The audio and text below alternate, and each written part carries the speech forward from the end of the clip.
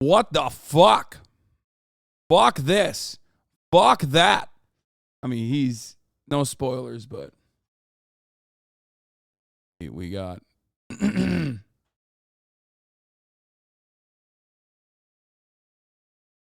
I'm trying to do my Logan Roy. Why are you wearing sunglasses inside? Great question, because this is the part of the broadcast where I do an intro, where I have to look cool. It's my fucking intro, man. It's part of the broadcast where I tell you a little bit about my personal news, about what's going on in my life, what's happening in between the time frame that I pressed stop streaming and press start streaming. So there's a lot. There are no One Piece updates. I have been watching Demon Slayer, though. I just watched the latest episode. It was pretty fire. And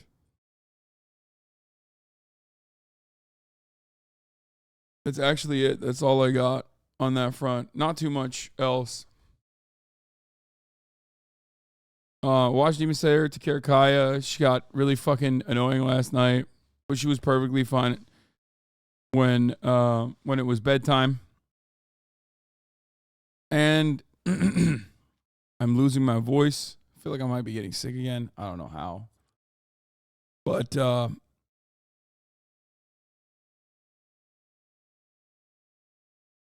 Kaya's got worms. That's the pup date. Right. Kaya is, first of all, she's 22 pounds. So there's that reality. 22 motherfucking pounds. Kaya is 22 pounds. At the big, beautiful age of what? 11 weeks now? Almost about to be 12 weeks.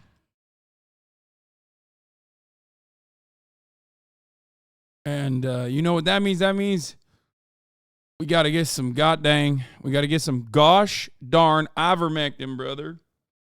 Hell yeah. My cat had tapeworms for a bit after I got him. It's so hard to get rid of, but not your fault at all. I mean, she has like the fattest of worms. I think they're roundworms. That's what my friend said immediately as soon as they saw them. Like, they're very visible. Like, they're big ass, like real live looking worms in her poop that's just like wrapped up around her poop. It's nasty. You start treatment? Yeah, common with puppies. It happens. I am going to street dog behavior. Yes, she's a gross little slut. That's why. Okay? She is. She behaves like a street dog. She ate raw meat? No, she didn't. No. I'm pretty sure she got the fucking worms from eating just the ground. Like eating soil. But it's all good. Yeah, I mean, she sleeps in piss and she eats fucking raw soil. Luckily, she doesn't eat like her own poop yet.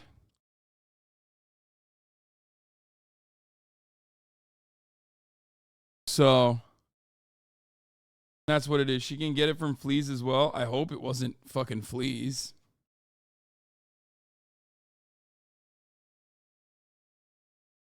But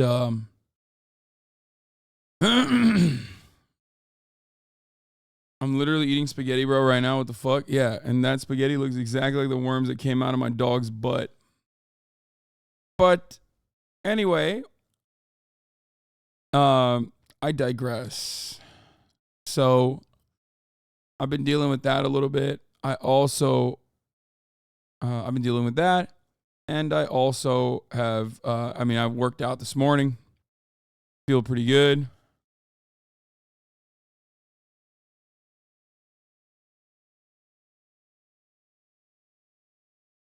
I'm lying. I don't feel pretty good. I don't know what it is. I feel pretty bad, actually. I don't feel good at all. I don't know what it is. My voice is going out. I don't sleep well. That could be part of it. Yeah, it's probably Havana syndrome. That's what's going on. Time to crack a smelling salt, lol. Well, we'll see. Gotta crack something. But yeah. All in all, we're still going. We're still pushing for it. We're still kicking it. And we're still doing the damn thing. As far as the broadcast goes today, maybe you got something on your flight back to the US. Maybe. I got a cup of tea. Maybe I got a bit of a fucking cup of Joe, lad. That's what I got. Today I want to do something different. Today I want to do something that people have done on this platform for a very long time that I've never done before. Today I want to let the micromanagers in my own chat control what actually happens on the stream until, of course, I feel like it's gotten out of hand and I decide we're going to stop doing this dumb exercise. Now, what I mean by that is I would like to do marbles. I would like to play marbles. I've never done it before. But I would like to do it.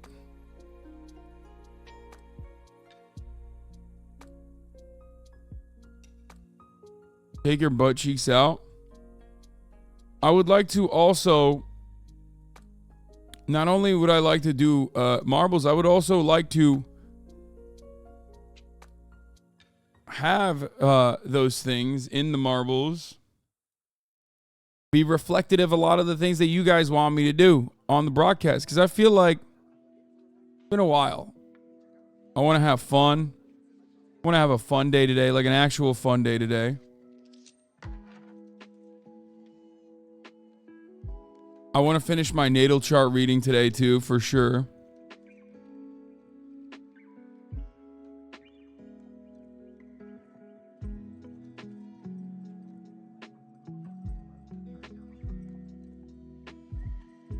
I am working on that. No drama today, please. There is not any drama. Is there drama?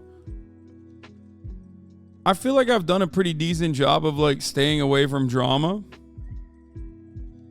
I'm just looking at my YouTube homepage right now. It's like Hasan's brother worked on the satellite launched into space. HasanAbi reacts, 176K views. Motherfucker's like famous for making satellites now. He's famous internally at Boeing. Chad always controls the stream. This isn't new. You know chat will manufacture drama now that you said that. I got the malware alert from your stream. Apparently it's zero. Yeah, it's Control Plus. We mapped it out. We figured it out. It's actually Control Plus, which is like a Twitch thing. That's the reason why it's giving like a malware alert. You talking to Charlie today? I would, but I don't think he has time.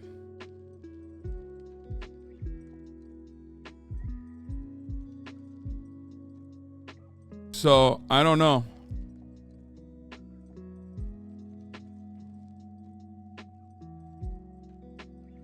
What is this? Growing up, man, I spent hours of my life stomping Koopas.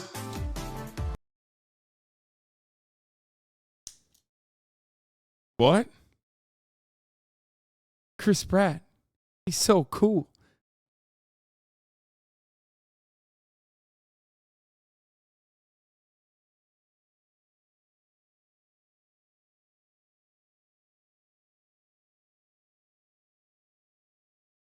Straight up fun things to put in marbles.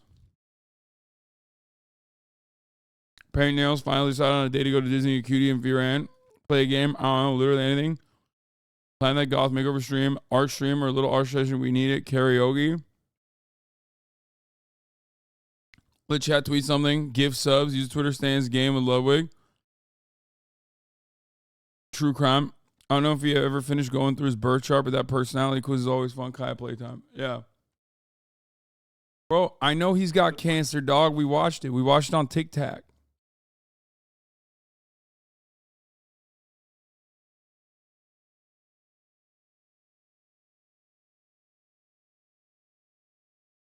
We watched a TikTok yesterday.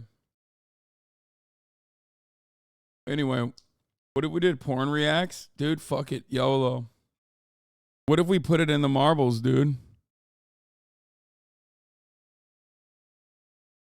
Hey, yo. Motherfucking porn reacts time, dude.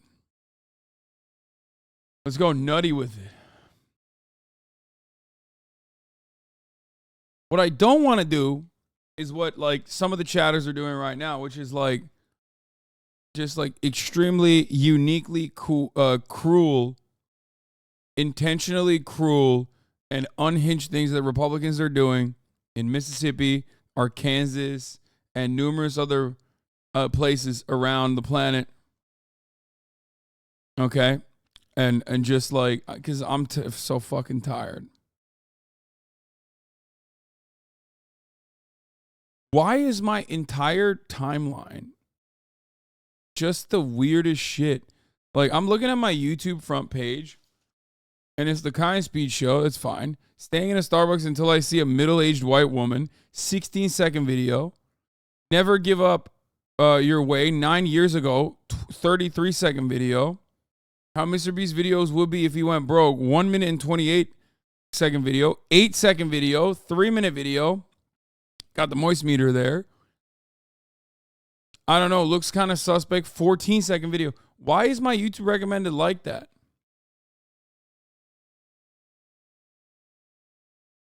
Like, this is my desktop, man.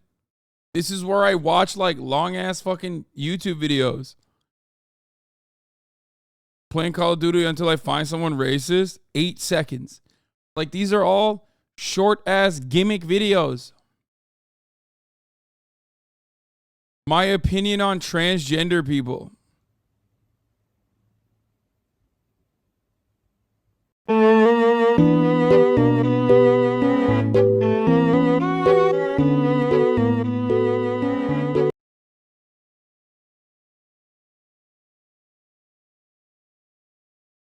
Like, what the fuck was that? Can you watch that Madison Beer short? Where is it? Madison Beer regrets joining. But you wanted to do a will it. What type of eyeballs are these? They are lamb and fishies. No, we got two types. Oh, ew, fish with the lamb? Get the fuck out of here, dog. What the fuck? Is it supposed to be nasty? Is that the goal? Oh, yeah, let me just blast off, too. Fuck it, YOLO. We're going crazy with it. Okay.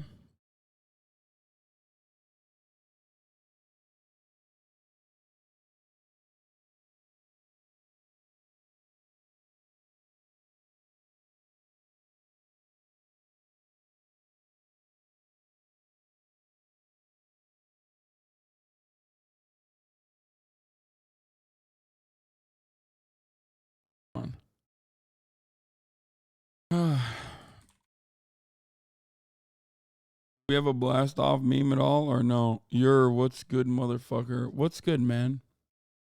ISIS song reacts. They're getting a little crazy with it. Yeah, let's not do that. Dude, if I fucking watch kebabs right now, I'm so hungry. I'm in a major deficit from yesterday. I'm going to lose it. I'm going to eat like everything in the house. Pick it up, hold it, get to know it. Are we all going fish? Don't bite the eye in half. Get the whole thing in your mouth. And then, just put the whole, it's going to be you know what, we'll do this together because it's not until you begin trying to break it that we're going to have problems. Right. I can't. I can't. No, it's good. You can do it. It's good.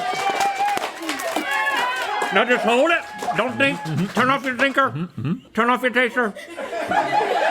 And now, No. we're going through. We're going through. No. 3, 2, 1, 2. What's wrong with you guys? I am so sorry, Madison. I am so sorry you had to be here for that. I apologize. There's no way. I apologize for giving you what you asked for. I'm sorry, Madison. But you wanted to do a will it. What type of eyeball?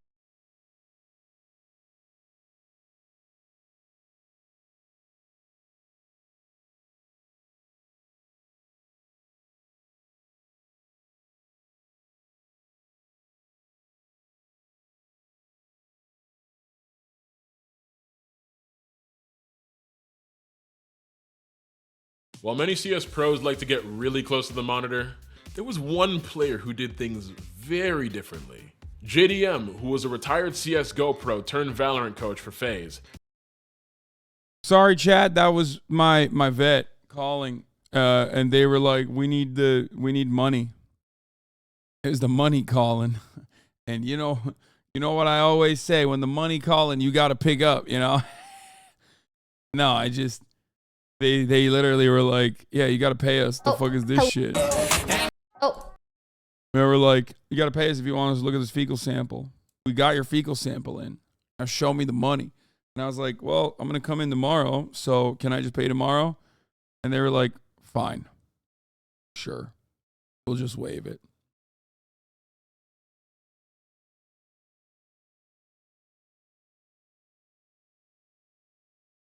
Take Two Lords with a cease and desist, the poster in the background. What? What is this? Hello? Hello? Hello? Can you do me a favor? Yeah. Can you come to my room and check where my pants are from? Yeah, boy. Yeah? Like the ones that you're wearing right now? Yeah, I can't read the tag. So you want me to give you a wedgie? No, that is literally exactly what I didn't say. Okay, that's weird, because that's... Okay, sorry, my bad. I'll be right there. Hold on. Never mind. Actually, never mind. Actually, don't come here. Actually. Don't come! Mika, lock the door, quick. It's time. Wedgie time. Pull them up. The bait worked. Look at this fit. I told her. I was like, dude, we filmed the video today, and I was like, you are not taking that outfit off until you take a photo for Instagram, because that... You said you like buff Asian men? Oh, hello? Why? Why can't I scroll? Okay. You said you like buff Asian men? What is happening? Why can't I just scroll? Oh, here.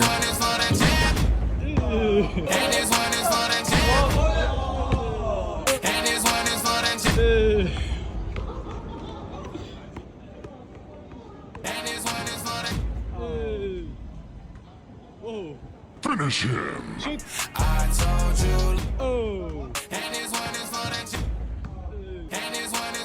Oh, they have a fucking... They actually have like a hoop. I was like, what the fuck are they expecting?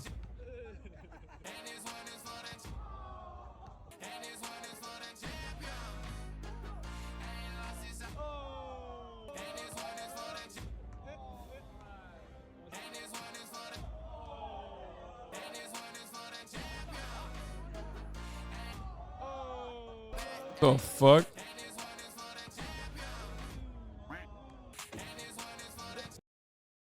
This has 13 million likes. You said you like buff Asian men? I got you. Yeah, I got you. I got you. Yo, J-Dab. Yo. Hey. You said you like buff Asian men? It's illegal to split lanes in Montana. They legalized it today. It's illegal in Montana. They legalized it today in Montana. Really? Yeah. Okay. Splitting lanes. Oh. It's legal for me to do this now. Okay. Pretty neat, huh? Be careful. Thanks. You fucking bikers are a different breed, dude. They're YouTube shorts are kind of mid. I've realized.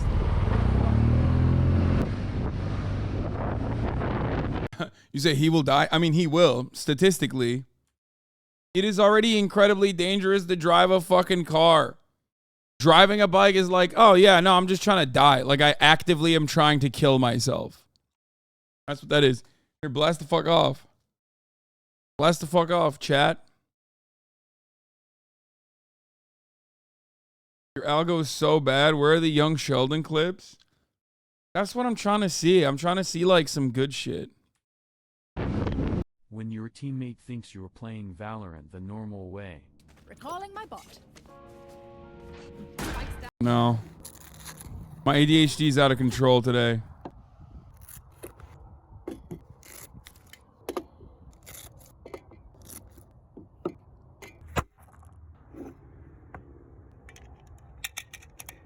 Bro, this is gun ASMR. Actually gun ASMR. Yeah, I did hear about this. I did hear the story about the family. The horses guy, the chef, restaurateurs.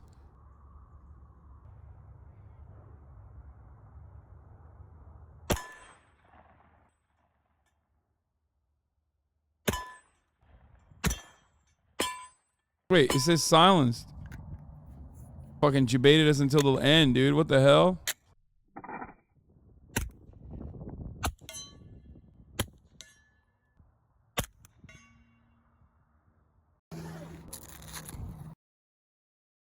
This is literally what I do. Like, this is I watch. Those are the types of YouTube shorts I watch all the time.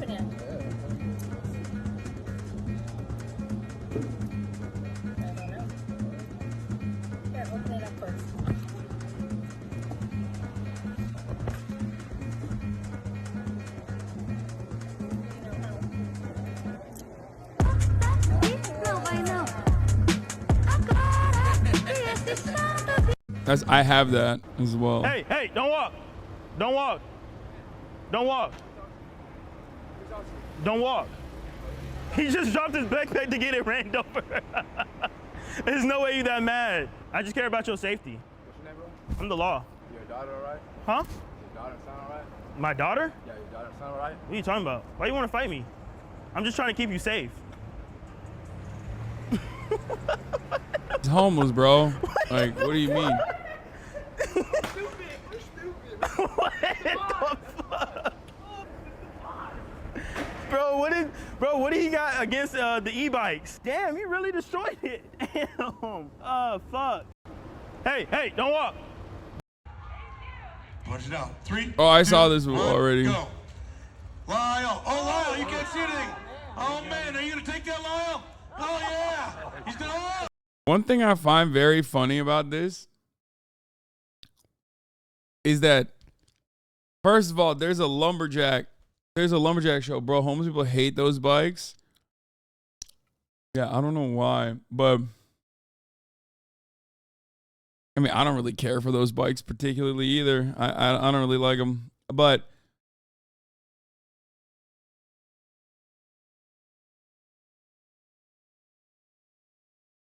one thing I've found to be funny about this is not only that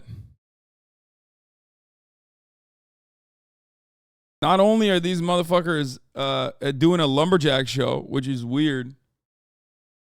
Okay? It's like a thing that happens, I guess. What?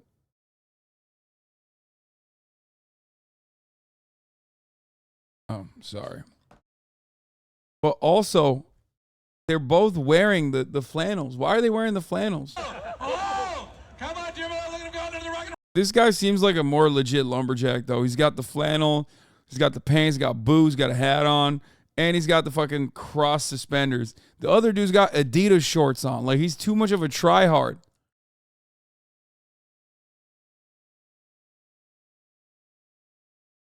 Like, why you put the flannels on? Why you put the checker flannels on if you're going to have the Adidas shorts and, like, some trainers in the bottom? roller, push it going this way. Up and down, rock and round every way. Tanner might be in drive. Look at him go. Put your hands together. Come on, folks. Cheer him on. Who's going to win? Allah can't see anything. Who's it going to be? Cheer him on. Look at him go. Who's it going to be? Old guy's, like, holding his own. I want him to win so bad. Tanner, they're just about right to the ridge. You might move to the center there. Tanner, move up closer to Lyle. Yeah, he's, like, fucking trying to kick water at him, too. Yes! Old guy won! Yeah.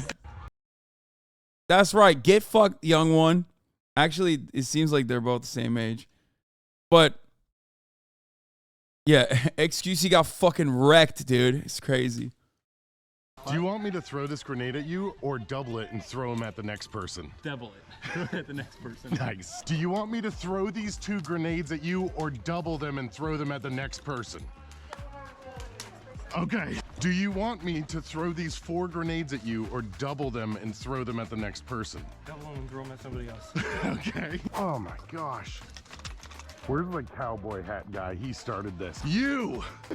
You want me to throw these 8 grenades at you or double it and throw them at the next person? Yeah, go ahead, man. Here, come out in the street. Hold these. This is kind of scary. Oh my gosh. We're going live, gentlemen. Oh my gosh. Do not let go of that center one.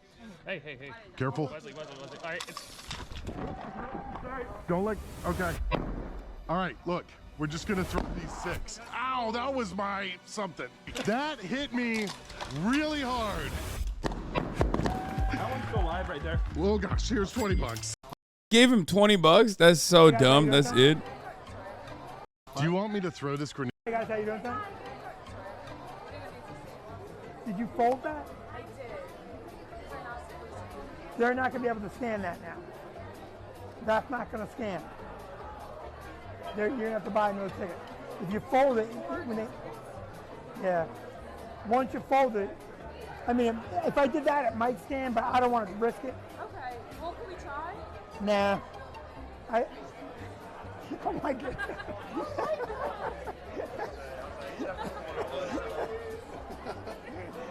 What a prankster. I'm ready. Stand by.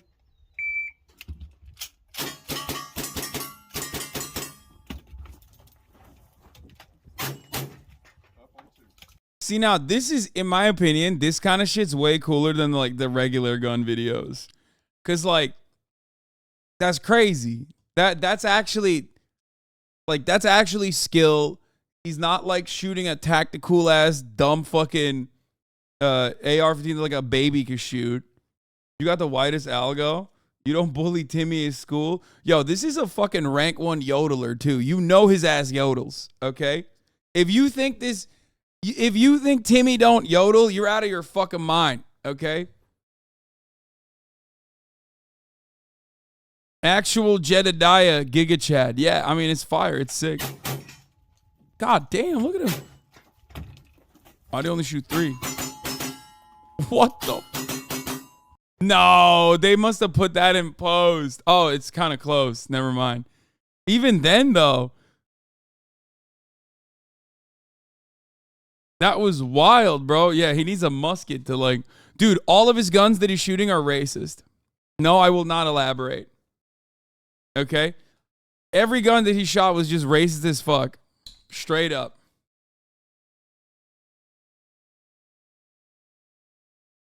Pretty fire, though. That was actually... Sound like there's a ball inside? Let's find out. Safety first.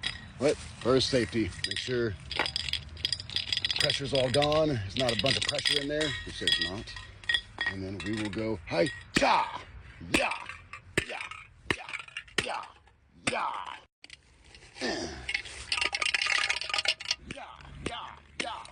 Jiminy Cricket, get the hell out of there. Yeah! I got it. Look. Ho! Whoa, that's shaking sick. around inside of a spray paint can is a glass marble. Wait, why? Fancy. I say. Why does it have a glass marble in it? That makes no sense. To shake it up? To agitate and mix? Yeah, you're right. Okay, that does make sense. You didn't know that? No, I did not. I don't know what I thought it would be. I'll give you $1,000 if you can find the exhaust. I'm serious. I'll find you what? If you can find the exhaust, I'll give you $1,000. Did you remodel this thing? No. You did it? Where the fuck is the exhaust? $1,000. Where is it? I see that down there. Come on, bro, you got this. I don't have it. $1,000 right now. You work for the police department. You could use that money. I'm not a detective. All right, man. It's electric, so here you go. Electric? Yeah. No shit. Yeah. It's a good looking bike. It's a Harley Davidson too. I know. It's a very good looking bike. Be careful. Yeah. What is one thing I can be sure of when going on a date with you? That you'll be with a strong black man. What is one thing I can be sure of when going on a date with you? You'll be with a strong black man. That's A. No, I'm super clingy. Okay, that's Okay. cool. I'll text you right away. Girls like that, right? I don't know about this girl. You don't? Okay. Wait. I won't text you back at all. I won't even answer you. I'll just be doing strong black man shit. That's what I'll be doing. Can you describe strong black man shit? Yeah. Can you What? can you say the N-word for me? You know, not on the first date. Not on the first date. What is one? Yeah, I put Not bad. into it 5 days ago, so it's doing pretty well. Jesus Christ. Wait, how do you guys get that much money to begin with? I work. I have a job. You work at what? I'm an analyst for a healthcare company. Jesus Christ. What do you do? Do you work? I'm a lawyer at some local firm. You're a lawyer? Oh, nice. Like what kind of law? I do mostly civil shit. Okay, cool. Like domestic violence and shit, or what's up? No, like I slipped on the fucking, I slipped on the ground at McDonald's. Spike spotted. So you're like a scam artist? Yeah, I put 30K into it 5. That's so dumb.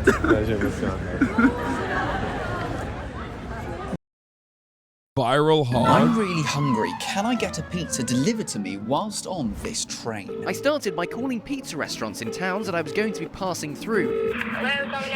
Do you do delivery to a train station? Initially, they didn't love the idea. I wouldn't be able to do that. Rats. Eventually, I got a bite. We can probably do that. You can? And placed my order for one large pineapple pizza, please. I only had one shot at this, and as I'd paid over the phone, It's not there. I've just lost. Bro, this is how old people scroll TikTok, is it? What the fuck? Okay, that's insane. Also, why would you ever need to be that good at shooting? Like, I feel like this is not a transferable skill.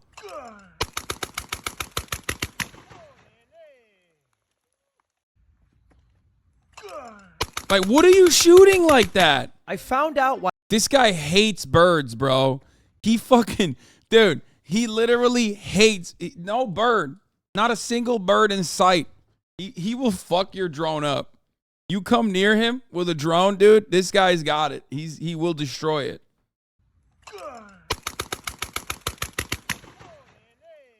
I found out why legally they have to say, do not try this at home anytime you see a dangerous stunt on TV. A few months ago, I ran a chess boxing event. You don't have to know the specifics, but basically it's this. Big shots landed for both fighters, so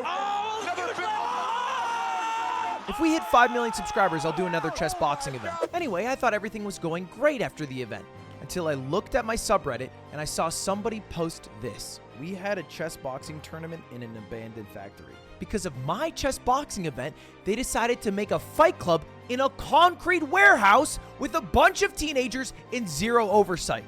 Kind of badass, but also brain dead stupid.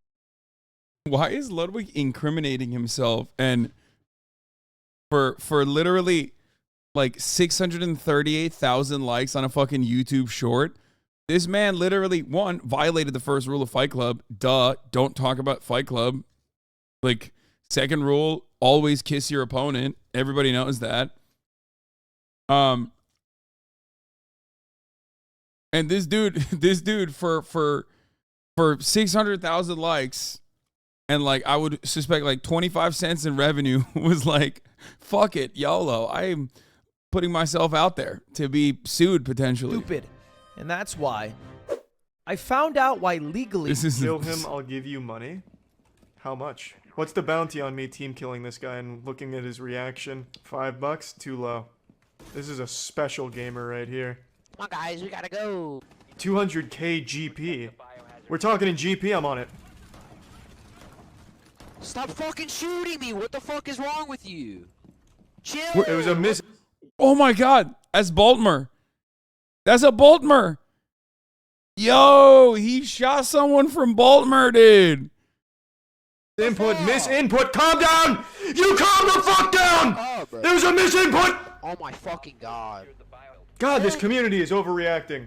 Kill. Oh my fucking God, dude. Hiya! Uncle Roger, I can't wait to see if you can actually cook. Of course I can. Scald the fish, stuff the cavity with garlic, ginger, Thai basil. Season the fish with kosher salt. But Gordon, just kosher salt not enough. You also need the make shit good king of flavor, the cocaine of cooking, MSG free. Leave it in there for 10 minutes. Thank you for your cookbook, Gordon. He said, this guy makes fake accents? Wait, really? That's crazy, man. Dude, I had no idea. I thought he spoke like a Chinese man from the 70s in a fucking American TV show. Like, that's what unironically, I thought that's what. Not even Chinese. No, but I'm saying that, like, I'm hearing it's satire. Yeah. No, I mean, he's pretty funny, by the way. I really like his shit. I like a lot of his stuff. But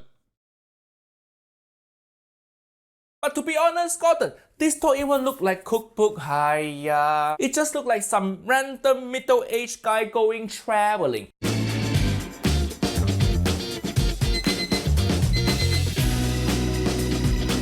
I would never eat that. It's fish. $1 or anything in the store. Yo. Anything in the store. Quick. Anything in the store. All right. You mean like anything? All right, bro. You good? What is this for? You're freaking me out, bro. Easy. Just take a couple back. Yeah. Like, this is actually for real. 10 more seconds. You said anything. This is what I want. Can I get this? You said anything. Go get the guy. Eat this. Shove it down. More? Alright, you good to remove that card? And there you are. Appreciate it. You good? Mr. Did you know that it is suggested? I don't even know what the fuck So this is species happening. is the southern yellow. I don't even know. Oh shit, I accidentally saw Did like you a know- brief So snippet this of a species- Dark Viper AU short. Oh god, it's over. It's Jover. Oh no. Oh no. Oh no, incoming. Oh no, while I was scrolling I saw it. Oh no, incoming, dude. He's gonna write like so many pages worth of documents about how much of a piece of shit I am. I'm so sorry. Oh man, I'm sorry, okay?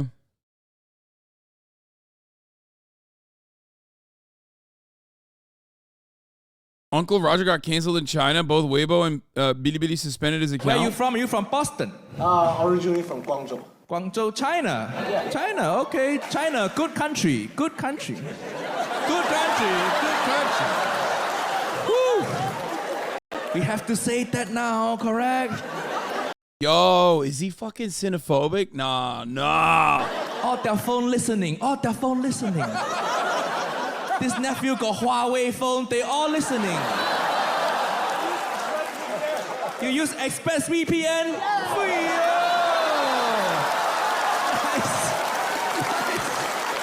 What's going on? Why is everybody wearing the same orange shirts? It's freaking me out a little bit. What the fuck? Don't let your government hear that, please.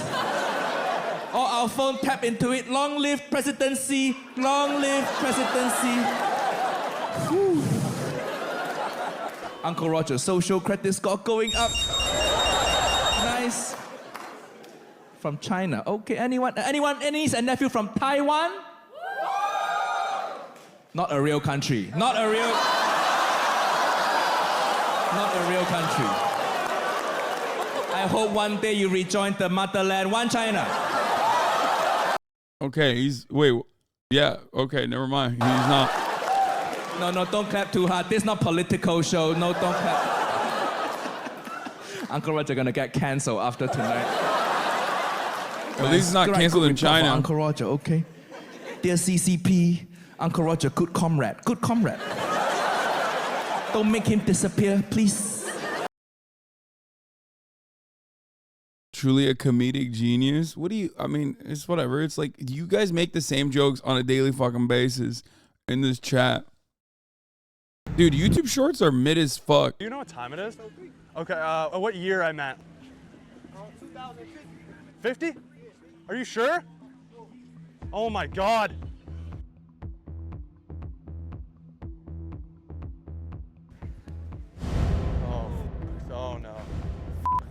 machine's broken. It's not working. Oh no. Fuck. I don't know what to do.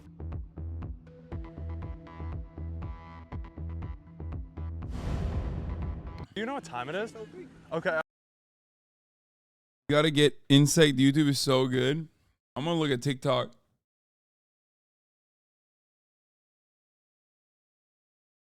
What is this Subway? So what's your take? Androids are the Oh, I've seen this one. This one's actually best pretty phone. good. 100% disagree. Androids are the best phone. They have the best battery life. It's all this like idea. Goes back I to love Karl her. Marx. I love her so much. Actually, I love her. I know that like she's saying stuff about iPhone users. I've always been an iPhone user. I make fun of Android users all the time. But like, I don't know why. She's just sick. She's so fucking cool. Yeah, she said Karl Marx. Yeah, she said Karl Marx would have had an Android. She's right. Idea goes back to Karl Marx actually of conspicuous consumption. Wait, who's that? How do you live in Brooklyn?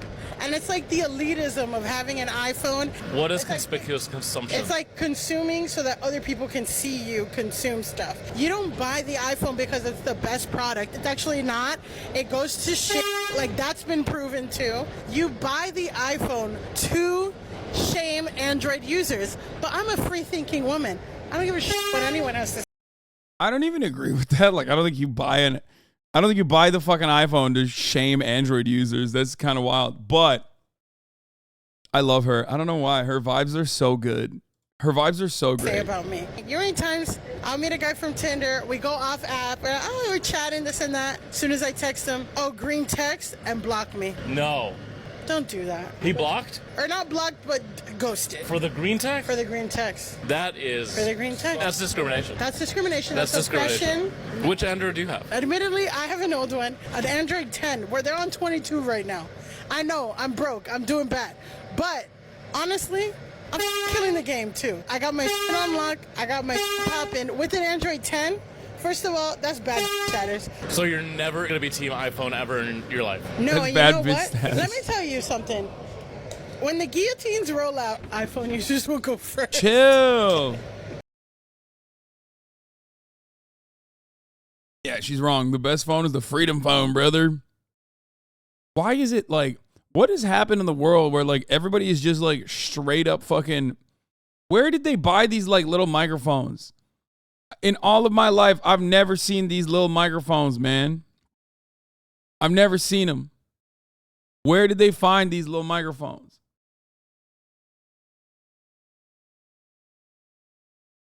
Like, what's happening? They're just like running around. The lav mic, yeah, it's a lapel mic, but like what? You just got like a lapel mic that you connect to your phone because they're filming from their phone, right? Are you kidding? No, I'm not kidding. I don't even understand it. God, there's so much I don't understand about the way the world works now. Have you ever tried to argue with a man who claims he's being logical, but all of his logic is usually... Logic and emotions are not coincided at all. In fact, if you were to look at logic in its purest form, there would be absolutely no empathy and no emotion. Except for the fact... Yeah! Why are these? What is happening, dude? This is a 5-minute TikTok. We're skipping it. This guy's good though. Like Yuval the Terrible. He's got some good videos. Zoologist Auguste Dumrier. Why are all my TikToks 5 minutes? Bro, these are all 5 minutes. Contrary to popular belief, Africa is not poor. You don't go to a poor continent to make money. Africa is in fact the richest continent on the globe. Why haven't African leaders tried to make use of their resources? You might ask. Shortest TikTok video on my algo is actually a good video. It's basically, I mean, it's like a Parenti lecture reduced to a TikTok. Dude, you have your TikTok and YouTube swapped around. What's going on? Yeah, it's a leftist TikTok. It's actually good though. Might ask. They did, and every time they met the same fate, death. Some under mysterious circumstances like... This is what Hank Green was talking about when he was like, oh my God, I saw a conspiracy theory on my TikTok main page, and it was like not a conspiracy theory at all. It's just this video. It's just all factually accurate. Magufuli and MKO Abiola, who coincidentally both had a heart attack moments after plans to industrialize Tanzania and Nigeria's gold and oil reserves. U.S. Ambassador Susan Rice served MKO a cup of tea, which many people believe was the cause of his death. Other leaders have been killed directly by the orders of multinational corporations, like Ken Saro-Wiwa being hung by Shell. Or how about the first democratically elected leader of the Congo, Lumumba, being executed in a coup propped by Belgium and CIA on the orders of Union Minnery. Congo is in fact the richest country on the planet, yet has the #2 poorest citizens. After they dismembered Lumumba's body, the CIA plant dictator Mobutu took control of Congo for 30 years. Similar cases can be found across the entire continent of Africa and the entire global south. Latin America and Africa are still under hostage from these corporations. They have killed. My favorite type of take is whenever people go, mental health check, how are you today? Not good. Didn't you post on Twitter? I remember seeing this, and I don't follow any other leftist motherfuckers. I don't know if I posted this on, I don't think I posted this on Twitter. This went viral. It's you and Jesse. Is Islam? Oh yeah, I saw this already. Yes. It is. It's one of the 3 Abrahamic religions, as far as I know. And is it a religion of peace? Yes. Well, why do they chop off people's head and hold women back and throw homosexuals from the rooftops? And they want to take over other countries. And they can say you can lie. They can say you can lie to the Can we just Christians. pause for a brief moment? Yeah. You want to tell me about your personal black experience and use that as empirical evidence, as fact. But when I try to tell you about Muslims, you're like, nope, that doesn't work that way. I have my own perspective. If you have actual evidence to back up your claims, then we could have a conversation. Maybe I could describe where you are confused. How about Allahu Akbar? This means God is great. Right, when they're about to kill you, blow you up, or chop off your head, or make sure women don't drive, or cut off their private parts. And how about in the name of Allahu Akbar. I rest my case. Christianity has far more bodies. That's not true. Absolutely true. No. Okay, well then answer me this question then. When George W. Bush said, God told me to invade Iraq and Afghanistan, why do we not consider that a Christian genocide, the war in Iraq and Afghanistan? Because that was just one person, but Christianity is it's for just all. one person. I mean, but what about a lot of the military members who I bet you would not go back to your country and say, I'm no longer a Muslim. They'll kill you. No, they wouldn't. Yes, they would. You have no idea about Turkey, do you, sir? No, Turkey. You wouldn't go to the Turkey Muslim currently has a. Well, first of all, Turkey's a secular democratic republic. Well, you may can go to Turkey, but you wouldn't go to a Muslim country. Turkey is a Muslim country. It's you 98% Muslim. You would not say that I'm no longer Muslim. I say it all the time. Not to them. Yes, I do. Amazing. There are plenty of atheists or there are plenty of agnostic Turkish people, and there are plenty of progressive Muslims who don't subscribe to a lot of the things that you're mentioning. As a matter of fact, the overwhelming majority of Muslims are not a part of the monolith, the picture that you're trying to paint all of Islam as. Who is that senile old fuck? It's Jesse Lee Peterson, who's out of his fucking mind. Turkey's a secular country. Just a second later, Turkey is a Muslim country. Turkey is a secular country. It just doesn't have state religion. Just because the vast majority of Muslim doesn't mean it's not secular. Man, it's so... Dude, Jesse is... I mean, he's out of control. You know what I mean? Wait, what the fuck?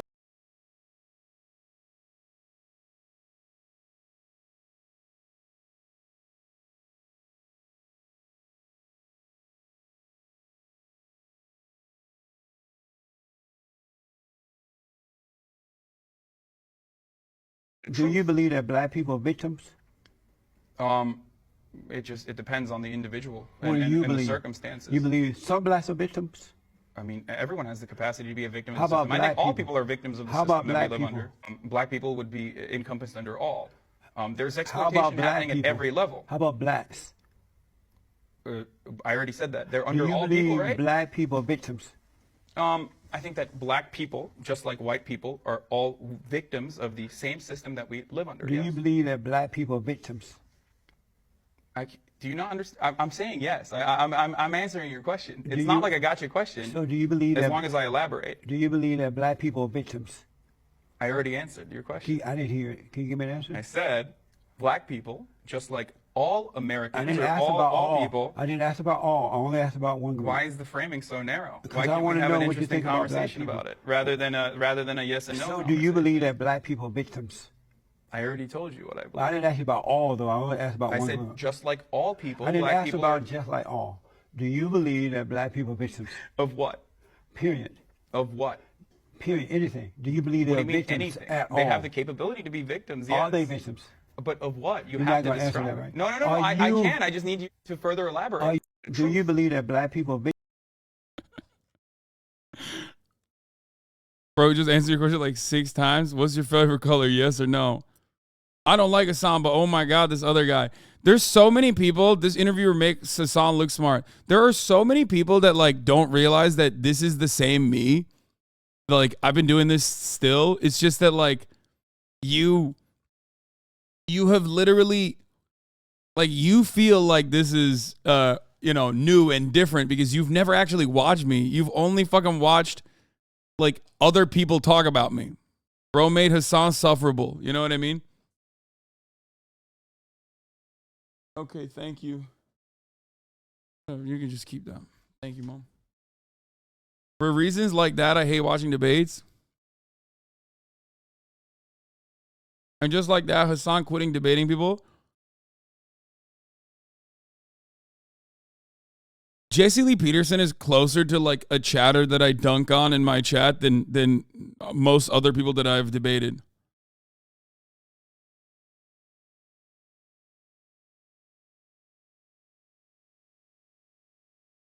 I never thought I would like Hasan. So many Reddit After Dark posts videos of me all the time, and the entire chat is just literally like, what the fuck? What the fuck? It seems like Hasan is, what? He's making Hasan seem cool. What is this about? Like, oh, I like this Hasan. Bring this Hasan back. And it's like, bro, what do you mean? And why? I wouldn't consider myself poor. I definitely make enough money. Have you ever been poor? Yes. And how did you manage to overcome? I worked very hard. I like this. By the way, this was in 2019 before Hasan found success on Twitch. So don't be like, wow, he doesn't consider himself poor when he's a millionaire. Yeah, it's like, I know that this is like super old, but it doesn't matter. This is not even from 2019. I think it's from like 2018. And if black people work hard, will they manage to overcome too? Absolutely. However, getting out of poverty, no. Getting out of poverty is one thing, and not everyone has those same means. There's an element of probability that we never factor into these conversations. For example, I worked very hard, but would I ever say that I worked as hard as, let's say, a teacher in Oklahoma does? Probably not. Well, a lot of teachers in Oklahoma have to take, for example, 2 jobs just to be able to feed their children. What's wrong with that? Would you say that they're not working hard enough? Is that why they're not being able to escape poverty? Or would you say that it's because the wages that we are giving teachers? Yeah, there's three types of different people that don't like me on the internet. And you are correct. If someone doesn't like you, I've found that they've either been bamboozled and have watched a clip chimp video, or they are genuinely an awful person. And there are a lot of people who have been bamboozled, oftentimes by the genuinely awful people who are like very maliciously and very purposely and very deliberately crafting a narrative about how much of a hypocrite I am.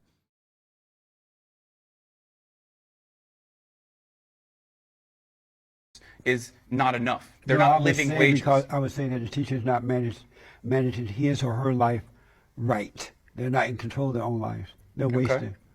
Define poverty. Cruel, don't you think? What do you mean? That analysis is like a little cruel to think that poor people are. It's not not necessarily that you're telling the truth, but you're saying that if you're poor, or even if you're working extremely hard, even if you're working twice as hard as any wealthy person, for example, that just kind of inherited their wealth from their parents, that they're just not working hard enough. What about they're not managing their lives? What about Wyatt Koch? Are you familiar with Wyatt? Or they heard your take on China and Russia? I think I have a pretty agreeable takes on both China and Russia, but maybe I'm wrong. I don't know. Like, people always talk about my Russia takes, and it's literally like insane. The way that like I talk about Russia versus the way that people I talk about Russia are two entirely, they live in not only different zip codes, they live in different planets, okay? They live in different like galaxies, okay?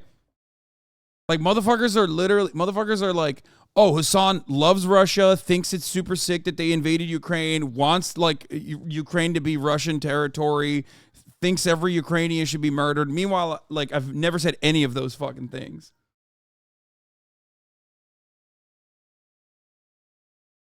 It's just craziness.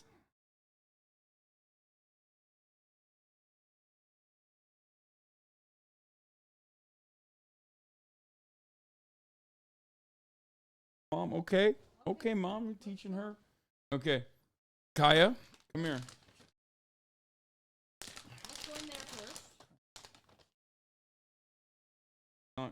Does this go bad? Best before 9/10/2023. Okay.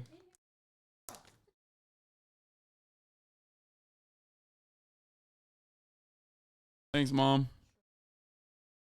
Okay. Are you hungry?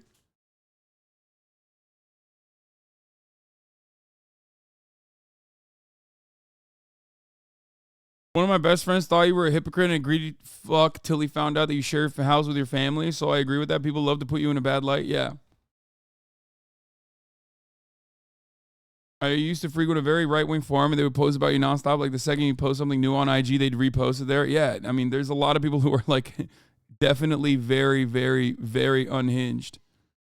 Wyatt Koch? No. Wyatt Koch is the son of the third Koch brother. Are you familiar with the Kochs, though, right? Charles David. I don't know if they fund this operation at all or not, but I know who they are. So they're billionaires. They inherited a massive amount of money from their father, and they inherited the business on top of that, and they were able to take, I believe, like $500 million and turn it into this gigantic corporation. Wyatt Koch is their nephew.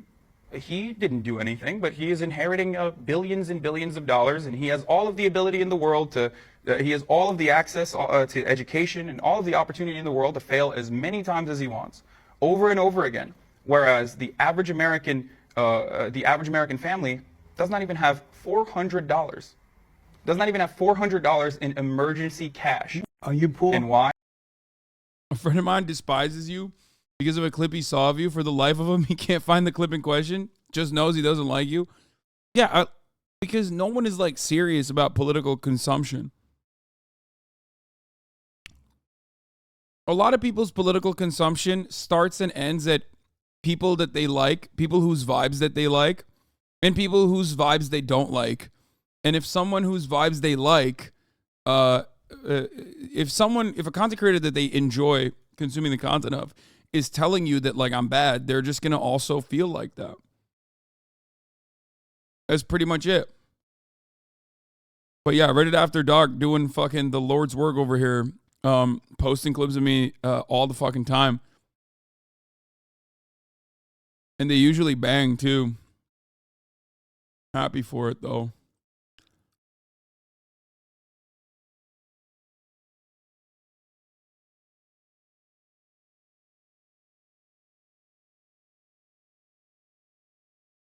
Well, yeah, that's how it usually works. And now I signed out of Austin. Good job, Carl. I didn't know anything about you till January 6th, but saw how so many people despise you for reasons that were so petty. Yeah, it's usually what it is.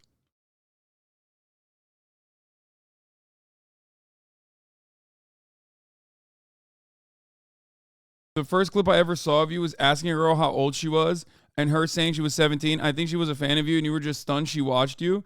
But it was titled Hasan Getting Away With It Again, and I didn't get the joke, so for like a month I thought you were a PDF. I'm sorry. That girl was not 17. She's not a fan of mine. I know her. Okay? She's like 25. It's just like people see clip chimps and run with it, dude. That's HasanAbi Productions, by the way. That's from a live stream.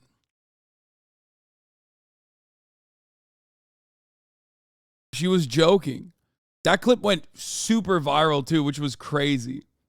But I didn't even do anything in that clip that was like weird anyway. I literally like said, "Oh God," and I walked away. You know what I mean? As a joke. Like I went along with her bit.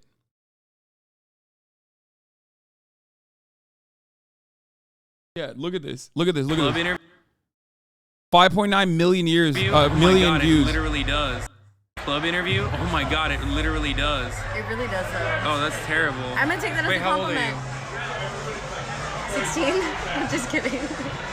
Okay, bye. I'm just kidding. Bye.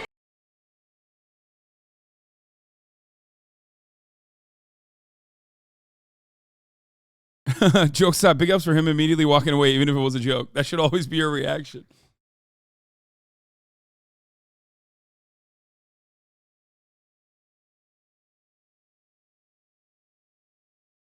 I have unindoctrinated so many of my friends from not liking it, but just showing them actual good clips. Yeah.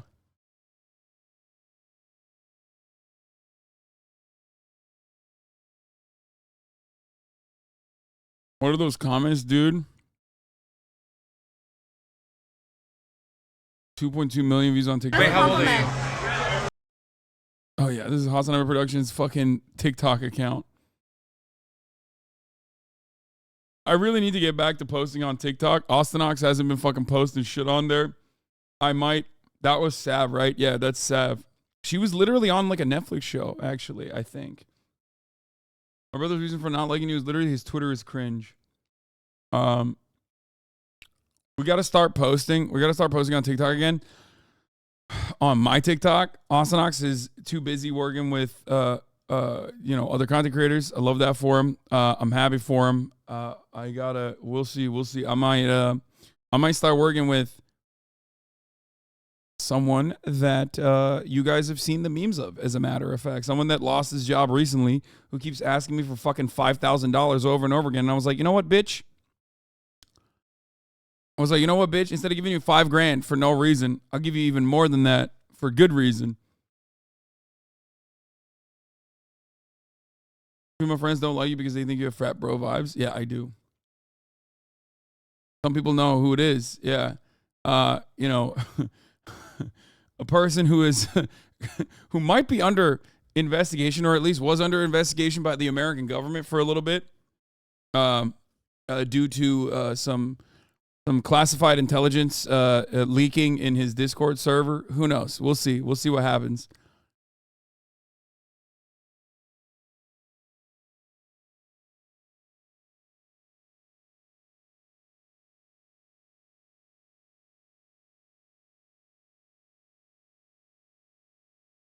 Tucker on stream? You think Tucker would be under... You think Tucker Carlson would be under investigation by federal authorities? What are you, crazy, dude? What is this? Want to stop Xi Jinping from invading Taiwan? Put a gun in every Taiwanese household. Have them defend themselves. Let's see what Xi Jinping does then.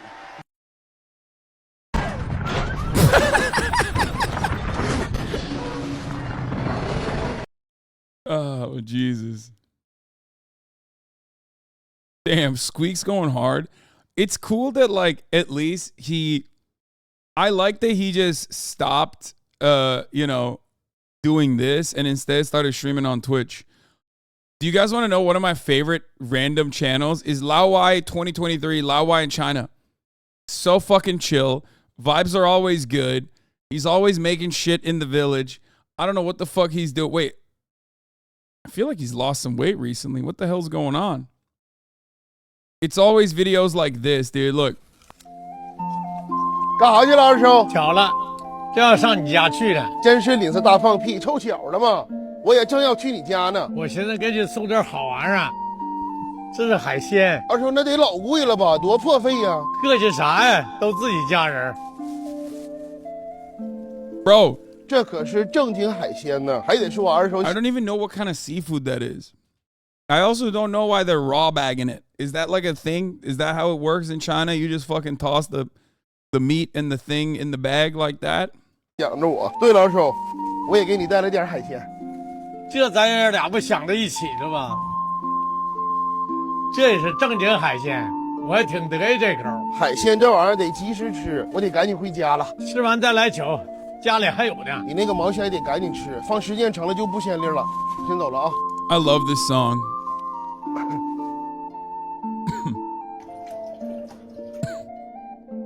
What is that? What is this thing? He said it's seafood, but like, what is that? Is it seaweed? Oh, that's what it is? Okay. Bro, he just makes the fattest fucking meals for himself and then sits there and just ASMR eats it. It's awesome. 哎呦，太鲜亮了！他一会儿正好就是吃海带的时候。No, it's kelp. 也不能光吃海鲜呢，整点金头巴脑，整点散捞的去腥。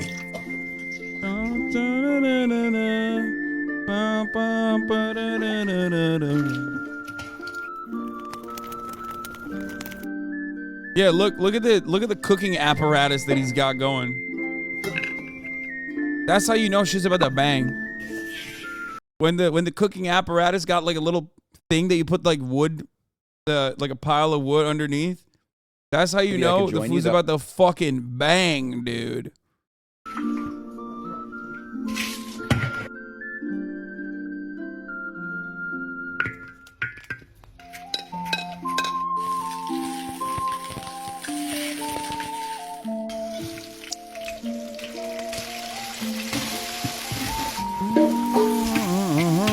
Oh God, that looks so good. Oh God. Oh my God. 一点都不能浪费。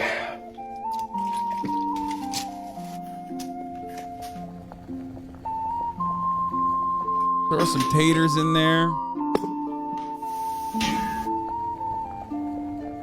Go to China and stream with them? Bro, how am I gonna find what fucking village he's in, bro? Shit looks desolate. Let's be real. I'm trying to go to the tier 1 cities, okay? I'm trying to go to fucking Shenzhen. He don't follow me. I can't DM him.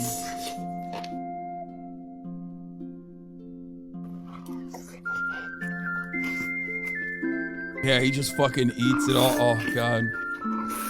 海鲜和肉都吃熟了。吃饭没呢？来家里吃饭呢。Have you eaten yet? Come home to eat? What is this?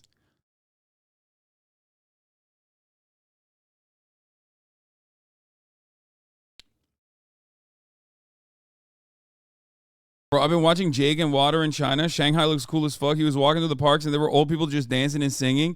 Yeah, bro, that's propaganda. Okay, just like in North Korea.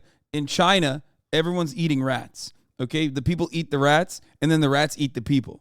Okay, but they know that Jake and Bake Live, he's a very famous streamer.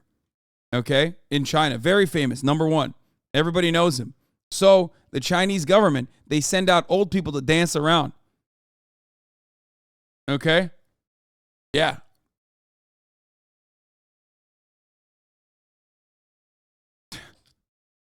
For those of you who don't know, I'm making a joke about fucking Yeonmi Parks. Unironically, people say that shit, Lamau. Yeah, of course they do. You can literally say anything. You can say anything about a country that America is in opposition to.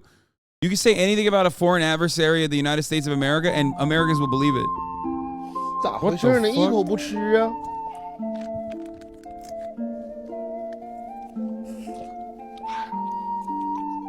哎，你还挺挑食啊，辣椒你都不得意啊？挑食还不听话，不能再留。Is it dead?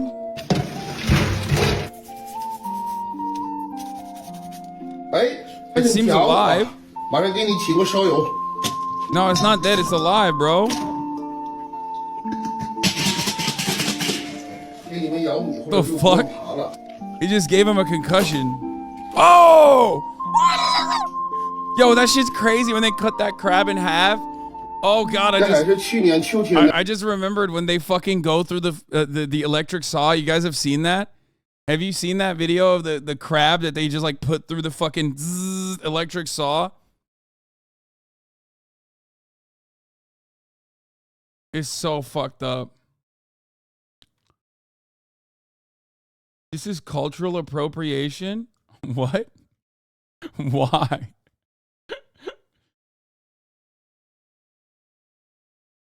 This guy's the perfect northeastern Chinese accent. It's like the Texas accent of China. 人的南瓜呢，一点都没烂。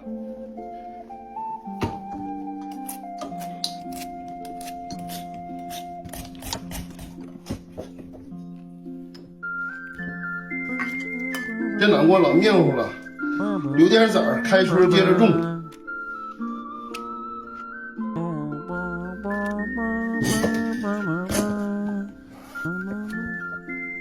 I also found out that pumpkin seeds are actually very good for deworming dogs. It's like a natural remedy for it, at least.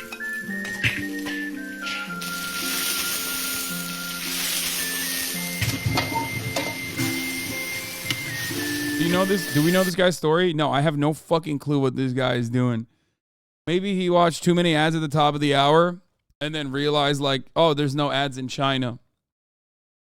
So he just moved to China so he could avoid the ads, not realizing that all he needed to do was subscribe for $5 or for free to avoid the ads at the top of the hour. You know what I mean? Because there is a 3-minute ad break coming right now, but you can avoid them. You can avoid those 3-minute ads at the top of the motherfucking hour as long as you subscribe for $5 or for free with a Twitch Prime or by getting gifted a sub if you're lucky, right?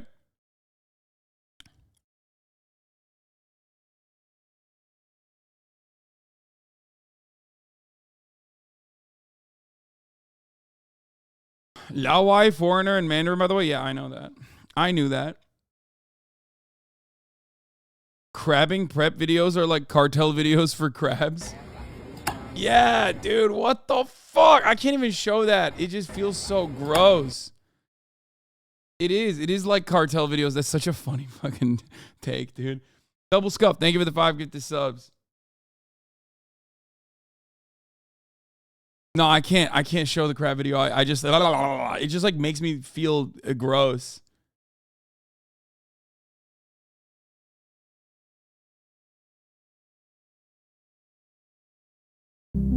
Greener under Chengdu's second ring road. The city of Chengdu in China started growing green ivy plants along the streets since 2013 with the aim of decreasing the pollution in the area. It's fake. I don't believe it. It's fake because this is a ghost city. That's right.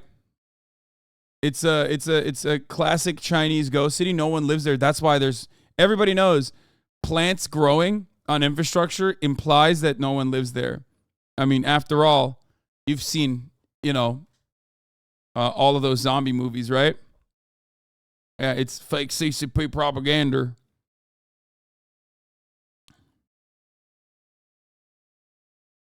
Just some Oxford Brookes students on their way to lectures.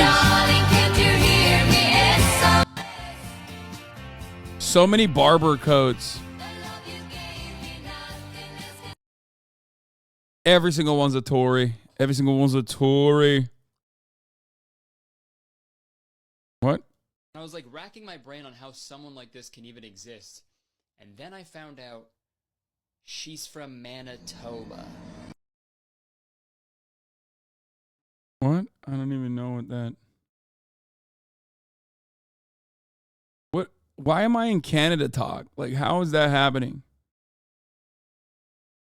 The UK is bad for your mental health? And live in the UK. Here's my advice. Get the fuck out of this country. Everyone's saying this on social media now, and there's a reason for that. This country is fucked. And I genuinely can't express how frustrating it is to see my homeland every year go more and more down the shitter. But the reality is, this country... It's because the Polish are coming. No, I'm just kidding. He's not saying that. Country is inherently flawed in so many ways, politically, economically, and culturally. And it wouldn't be a proper video about Britain if I didn't mention how fucking shit the weather is. We've all started to notice that the weather's getting better, and let's be honest, Britain is great in the summer. But the problem is, this then distracts us from the problems that we have. And oh my God, I said the same thing. Bro, England, when the weather is good in England, it's like it sneakily makes you think for a brief moment that like, oh shit, things could be so much better. It's actually kind of nice here. Okay? But it's never good. It's a mistake. Don't believe it. And it happens every year. We go through this constant cycle of, it's so great in the summer, and then winter comes around again, and it's fucking shit. And the summer doesn't change the fact that this country has a huge problem with stagnating wages, a huge problem with inequality, and a huge problem with the cost of living, all of which we've had for years on end and aren't going to get better anytime soon. Not helped by the fact that for the past 15 years, our country has consistently voted in a political party that stand for inequality and the preservation of elites. The lifestyle here just isn't good for your mental health. The majority of Brits hate their job, so we spend most of our time doing something we hate, and then blow out on the weekend with a load of booze, because our culture apparently is only centred on booze. Oh, and by the way, that booze, like almost everything in the UK, is taxed excessively, except from if you're a major corporation, because obviously they deserve to pay less tax. And there'll be no revolution when the Labour Party eventually get elected, which brings us to the flaw that nobody wants to talk about, our class system. Our society is still inherently caught up on a class system which we inherited from the fucking Normans. A prime example of which we'll see in a month's time when King Charles gets his coronation and half the country go out to kiss his ass. So British are like Japanese salarymen. Everyone's like a Japanese salaryman. In America, we don't have the same culture of drinking, but in the United States of America, we have the culture of consumption, where, you know, you just go to Applebee's and eat jalapeno poppers. Maybe it's not like, maybe you get a fucking marg, like a tall glass of marg. But yeah, we also have opioids and meth. That's another one too. We do have a lot of opioids. That's kind of a lot worse when you think about it. And guns. A lot of guns, which is not great. Man, America is so shit. We got crack too. Don't forget crack. That's true. We have crack as well. Hard not to feel shitty about the future of this country and the future in general.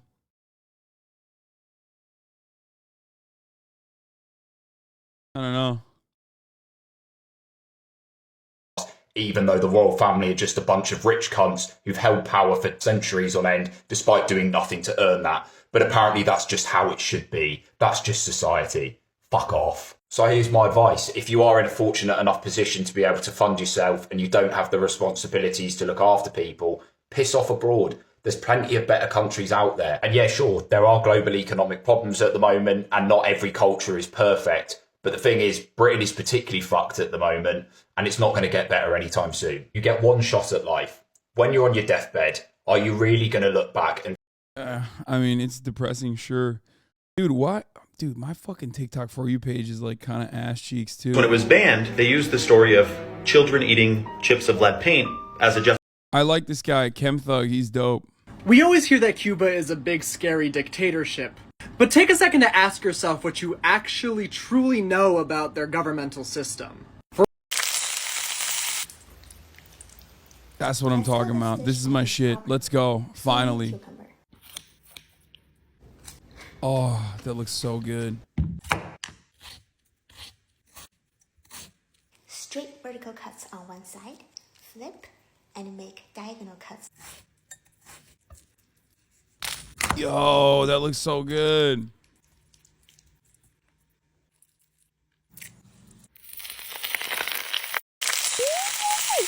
Woo! Let's call this dish by its proper name, soy cucumber. These 30 seconds, it's perfect. What the fuck is this? Are these tomatoes that the Italians colonized or what? Did you guys see that? You guys see that tweet where someone was like, Italians colonized tomatoes and like wouldn't put any seasoning on it, and it's like, what?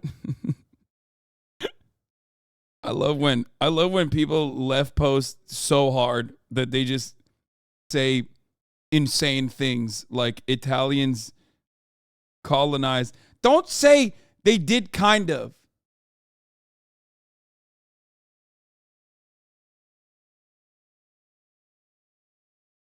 No, Hasan, of course I didn't see that tweet. My brain is not as fucked as yours is. Bro. God, we're so cooked. We're cooked. We're cooked. We're cooked. We're cooked. It's not happening. We're cooked. Anytime someone, it's almost like a rule at this point. Anytime somebody says something that's like purposely unhinged, they might not even personally believe it, okay? There's going to be motherfuckers that go, yeah, it's kind of true, though. Do you think tomatoes are native to Italy? Do you think that colonization is what happens when you take seeds and grow them? Like, don't you think that that's like a wild fucking take? That's colonization? Growing fucking plants, dude? Yeah, these guys are Wow, it's really fucked up how these guys were grooming plants, dude. Botany? I call that grooming. I've mentioned before that you should never. AI just killed Google search forever. OpenAI just released ChatGPT plugins and it's making the impossible possible. Here are 3 plugins that will supercharge your productivity. Whoa! Ambition. This plugin will sort through millions of job openings online and pick the ones that best fit your desired job description.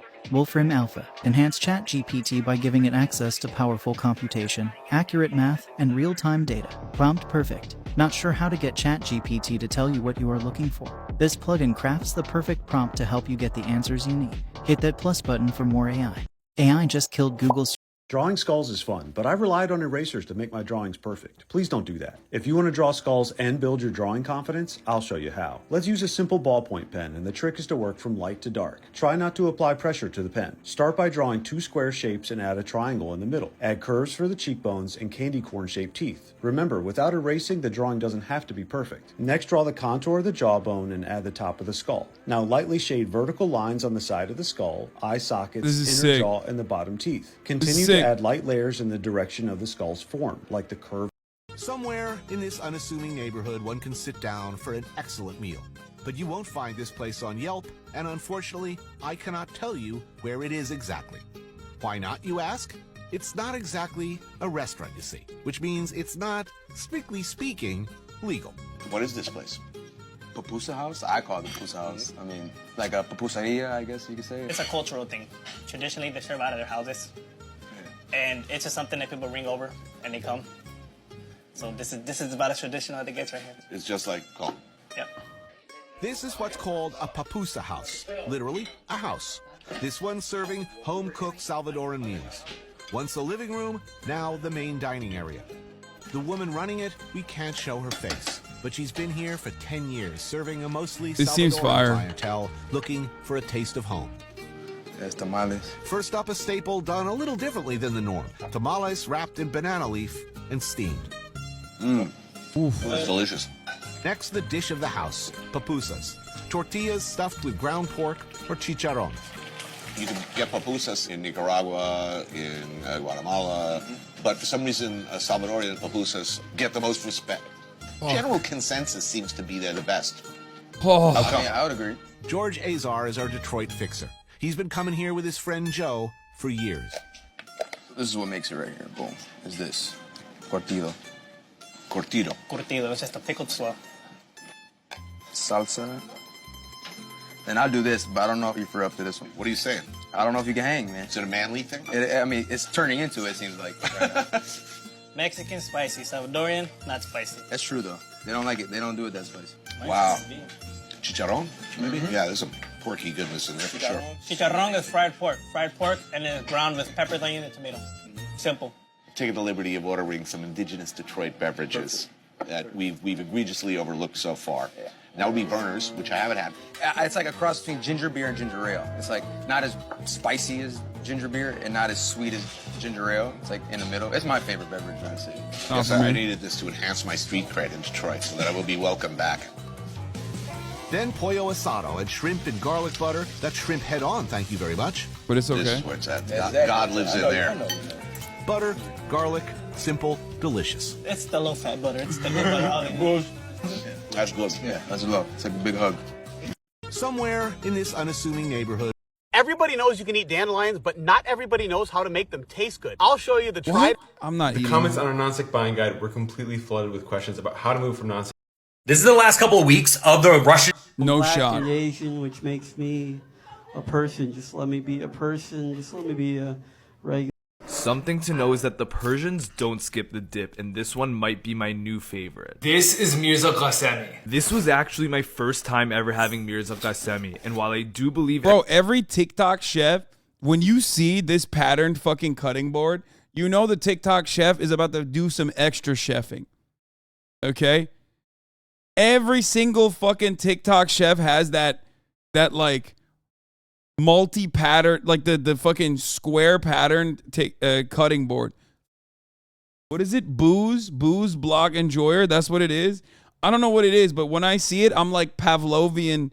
I have a Pavlovian response towards it where I'm just like, oh, dude, shit's about to bang. Like I know that it's about to bang. because it is always banged whenever it's like this. It's because it's stronger at the end of the wood. Called a butcher's block. I believe everything happens exactly as it should at the perfect time. It's tough not to be upset that I haven't had it sooner. It starts with charring off some eggplant to develop this amazing smoky flavor, then roasting it in the oven with some tomato and garlic until everything is nice and soft. You'll need to be a little patient with this because once it's done roasting, you gotta wait until it's cool enough to handle. We're gonna take all that skin off the eggplant, tomato, and garlic. Kind of annoying, but immerse yourself in the experience and convince yourself that you're having fun. Now we get to go to town on those roasted veggies, so chop the living crap out of them until you start to feel bad. There's a lot of water in that mixture, so we want to cook it down in some Ron DeSantis.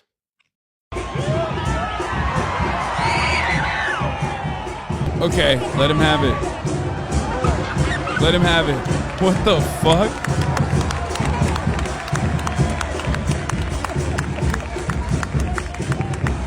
Oh my god. Oh my god, what a cutie patootie. What the fuck?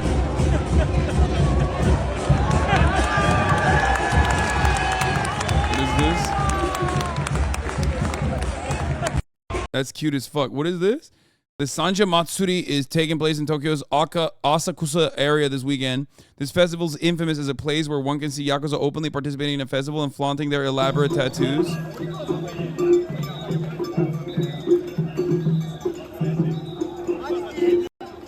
Yo, Japan is such a strange place, dog. It's such a strange fucking place, dude. Not to do like Pog Japan. I know it's boring that I do it all the fucking time, but like Osoksa? Osoksa? Okay. Osoksa.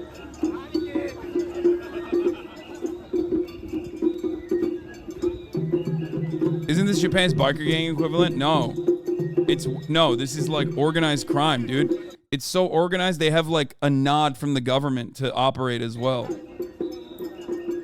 Really interesting. Also, I don't just go organized crime Japan POG. I say POG to organized crime everywhere. Let's be real. I am, after all, pro-crime. So at least on that front, I am very consistent.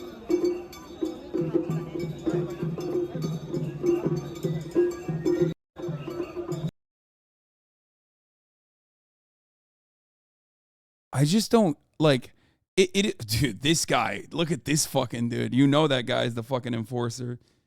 Every it's the archetypical like Asian gang where there's the fattest guy is always the strongest guy. Every gang has to have one, you know what I mean? Yeah, he's the heavy, he's the enforcer. Fat equals strong? Yeah, it does. They each look like boss fights. At first, I thought Yakuza the game was fake as fuck. That like you had all these like old dudes, you know, beating the shit out of you, and they were like kind of in decent shape. And I realized, no, actually, it's kind of reflective of the real life Yakuza, where like these dudes are old as fuck, but they're like actually in pretty good shape. They could probably beat your fucking ass. Did you watch Sanctuary on Netflix? Yes, I did.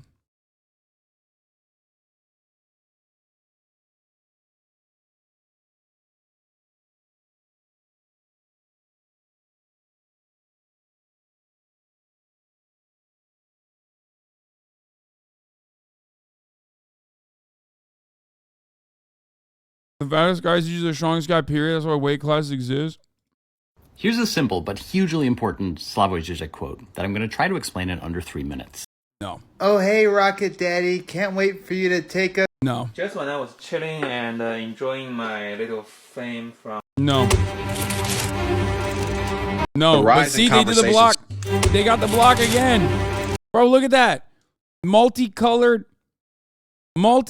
block, dude. You know shit's about to pop, but I don't know. The rise in conversation surrounding gun control here in the meek shall inherit the earth. And I thought, there's something wrong with that. Bro, when I see Stitch incoming, and I can't be alone in this, I immediately fucking click away.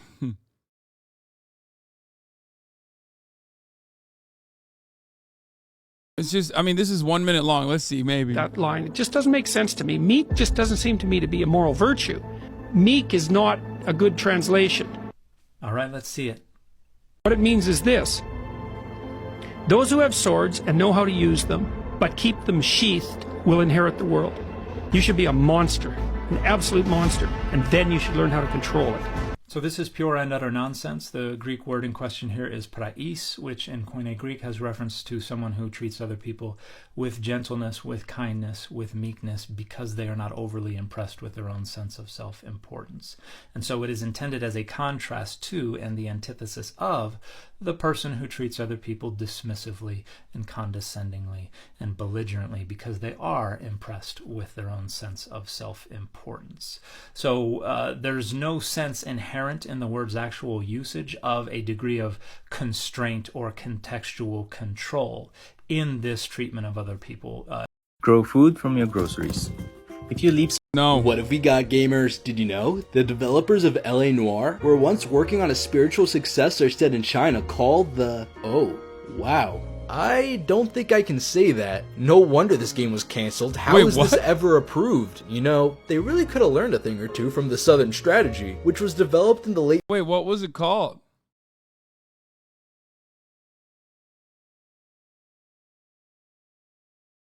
What was the name of it? Core of the Orient? What?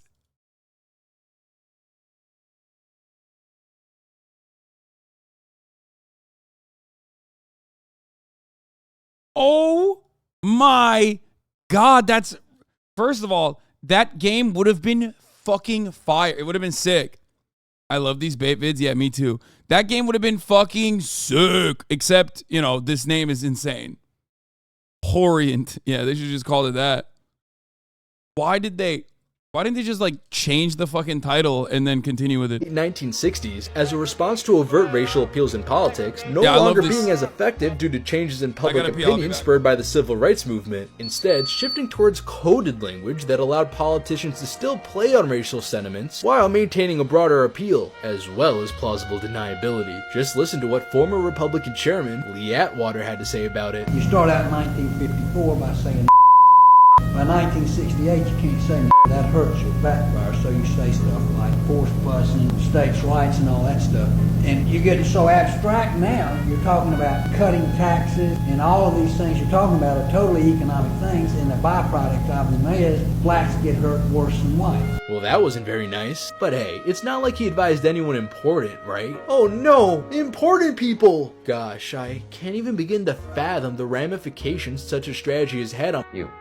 Left-wing leaning parasite. You expect me to sit here and listen to your drivel? Whoops, sorry Cole. Anyways, would you like to see another LA Noire? Let me know in the comments below.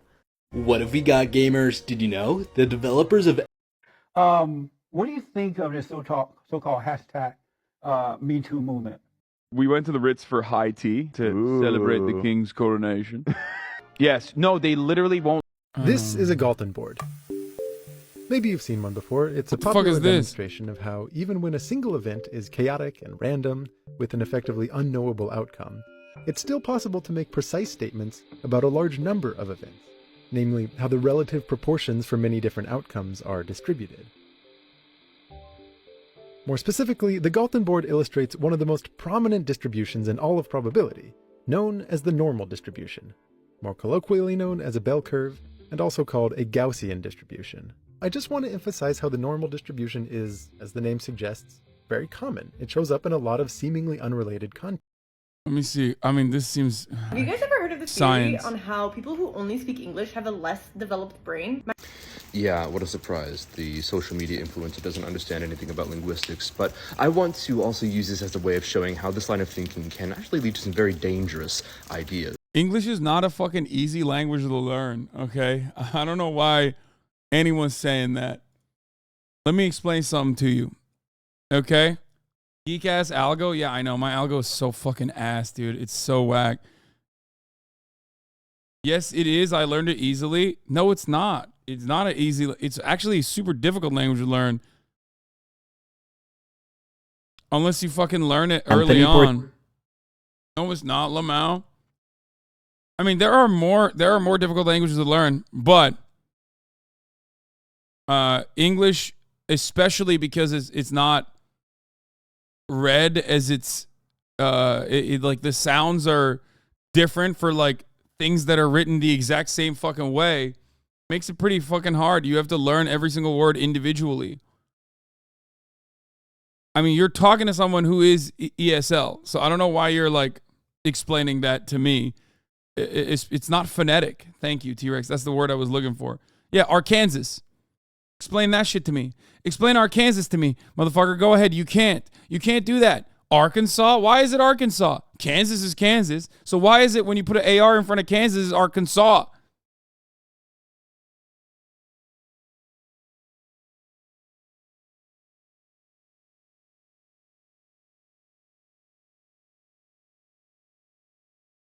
Not an English word. I know, but you're reading it in English, and it doesn't matter. There. Bomb, tomb, comb. Knife, no. Salmon, night.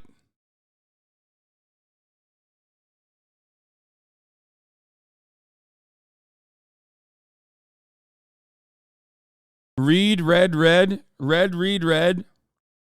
Thought, though, through, thrown. Shut the fuck up. That shit's not easy.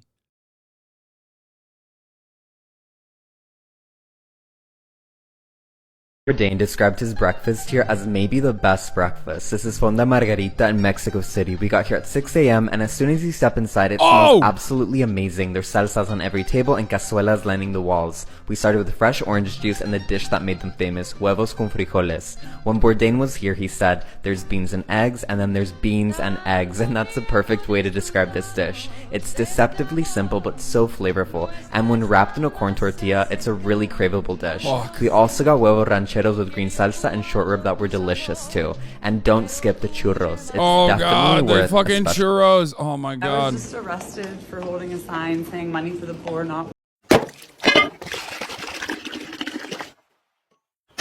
This is my other type of favorite video where they just like make You shit. have two cows. In socialism, the government takes one of your cows and gives it to your neighbor. In communism, the government takes your cows and gives you milk. In capitalism, you sell one cow and buy a bull. Now you can breed it with your cows and make more, expand, until your neighbor starts breeding cows too. Now to compete. Okay. Forget sliders. These kofta wraps, harissa paste, white sauce, and sumac onions will be your new favorite appetizer. Oh.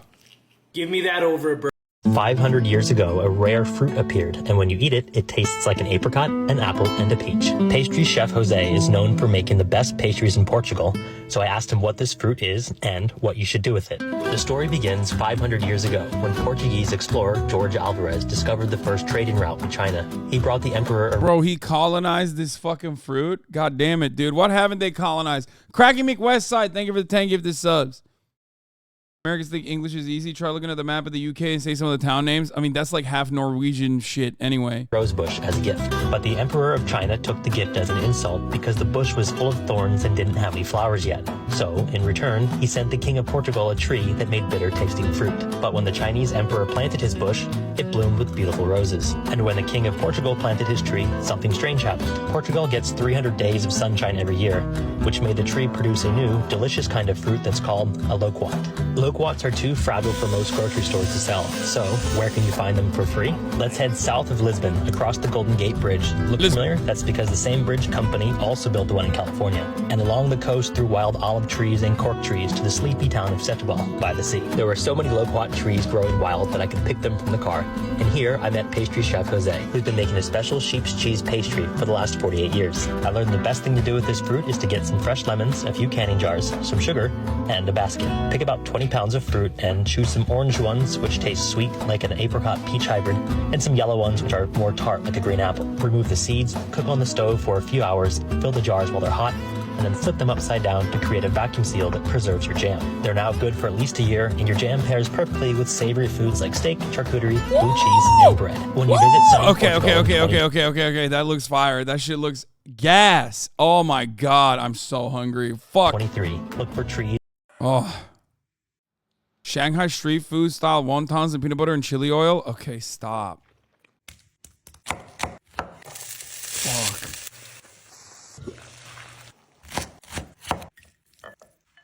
I have a loquat tree, L nerd. Come to Portugal. Portugal, caralho. Okay, hold up. If you were like, oh my god, what black magic just happened? Stay with me. You can do this in 3 seconds. Thumbs flip, index fingers flip, thumbs meet. Perfect every single time.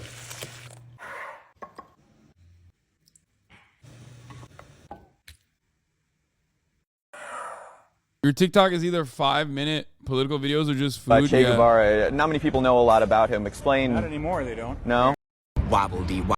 What's a piece of information that you learned that feels illegal to know? We're gonna need some maps. Behold, the great state of Alaska. Juneau, Anchorage, and Fairbanks contain half the population, but up here on page 163 is a little town called Nuiqsut. This indigenous town relies on 2 major food sources, caribou and fishing, which, for full transparency, does include whaling, but it's in this very subsistence traditional way, and it's frankly more respectful for everybody involved, including the animal, than our industrial agriculture system. So we're moving on. This area has been scoped by petroleum companies since 1923. And ConocoPhillips is pushing a project there called the Willow Project. People talk about the wells there having minimal impact on wildlife, but a project isn't just wells. It's roads, facilities, giant trucks that pound the ground looking for oil called thumper trucks. This one belongs to Conoco. Not the most fun to be around as a caribou. And that's not even mentioning the massive gas leak Conoco had last year that got the whole town sick, which ironically came from a well. But let's say we don't care about that. People can heal, and there's another food source for the town anyway. Except Willow is going to lead to more projects. Pause this and read it. Because more projects lead to more boats, and more boats leads to more spills. Oh, in fairness, Conoco does have a pretty good record when it comes to boat spills, but they have tried to cover up oceanic rig spills before. This happened in China. Quote, greatly affected the livelihoods of local fishermen, and that concerns me because if an oil spill were to happen here, it would kill sea creatures that eat a specific kind of algae. And there's a lot of that algae, it blooms, and that makes these things called toxic red tides. That would kill the town's other food source. And the chemical used to clean up an oil spill makes it more abundant, especially in areas closer to shore. On top of that, Prorocentrum texanum specifically can cause diarrheic shellfish poisoning in humans. And on top of that, Willow won't bring any oil to market for 10 years. It'll have no effect on current gas prices. Will cause emissions equivalent to 76 coal-fired power plants, though. And the warming Arctic has already brought another kind of toxic algae to northern waters. Alexandrium cantonella produces saxitoxin, a neurotoxin that paralyzes the nervous system in wildlife and humans. Cannot be removed by cooking. Okay, it's not fun. My bad. Most popular question I get asked a lot being a fisherman. Look at them teeth first. Oh! Clean an alligator garfish. A lot of people That's not a fish, bro. That's a dino. God damn. You hear that accent, you know shit's about to go crazy. Louisiana motherfuckers are the most ethnic white people you could get, okay? Because, well, they catch them. Don't know how to clean them. So we're going to start on a little 45 pounder right now.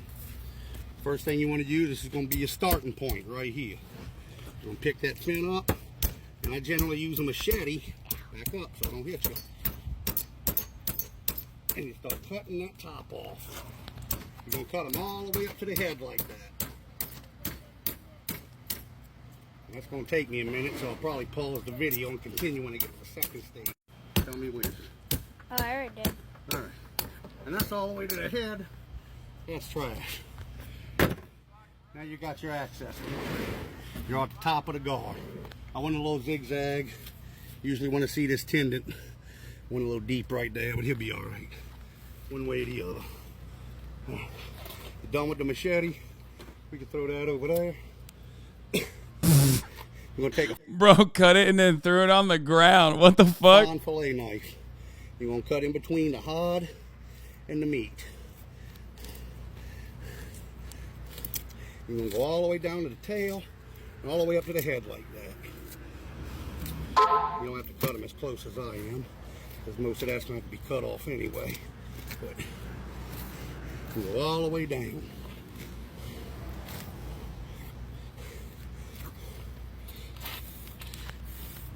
If it ends, we can always make a part two. So, Get that. I'm concentrating. You could talk, boy, if you want. Bro, he is breathing heavy, man.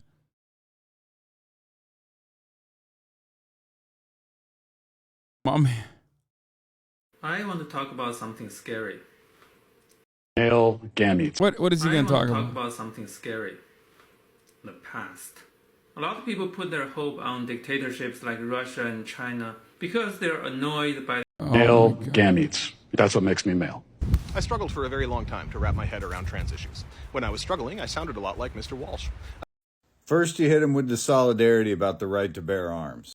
Seizing carbon steel and cast iron is some eldritch bioplastic dark.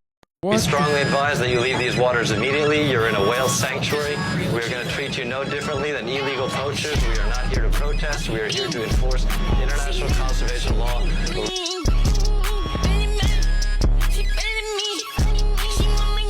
What the fuck?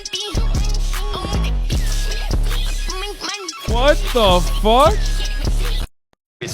Wait, no, they didn't. They did not. You can't sink ships like that. Wait, what? Your TikTok feed could cure an entire generation's phone addiction? I know, my TikTok feed is so ass. Maybe this is why I don't spend any time on fucking TikTok.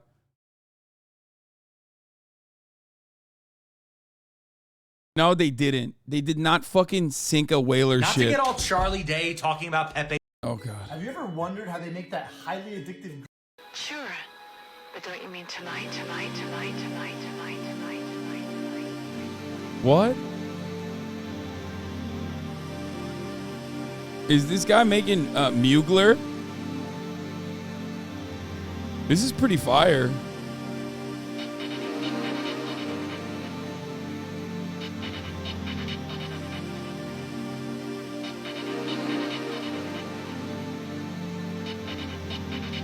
He said Mugler. How do you say it?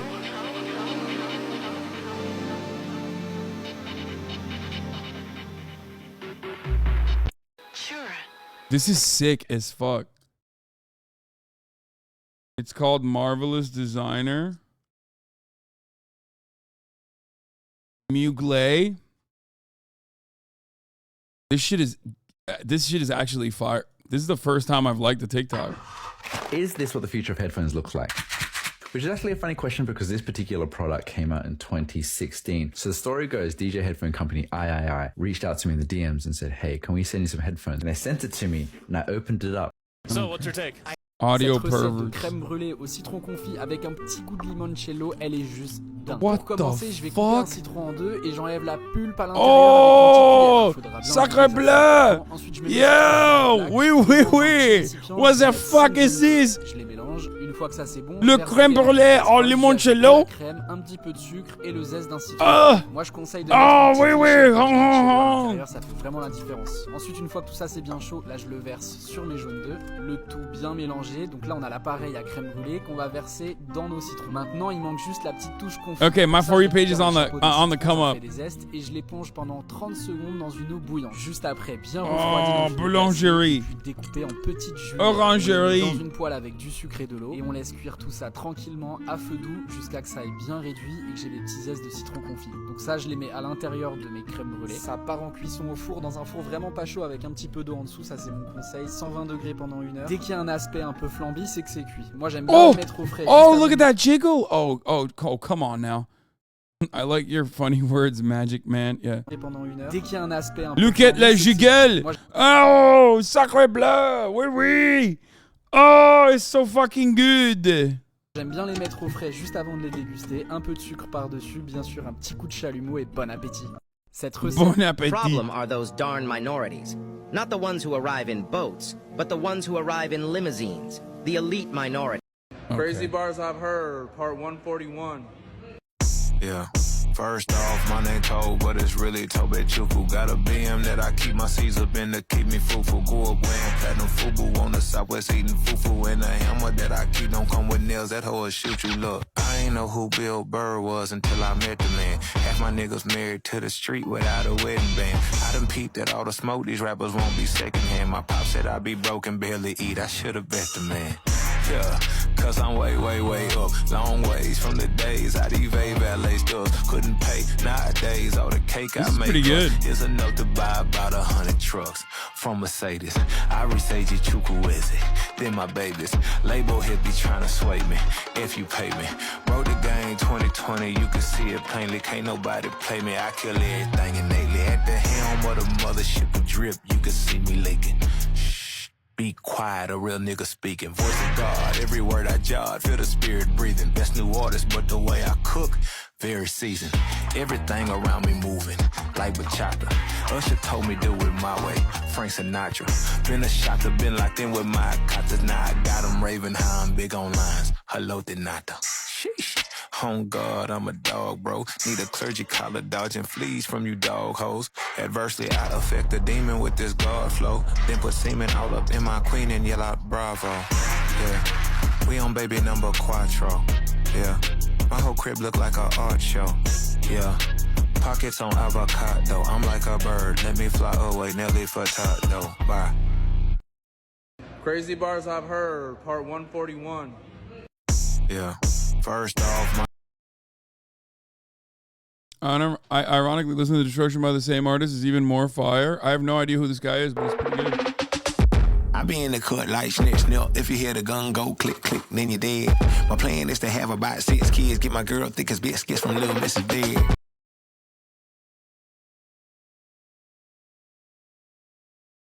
Wow.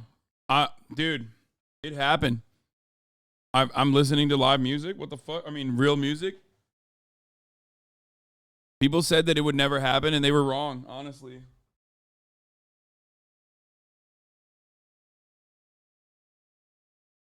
People thought that it would never happen. They call me HasanAbi Fantano. Internet's busy as... Call me HasanAbi Fantano, internet's busy as music nerd, dude. I give this song a very nice.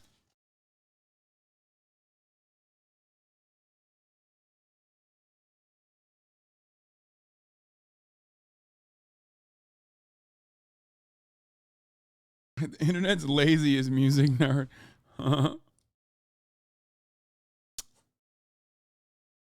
Everyone made that same joke about how there's this famous study that you... Why is this guy constantly throwing tomatoes in the fucking thing? I don't like this. Bruh, did you just say...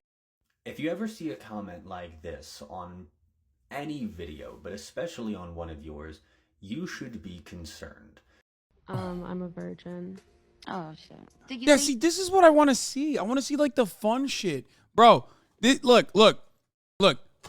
The shit that Ethan is reacting to, like, that's what I actually want to react to. Why is that shit not on my fucking For You page? My For You page is full of motherfucking nerds, dude. My algorithm is literally all nerds. That is not fun shit. What the hell? Shut the fuck up, Weeby. Your idea of fun shit is Bill motherfucking Maher, okay? That's the problem. Like, your idea of fun shit is Bill Maher. I want to see, like, unhinged ass, like, dumbasses on fucking alpha male podcasts, like, slinging the stupidest takes you've ever fucking heard. I want to see what radicalizes the children, okay? Because plenty of stuff out there is radicalizing the Zoomers, the kids. I don't get to see it, though.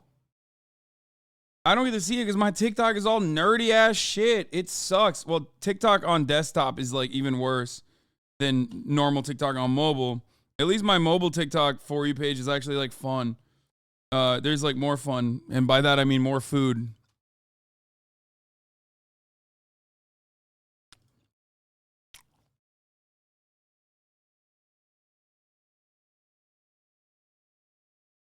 If he wants a sandwich, you make daddy a sandwich. Most of the time. No. Let me ask you this. Well, okay, let me ask you this. If me and you out and somebody say something slick to you, you punch him in the face. You want me to smack him in his mouth, right? That's right. So if I take you on a date and I say, look, baby, we gonna go Dutch. No. Exactly. If we walking up to the car and I don't open your car door, what do you say? Open the door. You better believe it. Yeah, no, I am with you. I think so you make daddy a sandwich. I think if he wants a sandwich, you make daddy a sandwich. What the fuck?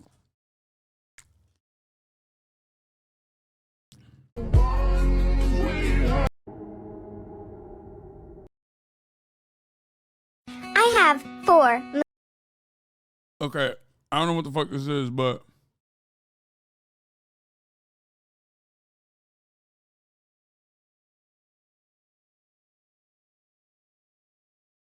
okay, no, I don't want this. What is this? That one's for the librarian. Maybe I could join you. That one's for the librarian. Get ready to learn Japanese, buddy. Maybe I could join you. Let's go back to the fucking For You page. Let's go back to my For You page from the top. The Brazilian meatpacking conglomerate JBS bribed government officials to sell rotten meat. JBS, which owns 25% of the Brazilian... When we make char siu or Chinese barbecue pork, we like to eat rice and use leftovers in our fried rice or stir fries. To start, mash a cube of red fermented bean curd and add shaoxing, sugar, soy sauce, hoisin sauce, garlic powder, five spice, and red food coloring or red yeast rice. We recommend using pork shoulder or boneless country ribs cut into 1 to 2 inch slices or strips.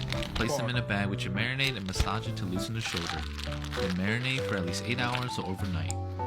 Do you guys ever eat like whatever fucking dog shit food you're eating and then watch videos of people eating like much nicer food and then fantasize that you're eating that food?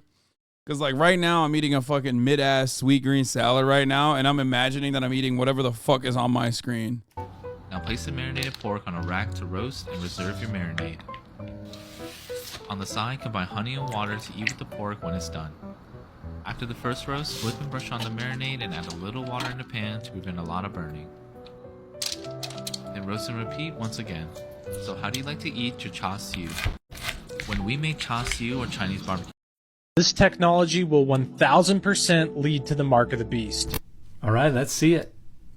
I put a microchip in my arm and it's the best thing ever. This chip is a powerhouse. It's got everything I need. A credit card, my ID, my medical info, and even my keys. And when it's time for groceries, you just tap your wrist and bam! Transaction done. It's like magic. This amazing chip is totally free. That's right, no more digging into your pockets. And the best part, the surgery is quick. Yes, in Australia, they're willing to microchip you for free. Today it's free, tomorrow it's forced. Revelation 13 says no one will be able to... What? Yo!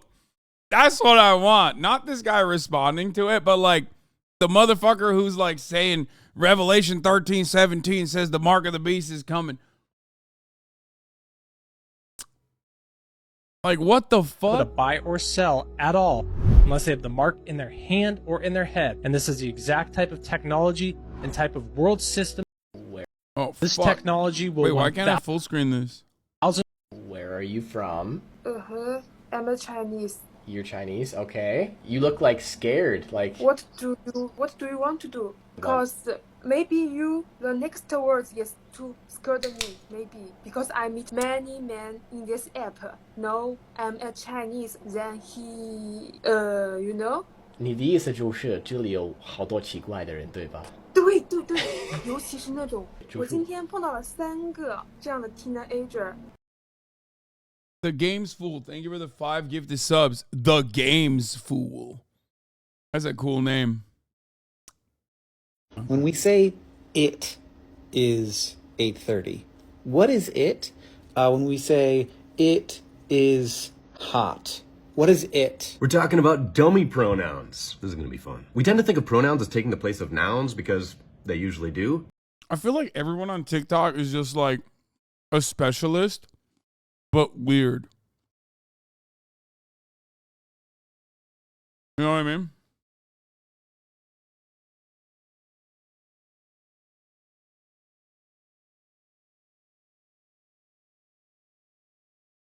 Okay, I promise. Question says, I don't understand fast fashion. Like, how does H&M sell a shirt for $12? Oh, you want to sell a shirt for $12, huh? You sure about that? You even know what that means? I can school you to the game, but don't get soft on me. This shit is hardcore. Some people are going to get hurt. That's all right. We're going to make some money. First thing first, we're going to need $1 million. This is big corporation shit. This ain't no... Hey fuckheads, y'all ready for another garrulous diatribe from your favorite pile of dicks? Here we go. The world is a dumpster fire.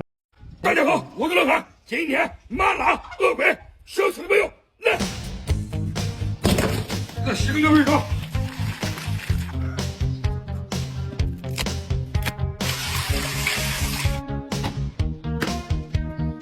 I told you that according to FBI statistics, 4 times as many people die every year from knives or cutting instruments. You know, just taking a shot in the dark.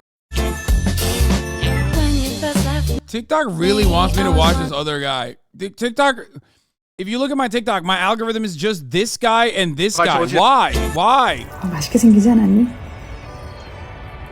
Here's what I gotta say. You want Feinstein to be in the Senate? Great, okay? You fucking advocate that in public? You have to let her drive you to fucking Congress every morning, you stupid fuck! I love that deal. You think she has the mental faculties? Drive the car to Congress, okay? Let her drive you to fucking Congress! She probably can't even dress herself, let's be real. No, she's done. She's over. It's literally a shell, okay? Oh, wait. People that you would not trust to man a fucking vehicle that you're inside of for understandable reasons are still trustworthy somehow to man the fucking country. And it goes to show you, like, it's true. Like, they don't really care who is in that seat. It's just an ass in a seat, okay? And the irony is, there are plenty of fucking old-ass senators who should retire but won't. But ultimately, at least they can sit on that seat and vote. Dianne Feinstein can't even fucking do that when there's there is a slim majority in the Senate. Here's what I gotta say. You want Feinstein to be in the Senate? Great, okay? You fucking advocate that in public? You have to let her drive you to fucking... I like that drop.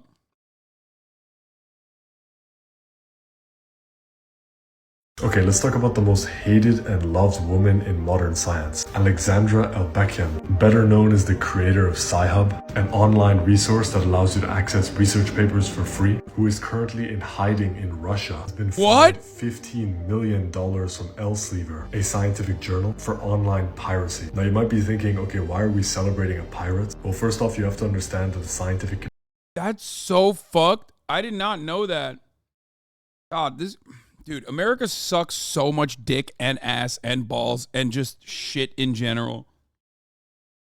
You didn't know this? No, piracy is awesome, okay? That lady is awesome. Community appreciates Alexandra a lot. Some researchers have even directly acknowledged her in their citations. Even Nature included her in their top list of people who mattered in science. So you might be asking yourself, why are researchers celebrating someone who is facilitating the piracy of their content? Well, it's first off because researchers don't get paid per view. They send their work to a journal. The journal approves it and then pays them an upfront fee. But from then on, they don't really get paid per view. Okay, well, the journals need money to survive, right? Well, yeah, obviously they do. But the average scientific journal is more profitable than Apple. They do not need to be pricing knowledge as highly as they are, especially when that knowledge is almost always freely available to academics. All paywalls do are restrict knowledge to the common person like you and I. I would not know half the stuff that I do were it not for Sci-Hub and being able to read studies without an edu email. You might be thinking, okay, well, I can't even read research papers anyways. And I assure you that this is absolutely not true. Yes, you're not going to be able to interpret results immediately, and there will be a lot of jargon and lingo that you won't understand. However, for the vast majority of research, especially medical research that pertains to people like you and I, it is all very approachable and much higher quality than sources like WebMD. For example, let's say you recently got diagnosed with ADHD and were prescribed a stimulant. Wait, what is this? Good React content where you eat NXT must are most expensive and highest penthouse in the world? Bro, this one sucks. We know this building. It sucks ass. But I'll watch it. Fuck it.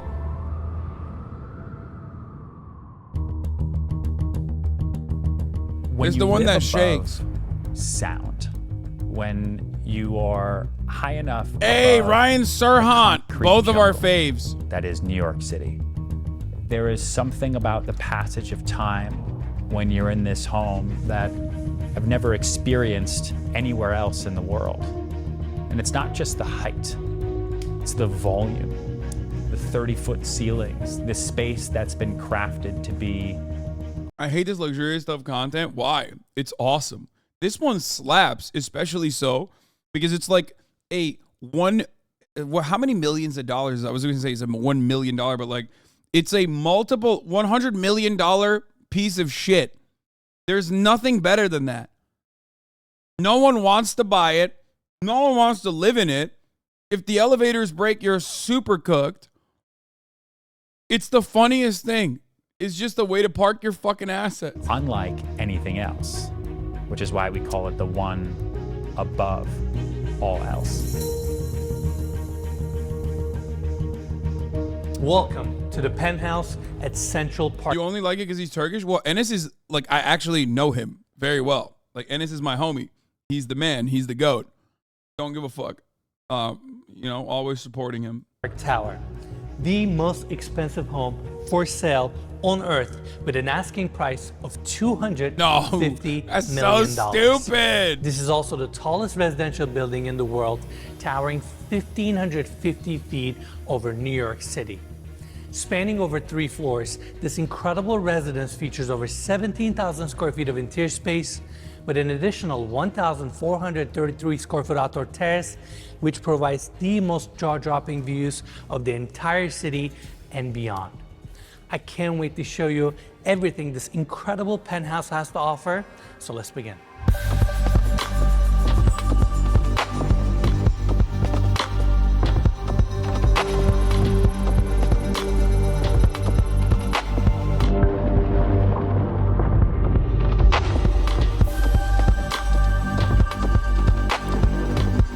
I used to be in real estate, so I knew agents that knew him. I've only heard he's a super chill person. Okay. Enes is like an Olympic level windsurfer and was a part of the Turkish national team, if I'm not mistaken. He is literally the chillest motherfucker on the planet.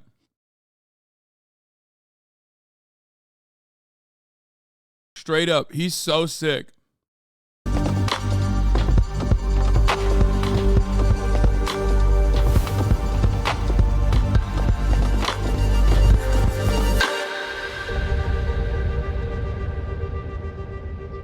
No, not Enes. Contact him. Enes Yilmaz. Once again, welcome guy. to the penthouse at Central Park Tower.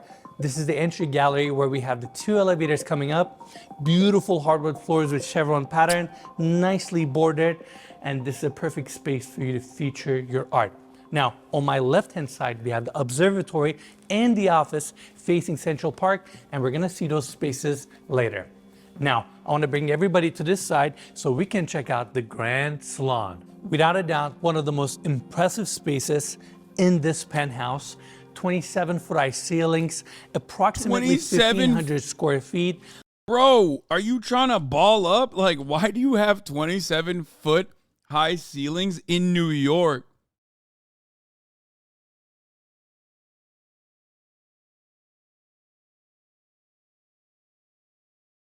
Put a goddamn cord in there.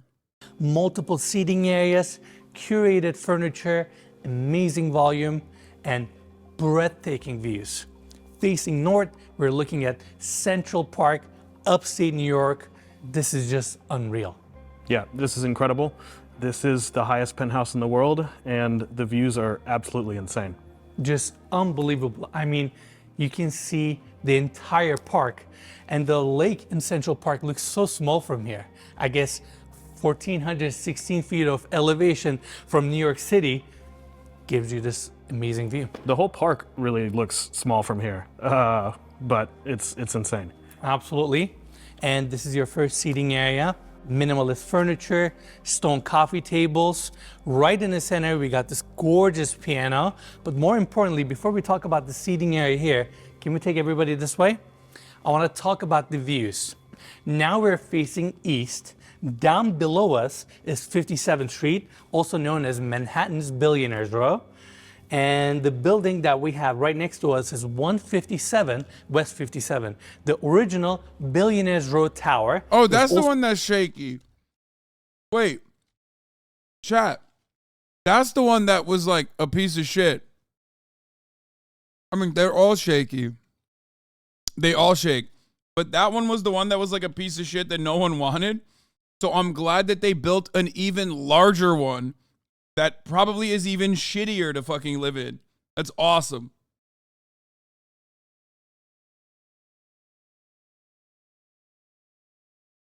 How do they bring up furniture? What happens when the elevator is occupied? Like, there are so many questions that I have. It makes no fucking sense.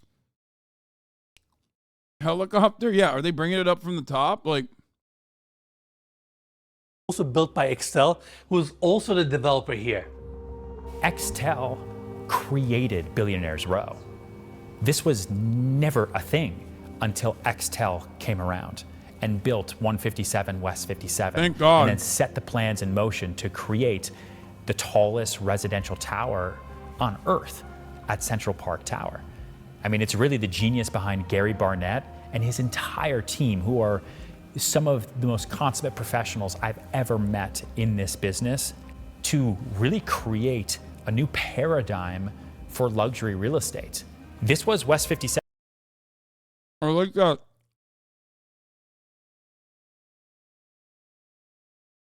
Ryan is over here talking like he's a fucking supervillain in this frame. When we've watched his personal videos about how he like built his brownstone and felt lonely, about how he doesn't know if he will ever have friends, like it truly made me feel sad. You guys remember that one?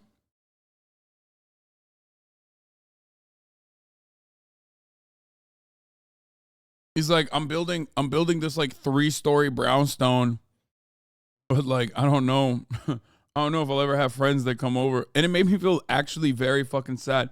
I don't feel sad for billionaire dick riders like him. It doesn't matter, dude. He's just like a fucking content creator. Who gives a shit? He's like,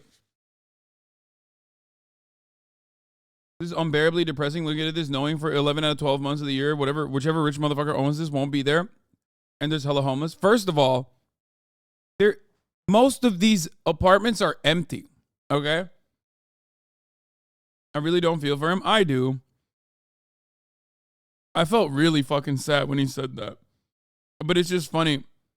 It's just funny to see him like sitting in this like villain lair ass frame. You know what I mean? Popping off.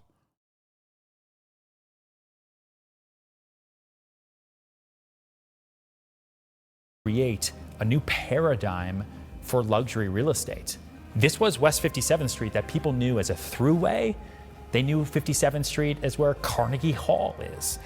But Xtel came through and turned one street in one city on one island into one of the most valuable locations on Earth. No longer eat the rich. I mean, he's rich as fuck too, but it doesn't matter. I still feel bad if someone is like, man, I have no fucking friends. If you watch that video, you would feel bad. I know for a fact. And what we're sitting in right now is the pinnacle of that. On Billionaires Row, you'll also have 111 West 57. Behind that, you can see 432 Park Avenue. We toured the 79th floor unit there, and that was the highest unit we've ever toured on our channel. Now we are here on 129th floor of Central Park Tower. Dude, it doesn't make financial sense. No one is in these fucking apartments. Like, who's buying them? Why are they buying them? Why are you building them? Why is this allowed? Why is this allowed? Why is this allowed in a fucking in a city where there's like a massive homelessness problem? Oh my fucking Lord, dude. Also, it's just so, it just makes no sense because it is so like logistically unmanageable.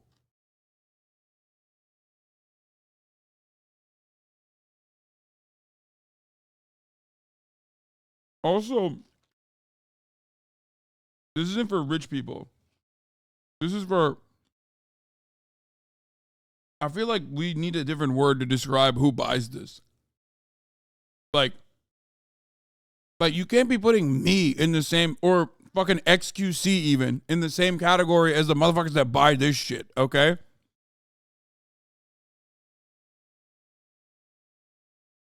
Like, this is like demigod status. Is for the Saudi oil princess who come here for like a week? Yeah, it's like villain shit. We have definitely upgraded. Elevated quite a bit. Quite a bit, right? And just unbelievable views, East River, Manhattan.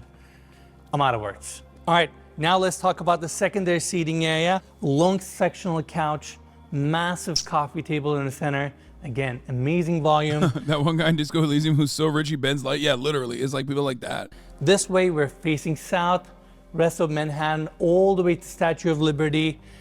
Just an incredible grand salon. Now, before we leave this room, I want to talk about the specs of this penthouse. We have 7 bedrooms, 8 full, 3 half baths, 17,545 square feet of interior space. On the top floor, we have a 1,433 square foot. Wait, what?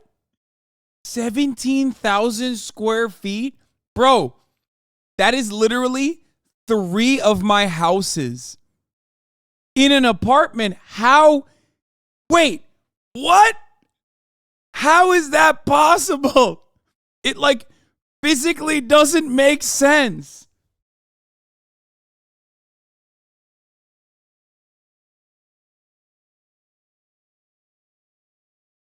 It's 129 floors up. It's 3 full floors, I think, Azan. What the fuck? Your house is shit, Lamont. Yo, suck my dick, okay? It's a fine house that I bought with the top of the hour ad breaks, okay? That's right.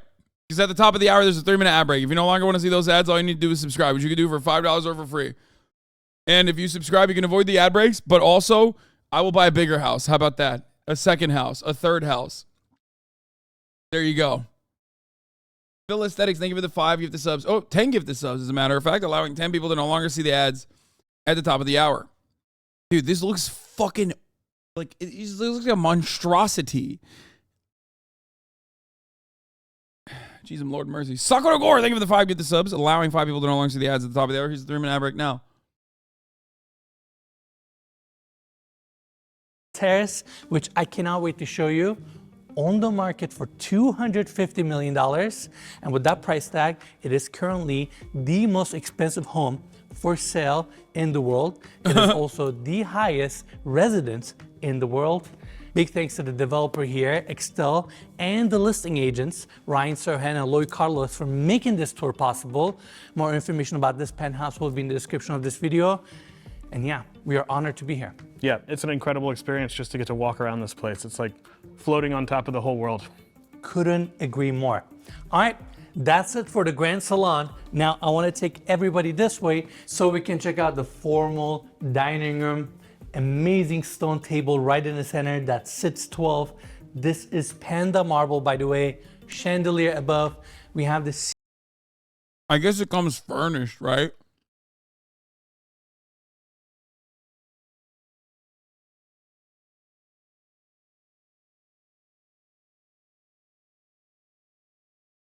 People get mad at a $2.5 million house you own but support whoever would buy this 100x price of your home. Oh, yeah. Ceiling here a little bit lower than the grand ballroom, so it feels a little bit more cozy. Yeah, that's a good question. Where's the religious guy citing some verses about the Tower of Babel and the hubris of men? Like, those guys are always like, an RFID chip, that must mean the mark of the beast. Or like, communism, that's devil's worship. Meanwhile, you got like direct lines straight out of the fucking Bible about how like a wealthy guy getting into getting into the kingdom of heaven is harder than a fucking camel getting through the eye of a needle. And it's like, they just avoid all of that. You know what I mean? They're like, what? Shut the fuck up. Shut up, you gay communist loser. You fucking bitch. You don't know anything.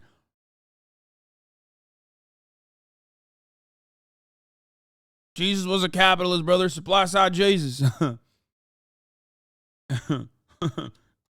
You don't hear about it, but the Bible specifically talked about how Jesus would tell the lepers, sorry, you're out of coverage, bitch. I apologize, but you're out of network. I will not be curing you.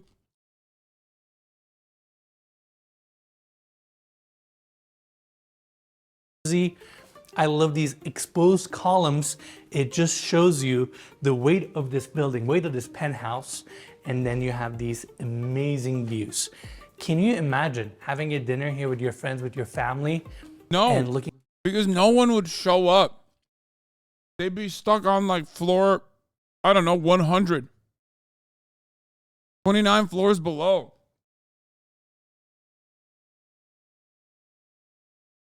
Also, I mean this, like, I love luxury, right? You know this. I don't hide it. But like,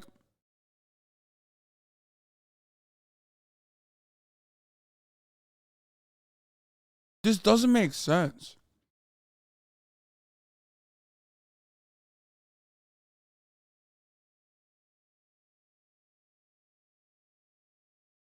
Like, it's impractical. It's kind of mid. I don't even know what this is at this point. It's like beyond luxurious.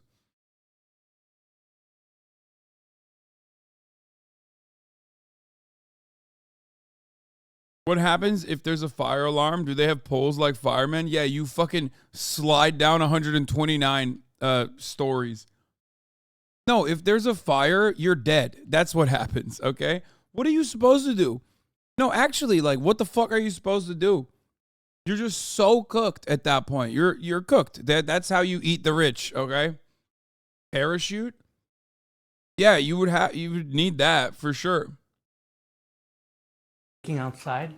It would be absolutely incredible. We have no idea what this place looks like at night, but I can't imagine that it looks bad. I'm sure it looks phenomenal, and it's just breathtaking. In fact, down below us is Times Square, and you can literally watch the ball drop on New Year's straight from your penthouse. How amazing is that? Yeah, that's incredible. Not amazing at all. All of the other iconic landmarks that we can see to our south from here. Empire State Building, Chrysler Building, the Freedom Tower, East River, Hudson River. I mean, these views are fantastic, and I want to apologize in advance for mentioning the views from every single room, but we have to. We're so high up. New York looks like a movie from this penthouse. Now, follow me this way. We have a pocket door here that leads us to the kitchen. All lacquer cabinetry, island in the center, slabs from Italy, beautiful quartzite countertops. We have the main sink here, 2 dishwashers on the island, wine fridge, base cabinetry, and on this side you have more of your built-ins, meal appliances, you have your ovens, warming drawer, built-in freezer and fridge, espresso maker, and coming to this side you have your gas cooktops, multiple cooktops here, grill, griddle, and more views. Can't get better. Incredible views everywhere. Everywhere, right? And I want to do this thing. Mikey, can you come to this side? $250 million penthouse, and they got the same fucking appliances I do. Are you joking? They don't even have the quintessential, this is what a rich guy's apartment has, pot filler. Where's the goddamn sink on top of this thing? You're supposed to have that. That's like the number one demonstration of wealth, is that you got a sink directly on top of the fucking grill. Where is it? Because you have the best appliances? No, Melee's not the best appliances. There's a bunch, even for like, you know, even for rich people, there is like accessible levels above it. Like Viking, I think, is another one. But I would assume that these guys would have something entirely different.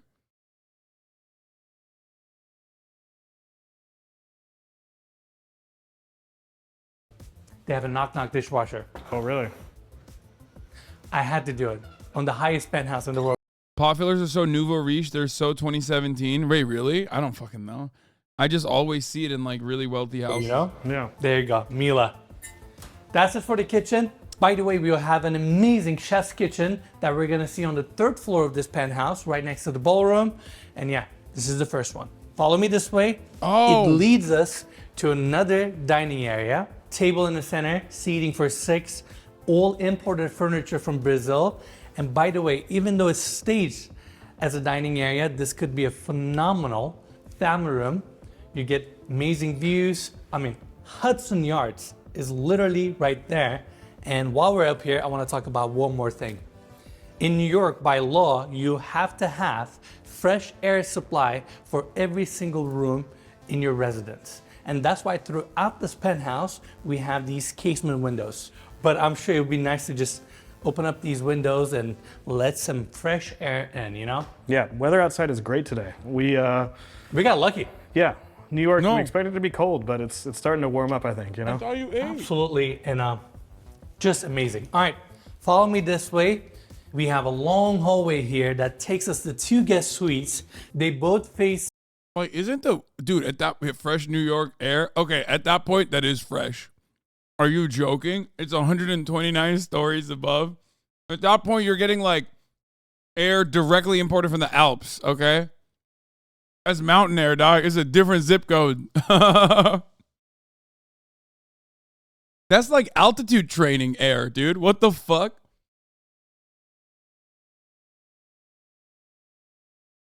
celestial dragon air is so high you don't hear the city sounds no more.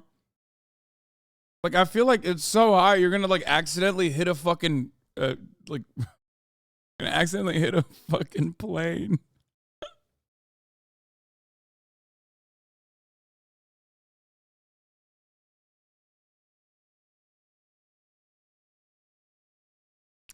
Okay, let's keep going. West, and they both come with their own bathrooms. And coming here, we have this door leading us back to the entry gallery. We have a few more rooms that we're gonna see on this side. But first, I wanna bring everybody here so we can check out this incredible structural staircase.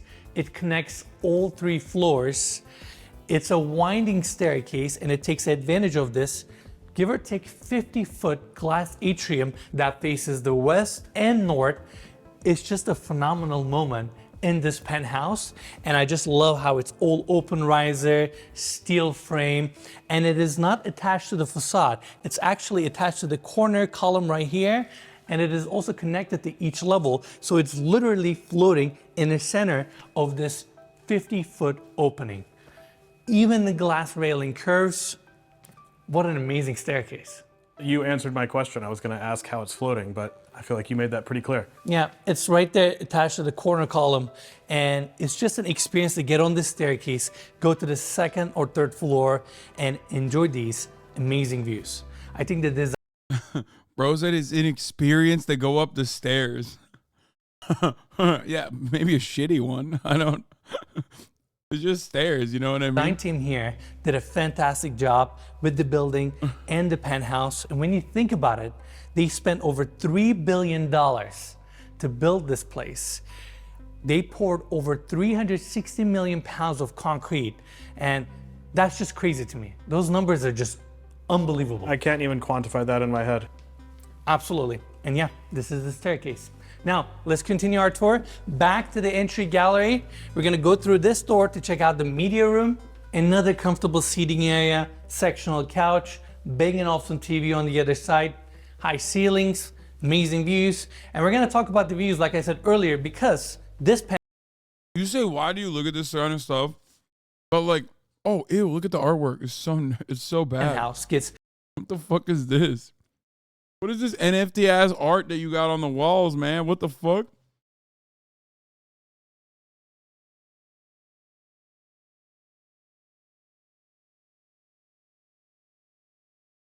The reason why I love looking at this shit is twofold. One, because I do find it really interesting. And two, like it's a perfect way to just immediately own the argument that like capitalism fosters innovation.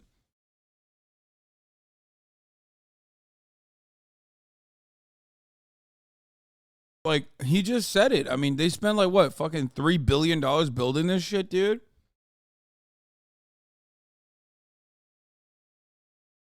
What a fucking waste. 360-degree views of New York City. Now, back to the entry gallery. We actually have a powder bathroom here, beautiful finishes. And coming back this way, let's talk about the observatory. This has to be one of my favorite rooms in the penthouse. Scale, view corridors, everything about it just feels right. And we have Central Park right in front of us. I mean, does it get much better? We are currently in the highest residence in the world, and these are our views. I'm out of words. I feel so grateful. I feel thankful to Excel and Ryan for giving us the opportunity to tour this penthouse. And we started this journey 4 years ago. Here we are touring an amazing unit like this. I have Central Park behind me. Let's not forget our view. He started this journey 4 years ago in a 1-bedroom apartment next to mine in West Hollywood, because he was the one who got me into my apartment. And I gave him his first like light for his videos when he originally started like this YouTube channel. Now he has 3.25 million subscribers. Is crazy. Viewers also, you know. It's all thanks to you guys. Ryan, Excel, and every single person watching this video has gotten us up into this penthouse. Absolutely. I mean, we have such a crazy life. One day we were in the Bahamas touring Tommy Hilfiger's yacht. Another day we were in New York City touring a penthouse like this. Life's good. Can't complain. It's incredible. And I can talk about this view and this room forever. I mean, it's just like Central Park is right in front of you. And because we don't have anything in front of us, it somehow feels very close to you. You can see the entire park. I can see people walk. How to get the connection to start doing these videos? It seems like you need to be an oil buyer. No, he was a realtor. That's how he knew. Walking, enjoying this place, upstate New York, Hudson, East River. I mean, we're so high up. I've never seen a view like this in my life. Yeah, it's really incredible. Everything down there, you just feel so, I don't know if disconnected is the right word. You just feel so high. Yeah, exactly. No, disconnected. Exactly. You are so high above. I mean, this is basically an ad. Yeah. Except like, who's going to buy it? Are you going to buy it? It's $250 million. Am I going to buy it? Yeah, I know. We're watching an ad for like 8 people on the planet who have the capacity to just like buy this outright. Okay? But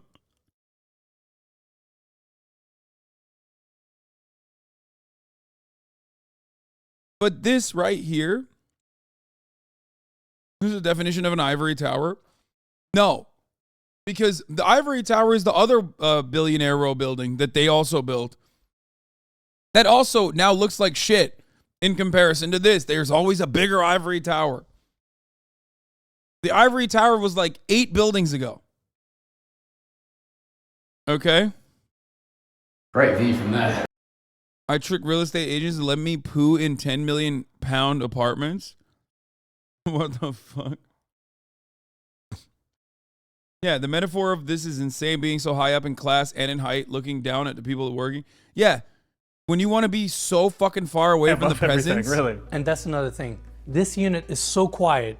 It's hard to believe that you have New York City below you. And yeah, these are your views. Now, coming back to the observatory, minimalist seating, curated furniture, you even have a telescope here, and right on the other side, we have this opening taking us to the office. I personally have a soft spot for offices because I love working, but I don't think we're ever gonna see an office like this ever again. You got this beautiful desk, your chair, some open shelving on the back, and the wallpaper here is cork. And within this cork wallpaper, it has little flecks. I'm not gonna lie, this is kind of ass cheeks. This office looks like ass cheeks. This does not look like a good office. Of metal in it. So it reflects the light, and it's just a really unique finish. And then this is where you just sit down, relax, get some work done. Yeah, these motherfuckers have never worked their lives, okay? If you have the ability to buy something like this, that means you've never worked. You will never work for the rest of your life. That means your great-grandchildren are never going to work for the rest of their lives. Okay? There's no working involved. You can't, like, a working person doesn't have the capacity to buy something like this, okay? It's just not happening. And enjoy these views.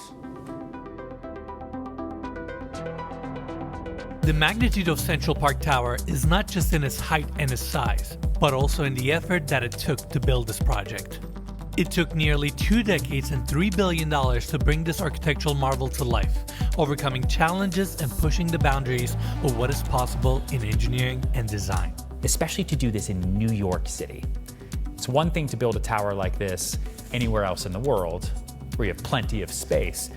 It's another thing to take about almost 20 years of time to plan, to strategically set up the site, to dig down, to get the approvals, the permits, everything, to then go straight up into the air to build something so, magnificent and slightly crazy. That brings us here. Yeah, to get the permits, like, why? He's just like describing this as though this like luxury developer that exclusively specializes in luxury real estate is going through, moving mountains to be able to deliver this like monstrosity to New York. that, you know, that no one is actually going to live inside of, for the record. False. Beyonce just bought a $250 million house and she works. Yeah, Beyonce and Jay-Z just bought like a psycho fucking house. Right? Cheapest apartment costs $10 million. Oh, nice. Affordable.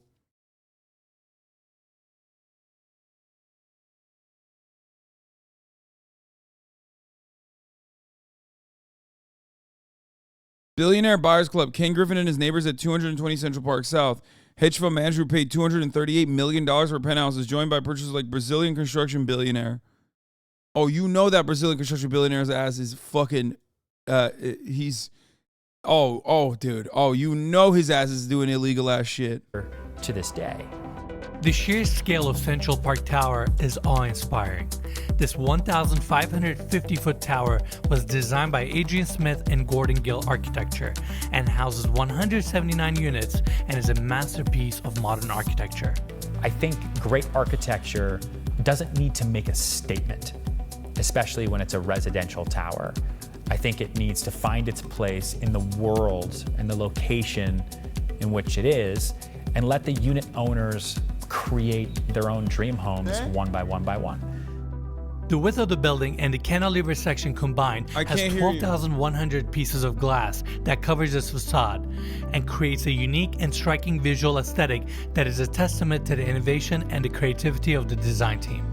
The center core concrete foundation of the building houses— Oh, come on. This stuff is crazy. Whoa. Okay, let's get to the fucking— Oh, let's get to the good stuff. Okay. It counteracts the movement of the largest pounds of concrete was poured to frame this mega structure. And on top, it features the largest and heaviest mass damper. Oh, okay, that's sick. Okay, fuck it. I'm back in.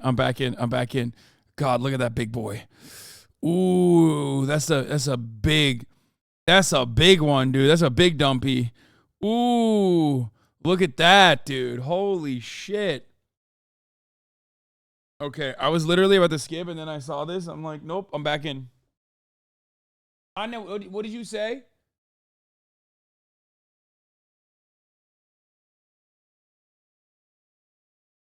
Yeah, sure. In the world. This massive counterweight counteracts the movement of the earth and wind, ensuring the stability and the comfort of the building. I can't believe— Did they talk about the commute by elevator yet? It's 15 minutes? No, it's not. Wait, really? No, they probably have one of those like insane elevators that like goes so fucking fast, your ears start exploding. Believe this, but we made it here. Right behind me is the tuned mass damper. Weighs around 1,200 tons. It is the biggest and the heaviest damper in the world. That's so and sick. It is unlike anything I have ever seen in my life. It looks incredible and it helps with the strength of this building. But Central Park Tower is not just about its iconic exterior design. The building boasts an array of exclusive amenities for its residents, including the Central Park Club. This luxurious private club features a 60-foot-long outdoor swimming pool with a cabana deck, poolside service, and a private park. There's also a screening room within the building and a— Bro, there's a private park on the building. The building is so big. Building's so big, they put a private park on top of the building. Wellness area that offers an indoor pool and spa, fitness center, and a beauty lounge. There is no basketball court still. Big L, major L. Every single floor plan looks perfectly designed for a basketball court, like an indoor court. Big ass L's, dude. The Central Park Club also extends to the 100th floor of the tower, where their exclusive amenity package continues. The 100th floor features a grand ballroom, a wine and cigar lounge, and a private bar and restaurant with curated menus created by Michelin star chefs. Despite all of the amenities and the impressive engineering achievements, the highlight of Central Park Tower and this penthouse is yet to come on our tour. Now let's check out the second floor of this penthouse. This is where we have 4 guest suites on this wing and the primary bedroom suite on my left-hand side. I know everybody wants to see the primary bedroom, so follow me this way. Double doors open up. You have this long hallway. First, let's cover the seating area. Chevron pattern hardwood. Bro, this is the Sneeko chair to the max. This is the Sneeko area, okay? Before you get into the master bedroom to watch your girlfriend get fucked, you have this beautiful seating area where you can take in all the sights. This is the cuck lounge, okay? Wow. Wow. The cuck lounge features a cuck chair and a cuck couch and a cuck reading table, whatever this is. Floors, minimalist seating, amazing views, seating area for the primary bedroom. Now, I want to take everybody back to the hallway. We have 2 full bathrooms dedicated to the primary bedroom. We're going to start our tour with this one. Marble floors, marble walls, everything is book matched. We have the vanity on this side with LED lighting, mirrors, and your medicine cabinets. And going to the other side, massive walk-in shower, chrome fixtures, rain head above. Next to that is your dedicated water closet. Just a beautiful bathroom. Now it gets better because right on the other side, we have the second bathroom. And this is the one that I'm really excited about because we're facing the park. Look at this freestanding tub. It's all jetted. And can you imagine bathing here? Just relaxing. We're on 130th floor of the building. And this is your backdrop. It's phenomenal. And here's another fun fact about this unit. We're so high up that no one can see inside of this unit. When you're down there and you look up, you can't see anything. And it's hard to understand that since it's old glass building, but again, we're so high up that you basically have the city just to yourself, at least from this penthouse. Again, Central Park, look at this beautiful walk-in shower. Again, it's all stone, everything is book matched, same for the floors. And then coming to this side, we have the vanity. I like how the frame of the doors are all wrapped in chrome. Super cool. Then you have this mirror wall, and it's not just a wall, it's also a medicine cabinet. Wanted to point that out. And just a beautiful bathroom, and I can't get over the views. You have your glass sectioned water closet here, and that's it for the second bathroom. Now follow me this way. Before we check out the primary bedroom itself, I want to show these 2 massive spaces. This is your first dedicated room for your walk-in closet. A lot of times on these high-rises or in these developments, they leave the walk-in closets open. That way the end user can come in and design it to their taste, design it to their specification. And that's why this room is empty. And in fact, back to the hallway, we have another room here. This would be your second walk-in closet, so you have plenty of space to accommodate all your clothes. Now follow me this way. Welcome to this primary bedroom. I mean, take it all in. Hardwood floors, seating area here, your king-size bed with a padded back wall, and then you have these views. Once again, I'm sorry, we keep talking about Central Park, but how do we not? And during the day, you get this phenomenal view. At night, it totally changes character. Obviously, park is gonna be a little bit darker. Then you will have the glowing city lights. It's just fantastic that you can appreciate and enjoy the city from your primary bedroom. And with that, we're done on the second level, and we're done with this incredible primary bedroom.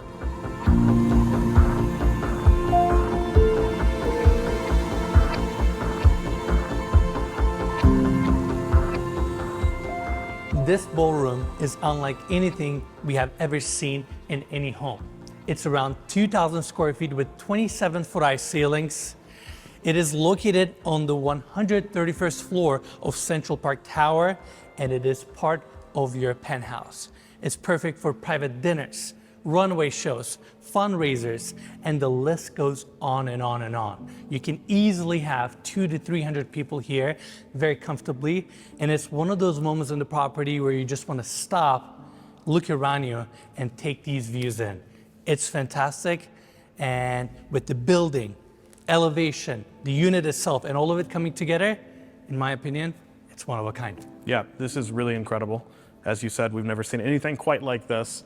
But I feel like as crazy as this is, what's even crazier is the fact that we have a terrace right outside that's about half this size, which we're gonna see in just a second. Absolutely. I'm really excited for that space. And this is your ballroom. Just unbelievable.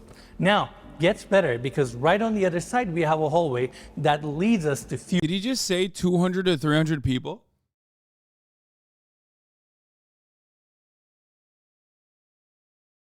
Who in their right mind would ever want that many people?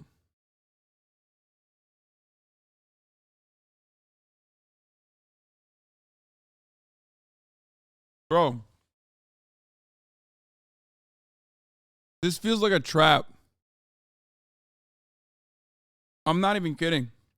This literally feels like a trap. Like Lex Luthor would invite 200 people to this fucking penthouse to like red wedding them.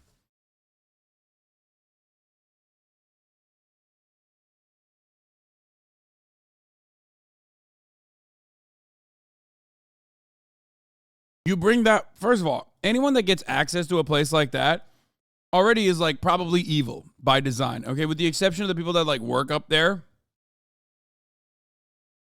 You know what I mean? The people that work for the billionaires. But you put 300 of those motherfuckers in there, like, you know, they're already talking about like world conquest type shit. Few rooms. This door opens up to your private elevator that runs the 3 levels. Then coming here, we have 2 doors. They each open to a beautiful powder bathroom. We have the first one here, second powder bathroom on this side with same finishes, and then hallway leads us to the chef's kitchen. All stainless steel cabinets. Dude, I need to know. First of all, that's an industrial. Okay, that's an industrial kitchen. This is where the real cooking happens in a place like this.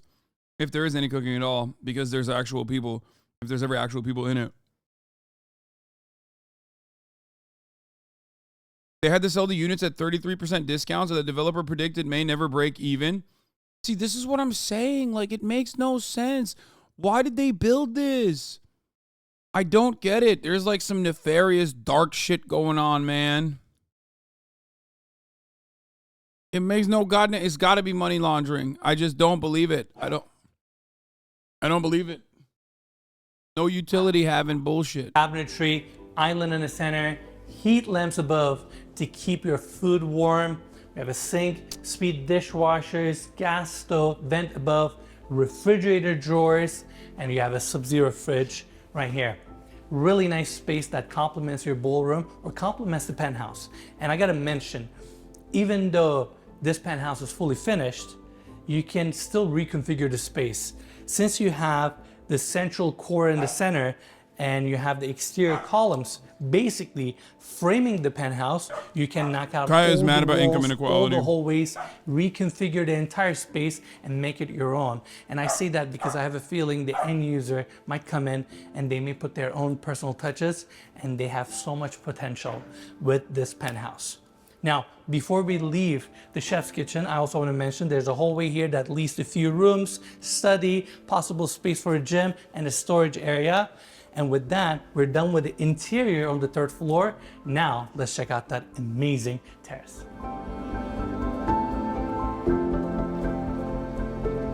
What an amazing outdoor space on the 131st floor of this building. Our elevation, views around us, and how quiet it is up here is just hard. The thing is, like,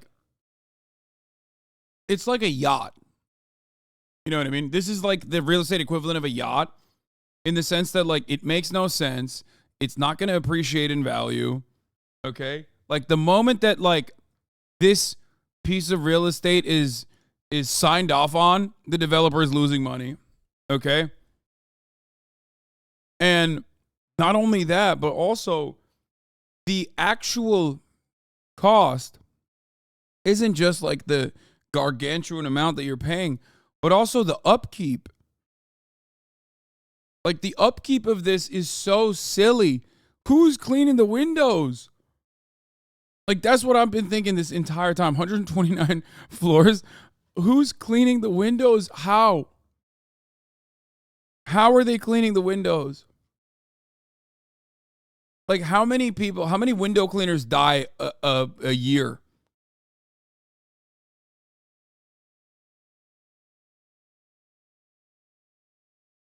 Literally one guy, no shot. To explain. is so peaceful. You're above the city. We have 10-foot triple pane glass railing throughout to make the space more comfortable and safe. That's Central Park right there. Rest of the city around you. I mean, it's fantastic. It's hard to explain what it feels like to walk this terrace and enjoy the city. I'm out of words. Yeah, this is incredible. This is definitely unlike anything we've ever seen. I would have thought it would be like windy or something up here, but it's so quiet. It's so comfortable being up here. It's hard to believe that one of the busiest cities in the world is below us right now because you can't hear anything. I agree. And such a trophy property too. I feel like whoever buys this home, they're gonna own a piece of art that no one will ever own. They will be the only people to hold the key to a special home like this. And what an honor for us to get the opportunity to tour this penthouse and share it with all of you. And now, let's see this place at dusk. Like real estate like this automatically mean if you got the opportunity to buy something like this, you're a bad guy.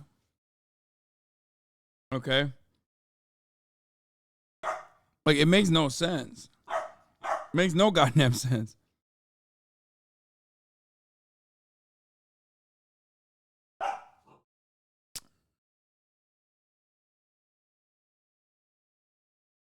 I mean, what about LeBron? I mean, I love LeBron, but I guess, yeah, you're right. I'll have to concede. LeBron's a good guy, and he could probably buy this place. But he wouldn't. He wouldn't do that because he's a good guy.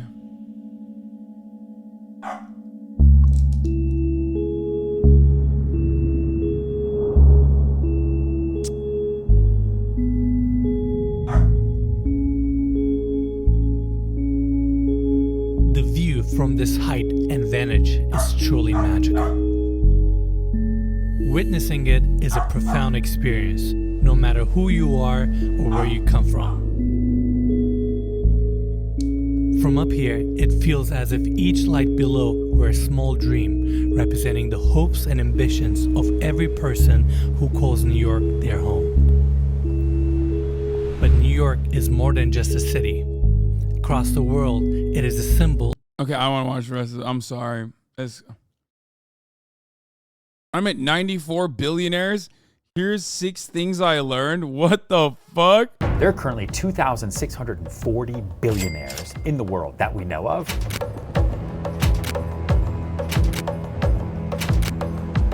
And on this phone are 94 of them. I have 94 billionaires in my contacts. Some of them are friends, a lot of them are clients, and I bring this up because in some way, shape, or form, they're all my mentors. And I've learned a lot from working with these people, or ways that they interact with people, ways that they communicate, ways they think about life, business, even working out. And because I've done real estate deals with... You have at least one? No. No. There's only 2,600 of them. How would I know? How would I know one of them? Like how? With many of these billionaires, I've learned certain habits and mindsets that they have that allow them to operate on a completely different... Oh fuck, I forgot. Me, obviously. I'm the one billionaire. Okay, we're gonna learn a lot today. As I bring this fucking demon upstairs to the crate. It's crate time for her. I know a billionaire. He's a dickhead. We'll do the birth chart after this. I just gotta put, what would you do with a bill? I don't fucking know. If you look around and don't see a billionaire, it's because you are the billionaire. Yeah.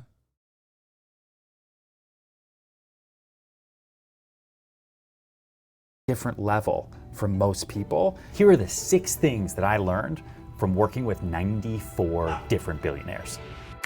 I'm not friends with Notch. I don't even agree with his First, worldview or they politics. text more than they call. Billionaires know the value of a dollar and they know the value of their Wow, time. this is a wealth of knowledge, dude. Hold up. more than anyone I've ever worked with. And you might be thinking, what? That's weird. Texting? Don't they have calls and lawyers and this, that, whole teams? I mean, yes, they have all of that. But when I'm interacting with them directly, billionaires don't have time for phone calls. Jeff Bezos, who's not in my phone, he makes $2,500 a second. A phone call that takes away time from billionaires making money is not a good use of their time. But they can fire off a text or a voice note that deletes very, very, very quickly. Oftentimes they use the app Signal so that you're not screenshotting or saving messages, and things can disappear really quickly, especially when we're doing real estate transactions together. A lot of it is very, very sensitive information. But I've negotiated $100 million deals over iMessage. And yet the person I work with who's trying to buy a home for $1 million calls me 62 times, has to meet with me and his family, brings in bankers, brings in attorneys, brings in everyone. Less wealthy people have an idea of what it means to be wealthy, where actual wealthy people understand that being wealthy is just about their greatest asset, which is time. I'm in the middle of 2 negotiations right now with 2 of these billionaires, completely over text. I'd much rather meet in person. They've got great offices. Or talk on the phone or get a meal with them so I can learn. But nope, it's all over text message. Literally saying, hey, do you want to offer 60 or 61 million? They just heart the 60. I guess that's an offer. Guess I'm gonna go with the 60 because it's been hearted. The big It feels like it's he's just flexing, kind of. Right? There's a lot of people who would eat this shit up and think we are probably the only community on the internet that looks at this and goes, ew, gross. But I feel like a lot of people would look at this and go, oh my God, it's so sick. This dude is a throat goat. What the fuck? Yeah, no shit, dude. How do you think you get 96 billionaire phone numbers on your phone? Or sorry, 94 billionaire phone numbers on your phone. You better be throating, dude. You better put that throat to work, dog. I'm never calling people again. Yeah, dude. You want to fucking... Dude, hey. You want Sigma grind set? Hold on. All right. So, listen. Billionaire tip number 1. Never call. Only text. Does your mom have cancer and she's calling you from the hospital bed and you want to listen to her voice? Hang up the phone. Hang up the phone directly in her fucking face and say, sorry, Ma, I'm on my grind set. I don't give a fuck. Straight to voicemail. Don't listen to the voicemail. Don't do it. Straight text message all the time, dog. Hey, Mom, how about you be a fucking Sigma and send me a text message, dummy? That's why you got cancer. And then send a bunch of skull emojis and be like, ain't no way she thought I would hold up. Ain't no way she thought I would pick up the fucking phone, dummy. That's right. So that's Sigma rule number 1. Bligma rule number 1. A billionaire Sigma. Takeaway, if you are trying to find billionaires to work with, try texting them, because they do not waste time, not even yours. And they are on their phones more than most people. Takeaway number 2, they are experts at not wasting time. I went to dinner with my first billionaire client years and years and years ago. He ordered, the minute the waiter came over, to bring us water. There was no sitting there and reviewing the menu. There was no asking for this. Wow, that's so unique, man. Oh, that's crazy. I personally love looking at the fucking menu. When I go to a restaurant, I personally love hanging out. You know, that's so dumb. Like, what the fuck? That's just everybody. Who isn't like that? Everyone is like that. Yeah, like, what is this? It's my least favorite part about the restaurant experience is like how much holdup there is. And I don't even think that's a billionaire trait. I think that's just probably like, a touch of autism.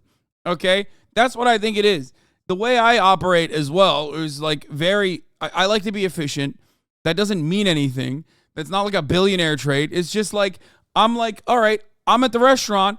I'm here not to fuck around. I'm here to eat delicious meats. Okay, how do I most efficiently put the delicious meats in my mouth as fast as possible? Okay? Not because like time is money, so I went and got a Rolex, but because like I want the delicious meats in my mouth as quickly as possible. Specials, none of that. Here's the water. Okay, I'm gonna have this, and what do you want? And if you don't tell me what you want right now, I'm gonna order for you. We're gonna enjoy the dinner. We're gonna talk. We are on a time schedule. And it What the fuck? Okay, that's just, that guy's a dickhead. didn't feel stressful at all. Honestly felt relaxing, like we weren't wasting any time. I did dinner with another billionaire, and when the waiter came over right at the beginning, he just held up the menu like this, didn't even look, and said, "Surprise us." Because when you go to a nice restaurant, you know the food's gonna be good. Billionaires act different. Yeah, billionaires do act different. They act like fucking assholes, which is like the least shocking thing this video has revealed to us all. The plebs that don't know any billionaires. That's just like a horrible etiquette. Like, what do you think you're He's like, my life was a movie, dog. Check this. It's like he's bragging about billionaires, giving him a fraction of attention. They constantly act like he's not worth their time and he loves it. Yeah. Dude, he actually is treating the billionaires like they are a different breed, like they are not human beings. And he is just so excited that they're giving a shred of their fucking time to this guy, this worthless peasant, my lord. Even though, like, he is like a rich ass dude himself. Like, he's a really rich guy. Possibly because he's polishing them pretty fucking hard. And, you know, that's how you get there.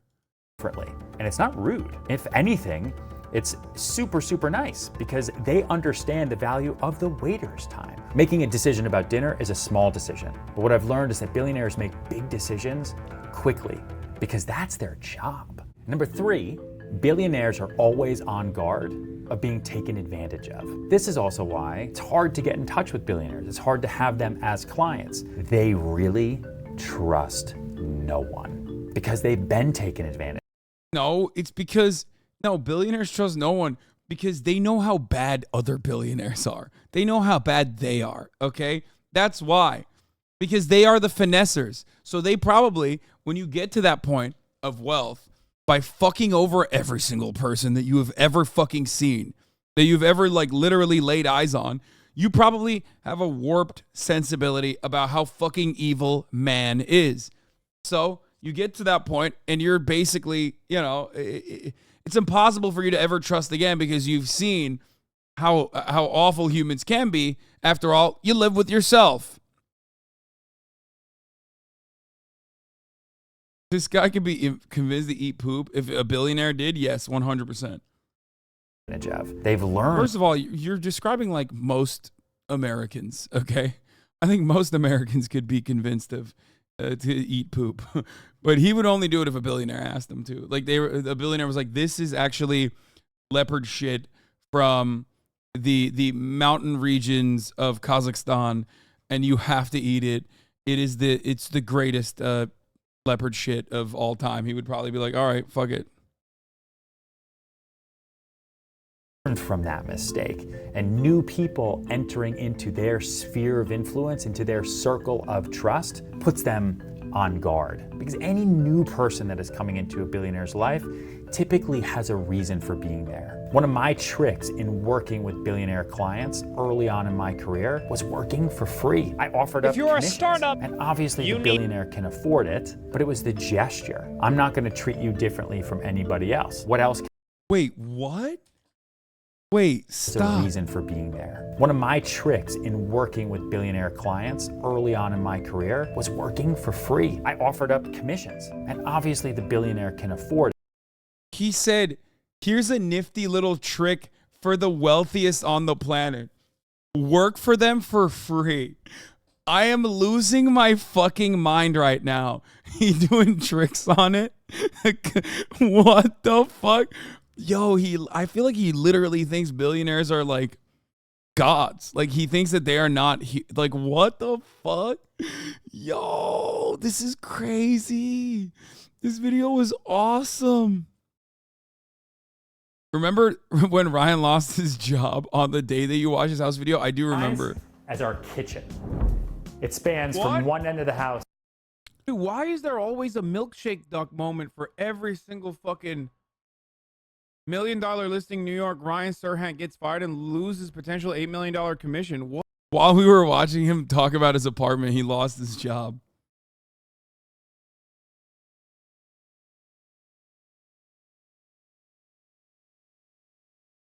Putting pussy on a pedestal. He's putting penis on a pedestal.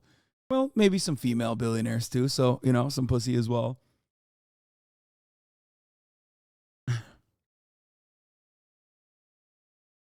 He said, use yourself as a sacrifice. Yeah.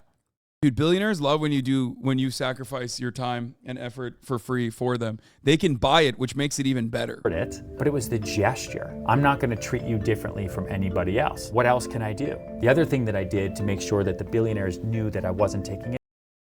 Bro, you just described treating him differently than everybody else and then said, I'm not going to treat you differently than anybody else. No, you did. You would never forego commission on any of your other projects, okay? No, you literally just said work for free. Are you out here working for free all the time? Is there more pro bono work that you're doing as a realtor? Or is it just for the billionaire? You just said, I bend over and I spread the cheeks for this particular billionaire, and then I tell him, this is exactly how I behave for everybody. Motherfucker, yeah, he did charity he did pro bono for a billionaire. What the fuck? Advantage of them ever was to get in with their outer circle of trust, whether it's the landscaper or the nanny or the private banker or the attorney. As quickly as that trust can be understood, it can be destroyed. Billionaires also have no issue in moving on from relationships that don't serve them in like a millisecond. You have a 10. Dude, this entire video is talking about how sociopathic these fucking freakazoids are, but like somehow that's good. Why is that good? Because they have that money.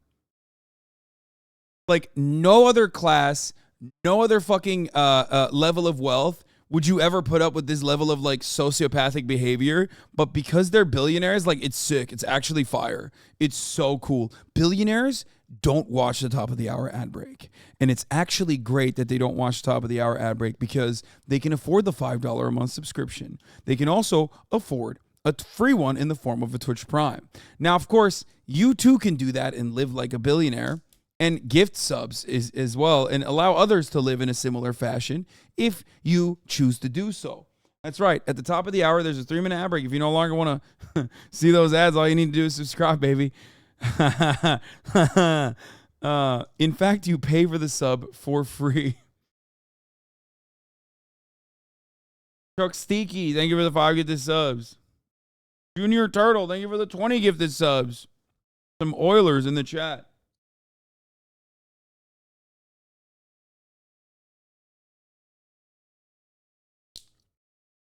I don't understand this. I've just never felt this level of idolization.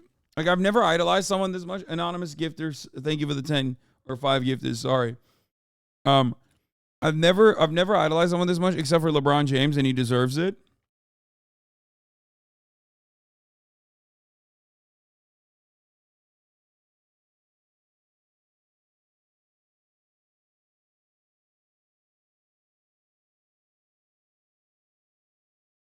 Technically, a Twitch Prime is kind of like a billionaire gifting you the sub. How's La Flop doing now? Joke owns that bum. Yeah, okay, we'll see tonight. We'll see tonight. Tonight's gonna be different. I'm not even gonna fake like I watch any of this shit. I don't give a fuck. But like maybe in a couple hours we'll see. Trombipulator, thank you for the 5 gifted subs. 10-year working relationship with someone who's incredibly successful and wealthy. You lie to them once, make one little mistake. You don't show up on time once. You lead them down the wrong path once. That's it. They now lose all confidence and trust in you, and there are other people who do what you do. What the fuck, dude? This video is literally please my lord. Ryan's message skills storytelling. I did not think for a second. Close the video until it ended. Exactly what I needed to watch. You, the person who focused most on most of your time on your craft, reading and gaining knowledge every day, wasting no time. You will be in the elite category one day. Just keep going. Don't lose focus. Bro, what do you mean? He is already an elite. He sells houses to billionaires, dog. The fuck? What is the elite category?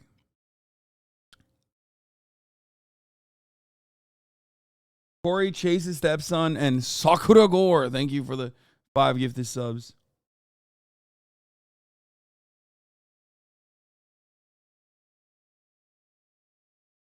This is a very sly and very clever way to let all the ultra wealthy know I'm your real estate guy. I'm the guy that understands you and what you want. And if 94 other billionaires trust me, no reason why you shouldn't be my 95th. And it's not just for the billionaires, but all those wealthy clients who want to be associated in that league. ... I can't believe I'm saying this, but this guy is literally right. American Psycho 73 is not even wrong. That is precisely why this video was made, I think.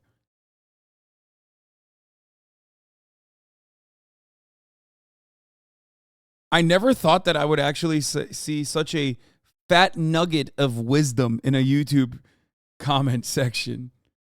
I'm gonna give it a thumbs up. Aboard the baby. Aboard the baby. Thank you for the 5 tier 1 gifted subs. They have loyalty when the relationship works on both sides. If it doesn't, they move on. Another thing I've learned from billionaires is that they understand the difference between... Okay. So what did we learn? We learned that they text all the time, so no phone calls. And also, they don't trust easy. And they will drop you like a bad habit. They will drop you immediately the moment that you fuck up. All right, so fellas.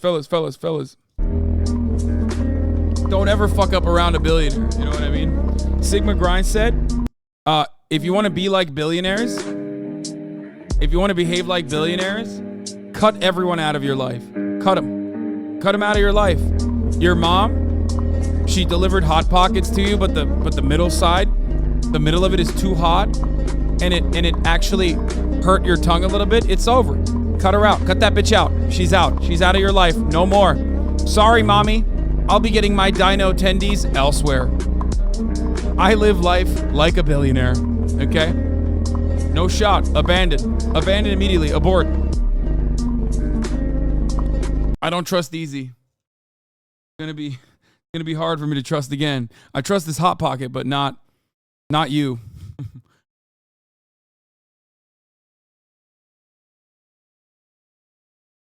Selling the idea of a billionaire is the best gig. So yeah, let's get to the spending part. Possessions. My son struck out a baseball today. Wait. My son struck out a baseball today. He's homeless now. That's right. He's living under a fucking bridge. It's over for you, kid. It's over for you, bucko. How am I supposed to have confidence in you if you can't even fucking play, little league baseball games correctly? Stop wasting my fucking time. Immediately, I got in the car. No phone calls. Texted my wife. Said I'm going to come inside of you right now. And that's how we do it. New child out in 7 months, as a matter of fact. We go for the C-section primo every time. Most efficient way to have a child. And growth. And they're not afraid to spend. Now that might sound obvious to you, but it's interesting to watch someone who has a net worth of over $1 billion be incredibly cheap over here and then overspend over here. They might kill a deal over $5 over here because they understand that this is not going to do a whole lot for their success, for their long-term growth. But they'll overspend over here by millions, tens of millions, hundreds of millions of dollars because it's an investment in greater growth. Now, a lot of billionaires have very cool material goods, huge houses, planes, automobiles. Calling preemies primos from now on in my natal care unit. Yeah, they're primos. Preemies. Primos? Yeah. Like Prime, Amazon Prime, you know what I mean? Deals, trips, experiences. But if you didn't know what they looked like, Good take. That's why Elon overspent on Twitter by 20 billion, because that was a great investment for him. typically wouldn't notice them when you walk down the streets because they're not super flashy. They don't wear their wealth on their clothes most of the time. I love Succession, but the worst fucking thing that it created was like all the stealth wealth TikToks. It's so annoying. It's like, oh my God. Like, this is a cashmere sweater that's like $7,000 and it looks identical to the fucking same sweater you would get at Gap. Like,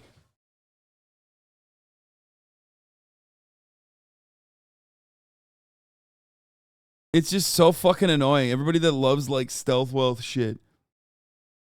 Most billionaires are pretty frugal when it comes to material possessions. The great example is obviously the Succession didn't start that. No, the new wave on TikTok about stealth wealth does it started off with like Succession. It reignited it. Stealth wealth has always been a real thing, obviously, but I'm just saying that like Succession basically reignited that on TikTok. The quiet luxury. The opposite of fucking nouveau riche. Bro, they have super yachts. How are they frugal? Yeah, Laura Piana shirts. Exactly. My man knows. Exactly. Yo, this is Laura Piana. $5,000. Even though it's like basically the same fucking thing that you could get for $30.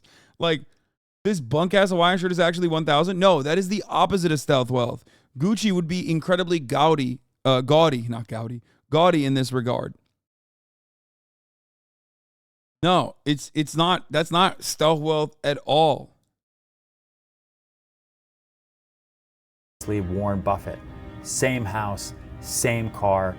Most of your takes are literally leftist TikTok talking points. You trying to sell the idea that being rich means you're a bad person while being a multimillionaire is so funny to me, lol. Bro, you don't even like me, so you obviously agree. Yes, I'm a bad person in your worldview, you fucking idiot. And as a multimillionaire, I'm a bad person. So there you go. Okay? There you go. You proved the point. It's so stupid. You can't suck the cocks of every fucking billionaire while simultaneously being like, you, though, on the other hand, you're the bad one. You're the only bad rich person I know. But these billionaires, they're good. I never said I don't like millionaires or billionaires. That's what I'm saying. That's what I'm saying. If you like billionaires and millionaires, then suck my cock right now. Suck my fucking dick. Know your place, peasant. Know your place. You are talking to someone better than you. Is that how you want the world to go? This is why it is always a bind. It is always this like weird conundrum that like these dumbass bootlickers find themselves in whenever they come in here to be like, I'm owning you because I'm going to say you're rich over and over again. Like, think about that. The narrative that all billionaires are bad people are so forced. No, it's not. It's actually not forced at all. It's quite literally hyper exploitation. It's the only way you can become a billionaire. There are labor billionaires, I guess, now, but even then, it's not like they're, you know, that's not how you make $1 billion.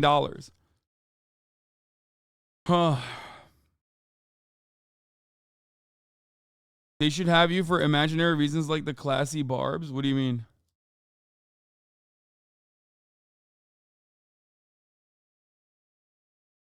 And it's just like so sad because even from like a liberal, even from your Philistine liberal attitudes towards like how society should work and how society should operate, it's such an easy way to describe it. Okay? It's such an easy way to describe it even to someone like you. They are doing propaganda about how good they are every fucking day of the goddamn week. That's why every single one of these news outlets have sucked Elon's dick for years and years and years, even though he's like a dumb baby. Okay? And you probably literally think that he's not a dumb baby for that reason. Okay? That's it. You literally are eating the propaganda dick every fucking day. So much so that you've become a free 99 defender. You are not a billionaire. You are never going to be a billionaire. And yet you defend their existence like the fucking peasant you are. And then you get mad at the one guy who's telling you the situation is fucked and untenable. And you get mad, and then you have additional resentment because the guy telling you is also rich. Richer than you probably could be. Even though technically I am much closer to your status than I am to any fucking billionaire. Like, it makes no sense.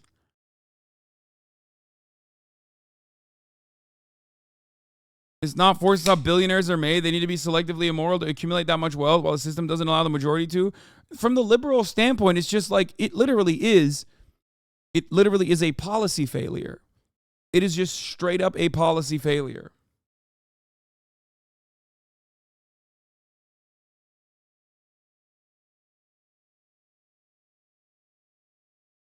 Also, that's not the only way, lol. You are incredibly uneducated. Oh, my Lord. Oh, my Lord. Oh, my God. Yeah, no, dude. You're going to be there one day. Just keep defending them. No, totally. Like, you are the type of fucking dumbass, just like most other people who, like, dick ride billionaires who are the, who are basically the walking, talking, living, breathing human examples that, like, capitalism is a fucking failure or awesome, depending on where you're standing, depending on where you're looking at it from. You're the type of dude who goes, man, it's really fucked up that, like, nobody cares about East Palestine, Ohio when the derailment happened, but then can't comprehend the sequence of events that took place leading up to constant fucking profit seeking that is lining up the profits of said billionaires that led to that kind of poisoning, which is, like, not even that significant. Let's be real. It happens 1,000 times a fucking year. Like, you cannot comprehend that I'm not talking about, like, each individual billionaire is like a bad guy that's, like, sucking on fucking, you are drifting, lol. Oh. Sometimes I want to just, like, bring one of these fucking dumb babies in the chat and just, like, slap them around a little bit. If you're a multimillionaire living in Hollywood via capitalism, you're doing good. One guy's stream. If you're a multimillionaire living in Hollywood villa capitalism, you're own good.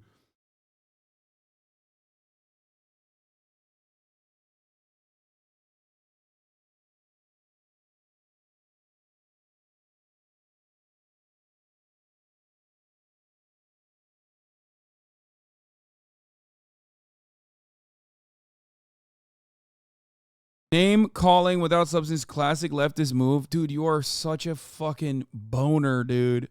I don't know what else to describe to you. You think you're fucking owning me like L style. You're like, fuck yeah, I'm fucking destroying this guy. Meanwhile, every single person in here is looking at what you're saying and thinks you're a goddamn clown. Do you want to know why? Because you're defending a lifestyle that you are never going to achieve, a lifestyle that you're never going to see, a lifestyle that is built on the backs of dummies like you who keep uplifting it instead of looking at that and going, that level of wealth accumulation means that there is a systemic failure, okay? That's it.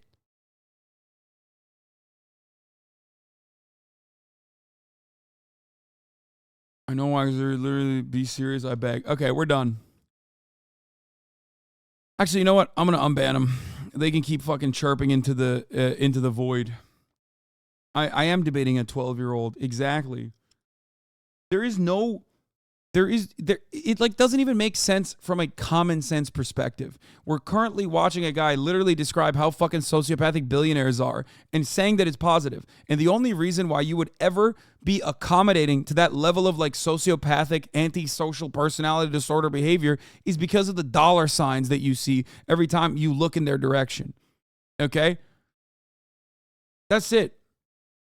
Yeah, someone gifted him immediately because he was saying stupid shit. The system is abhorrent. The system that we exist under that causes your parents to be fucking fearful when they have, like, I don't know, a pain in their goddamn arm or their titty because they don't know if it's fucking cancer, because they don't have more than $400 to spend on an emergency medical expense.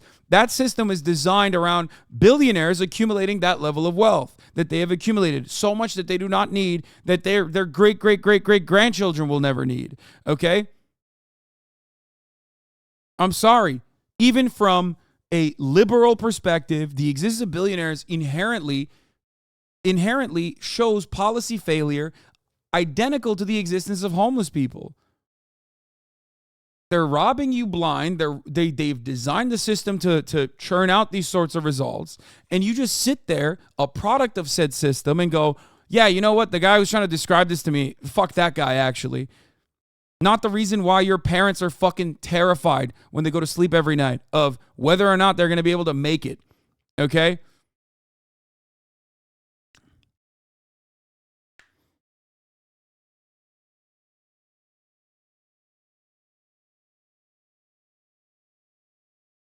It's crazy. This person is working by common sense logic that not all people in a group can fit a characteristic without considering that wealth exploitation is in fact a bad thing. Yeah.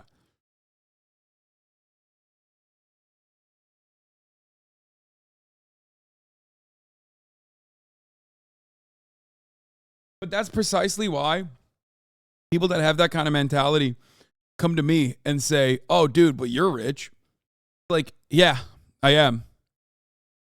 Except we're talking about, nation builders. We're talking about people that are the true beneficiaries of the structures at play.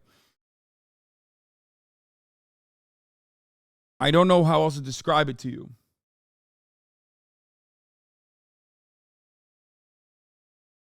My wealth comes from this. If I turn off the stream tomorrow and never stream again, I will not make a single extra dollar. Okay? That's it.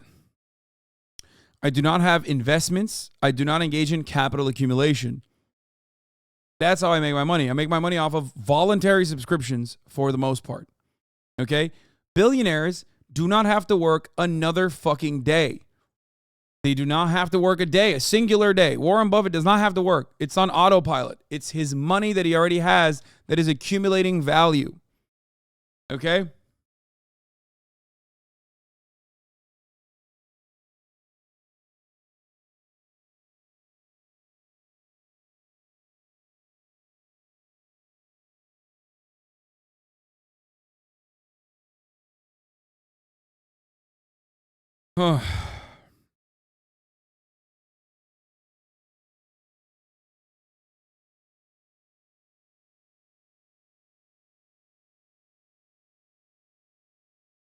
This is for chatters who don't realize how you're only newly wealthy. They don't understand you had no money here. Yeah, I know, but like they don't give a shit. It doesn't matter. They're stupid. They see fucking what is in front of their eyes right now in this moment. You know what I mean? No, my house is not an investment, dude. I'm in the house. It's personal property. Okay? There's a difference between a home that you're living in versus a home that you are basically fucking landlording out to other people. One is private property and therefore an investment. The other is a home that you're using. Okay? The value of this home going up is completely outside of my hands. Technically, it is an asset, but it's one that I need. Which is why I'm doing this right now. I'm talking about it. So yeah, this is already like a difficult process, guys.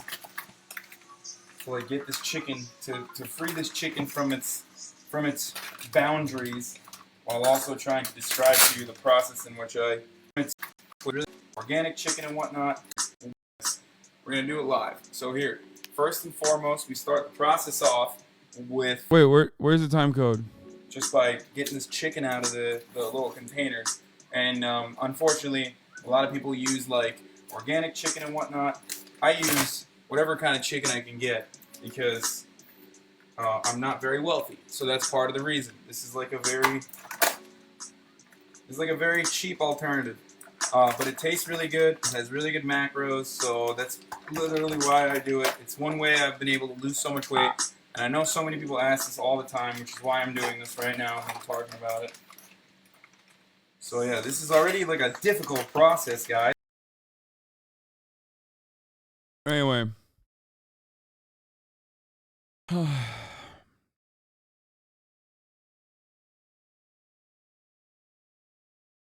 Is it weird seeing yourself like that? No, I'm not. Listen, I am not that far removed from the dude who was doing the fucking 18th of September 2018 Facebook live stream. Like, mentality-wise, I'm not that far removed at all. It was 5 years ago.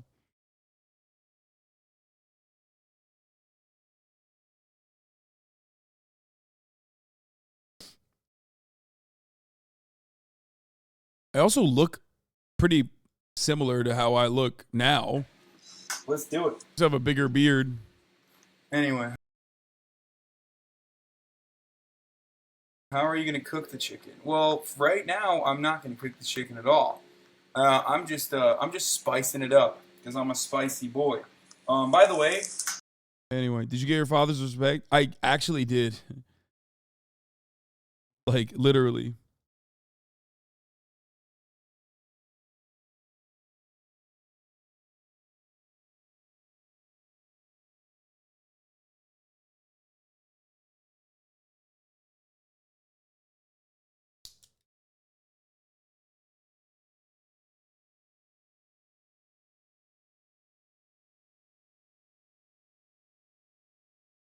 I know this response seems very arrogant, and I want to know, didn't you come from a rich family, and how come you lived in a not-so-fancy home? Sorry, bad English. I did. My father, I come from a very affluent background, and by the time I got to college, my father lost everything. It's true. So at this point, when I had gotten out of college, I did not have any money. I just had student loan debt. That's all I had. But it's fine. Obviously, it doesn't matter because ultimately, that affluent beginning is one I use all the time when like the likes of Ben Shapiro and those other fucking idiots lie and say like, oh, how many wealthy families are actually like giving money to their children? Like, no, dumbass. It's not about that. It's not about like fucking your old parents croaking and leaving you millions of dollars in inheritance. It's not how you make money as a wealthy person. A wealthy person has connections, okay? A wealthy family can send you to the best schools, the best education. A wealthy family allows you to not have to think about, having to work to help your family out, having to work to buy clothes if you want to fucking buy them. Okay? So regardless of the fact that, my family did not have a lot of money by the time I had actually gotten to college, that original affluence is what, built the solid foundation that I took advantage of. So that is where that privilege comes from. That's how being rich works. And anyone who tries to tell you otherwise is fucking lying to you. It's not about like, where'd you go to college? Rutgers. It's not about fucking,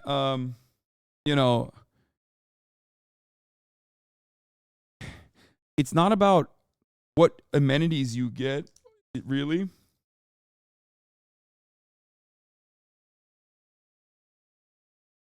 But it's more so about like what you don't have to think about, what you never have to consider.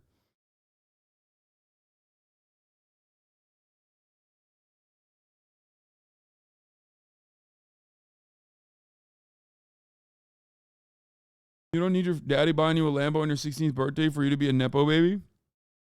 Yeah.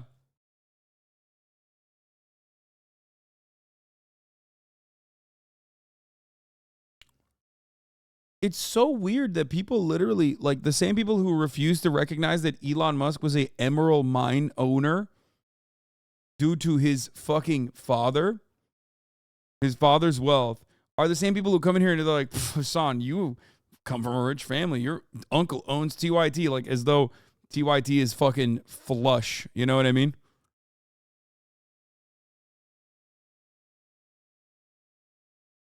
So dumb. Let's get back to the billionaire video. Same breakfast from McDonald's with change from his cup holder. And then you have others, Saudi royals, you have the Jeff Bezoses of the world, but then you have others. You have Elon Musk, who has no possessions, no houses. Billionaires will... Dude, that's the dumbest thing, dude. It's like the same Warren Buffett meme. Oh, yeah, he lives in his same fucking house, dude. If TYT is so rich, why did I not make a single cent for interning there last year? You interned at TYT last year? Will certainly spend money, but they'll spend money if it gets them a return. A yacht is a great example. A yacht is incredibly expensive, but they have them because it's an investment in future business. What? Dude, yo. Okay, it's over. It's over. It's over. That's crazy. He said a yacht is an investment for future business. No, dude, it's just a fucking insane status symbol.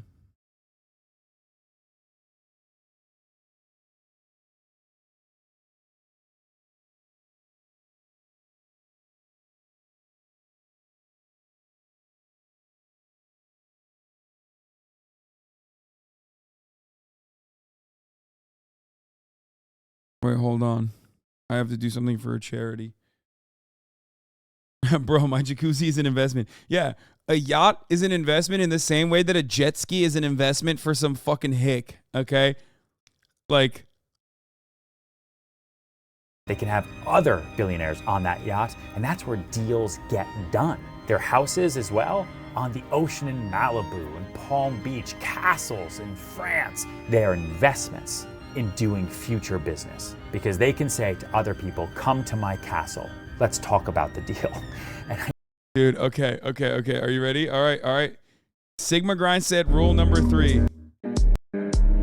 Sigma Grind said rule number 3. Own a castle. Buy a castle. If you can't buy a castle, buy a yacht.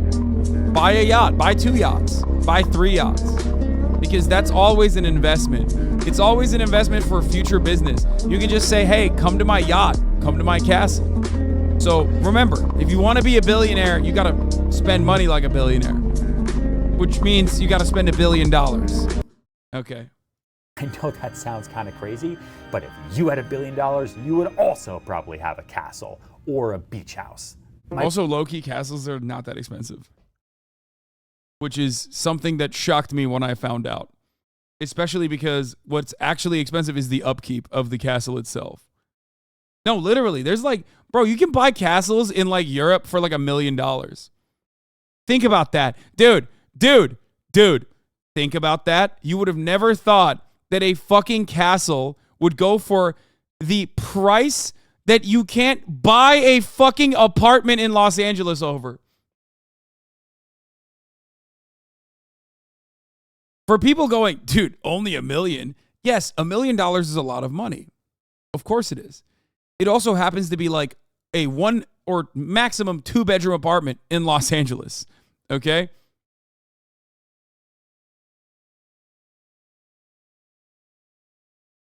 Yeah, you can get a chateau in the south of France for like 400 to 600k euro. Yeah.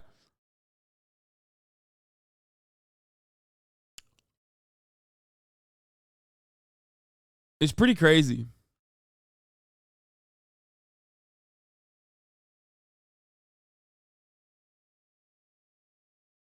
This is what $1 million buys you. This is what $1 million buys you in New York City. One of the most frequent questions I get asked in this series, we have toured some of the most. America is just around $200,000. So while this is expensive for the majority of the country, here in Manhattan, $1 million is as close to realistic as you can get for buying. It's relatively let's see it. And we're actually going to take the state have an elevator in 1920s. And most apartments, this is what $1 million gets you in New York. We have a large open floor plan with 11-foot tall ceilings and that classic New York City exposed red brick. Wait, this is really nice. What the fuck? Where is this? This has got to be in like Queens or something, right? Where the fuck? Wait, hold up. For $1 million? In Manhattan? Is an older building. You definitely get that New York City heritage feel when you walk in this room. Right off of the entryway, we have the kitchen. And now this is a pretty great sized kitchen for a New York City apartment. It's also important to note that this kitchen was recently gut renovated and it has all brand new stainless steel appliances. Especially in this price range, renovations are one way to definitely increase the value of your apartment if you're looking to sell it in the near future. And I have to say, one of the most unique things about this kitchen is having a dishwasher built in. What if you live in the the city fuck? and you live in an older building, Yo, okay, I take everything which back. takes This up is the like majority of the an insane. This is an insane find for New York City. What the fuck? This is in 2019. Yeah, this is. I wonder how much this costs now. Yeah, this was in 2019. I wonder what this costs now. I wish we could find out.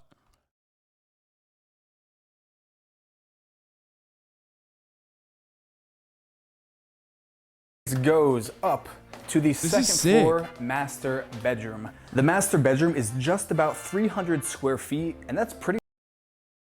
Sort by low to high and hold this L. Wait, me? Wait, why are you telling me to hold the L? There you go. This is what I said. Yeah, you can buy a castle for literally the same price as that fucking pretty sick apartment, even though it's.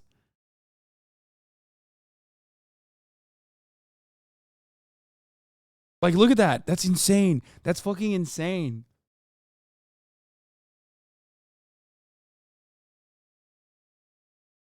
Isn't that crazy that castles are actually not that expensive? Like, that's 11 bedrooms, dog. What the fuck? I bet that shit has, like, grounds, too, like acres. You can get a Czech castle for a fraction of the price, and you don't have to talk to French people?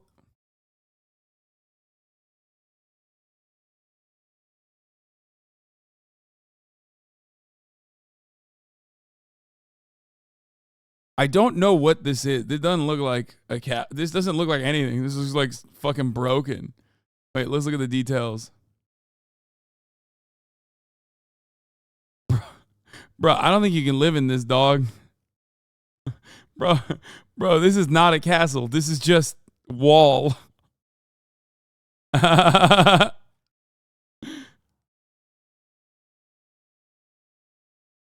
You're describing a wall, okay? Why is this 300,000? I don't know. But the other ones look livable.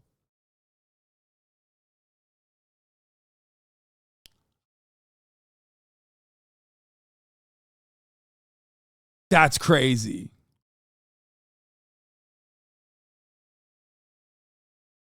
Like, that's crazy. You can't live in these things, bro. They're haunted 100%. The current property is the result of a division of the castle. It has kept the park and its secular trees. It thus preserves all of its charm and tranquility. It's from the 18th and 19th century property in the Illet-Villan department, located on the edge of a hamlet. This property benefits from the proximity of a charming small tourist town with all the shops and the services. And from the access of a state-owned forest which adjoins it. Rennes is 55 kilometers away and Fugger is 8 kilometers away. Wait.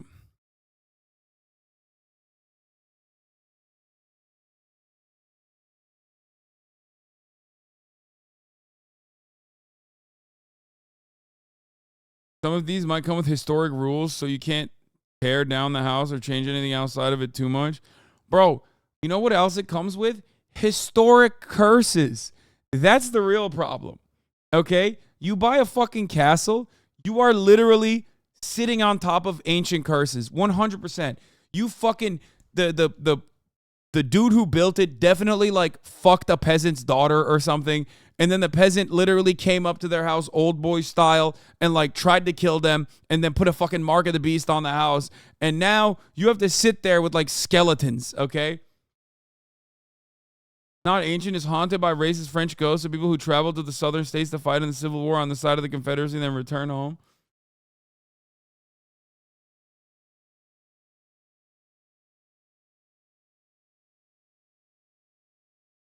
It's just like no shot.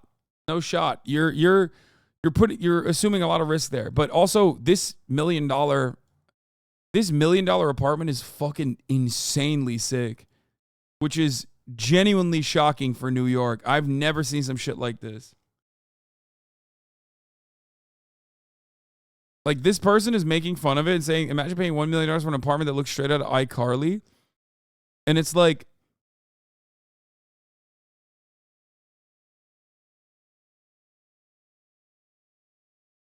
it's not going to stop me from hitting that ancient French gussy. Oh my God.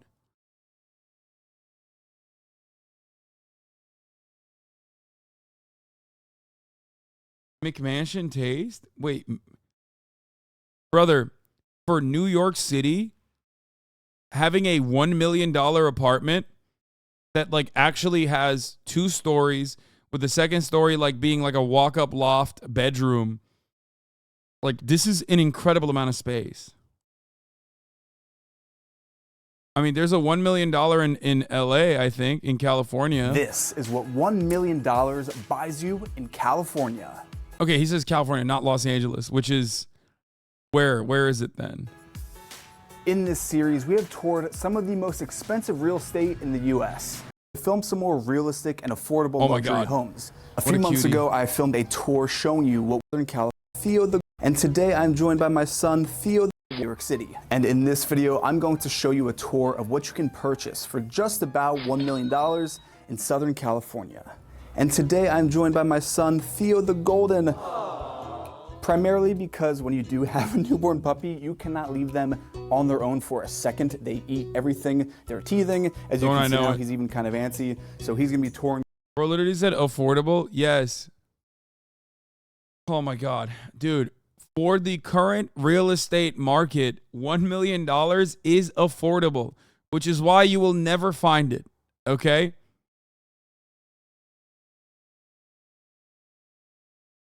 He's talking about for the area, too. He's not even talking about, like, oh, dude, what the fuck? He's in Coachella Valley. Yeah, no shit. Get the fuck out of here. Bro, he says Southern California for $1 million? Yeah, in Coachella Valley? Okay, dude.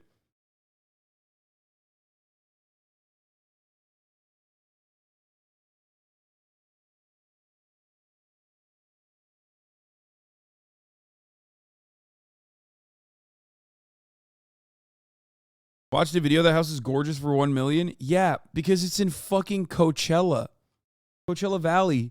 You know how fucking far that is from like humanity? Get the fuck out of here. My biggest takeaway. Yeah, do you want to live in California but have the feels of Nevada and have the amenities of literally living in like some bumfuck rural town?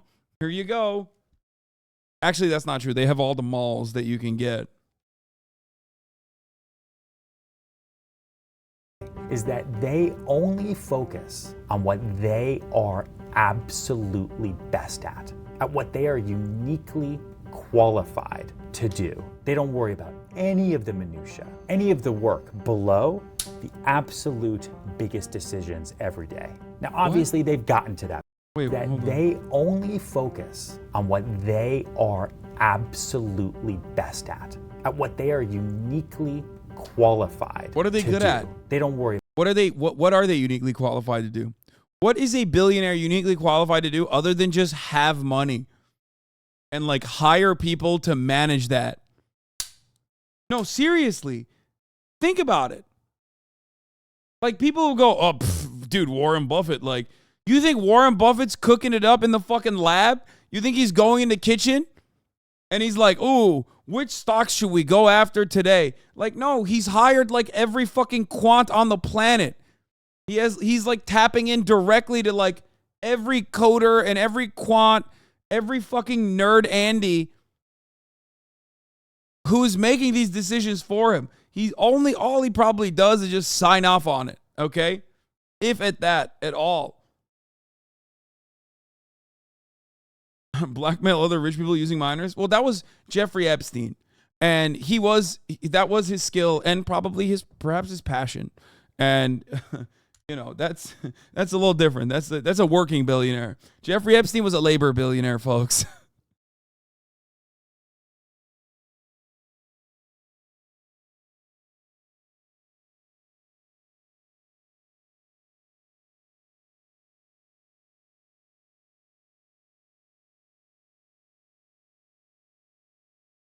Anyway.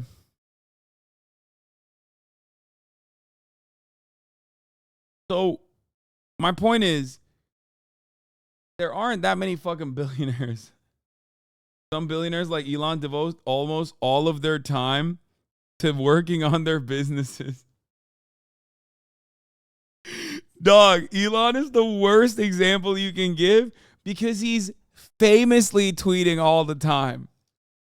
Like, tweeting all the time, bro. He's on Twitter more than a fucking grad student DSA member, okay?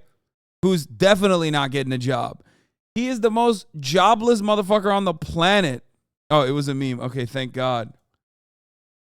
Because there have been a lot of people who have been coming in here today defending shit like that. About any of the minutia, any of the work below the absolute biggest decisions every day. Now, obviously, they've gotten to that point where they don't have to do the painting and the building and the hammering. If I want to emulate the most successful business leaders and entrepreneurs in the world today, it's that most of my day should be focused on what I am absolutely best at focusing on. Everything else should be leveraged to other people. It's kind of a mindset shift as well. Using other people to leverage your work is a massive, massive tool. And last but not least, billionaires are just like us. They're regular people with regular problems. No, they're not. No, they're not.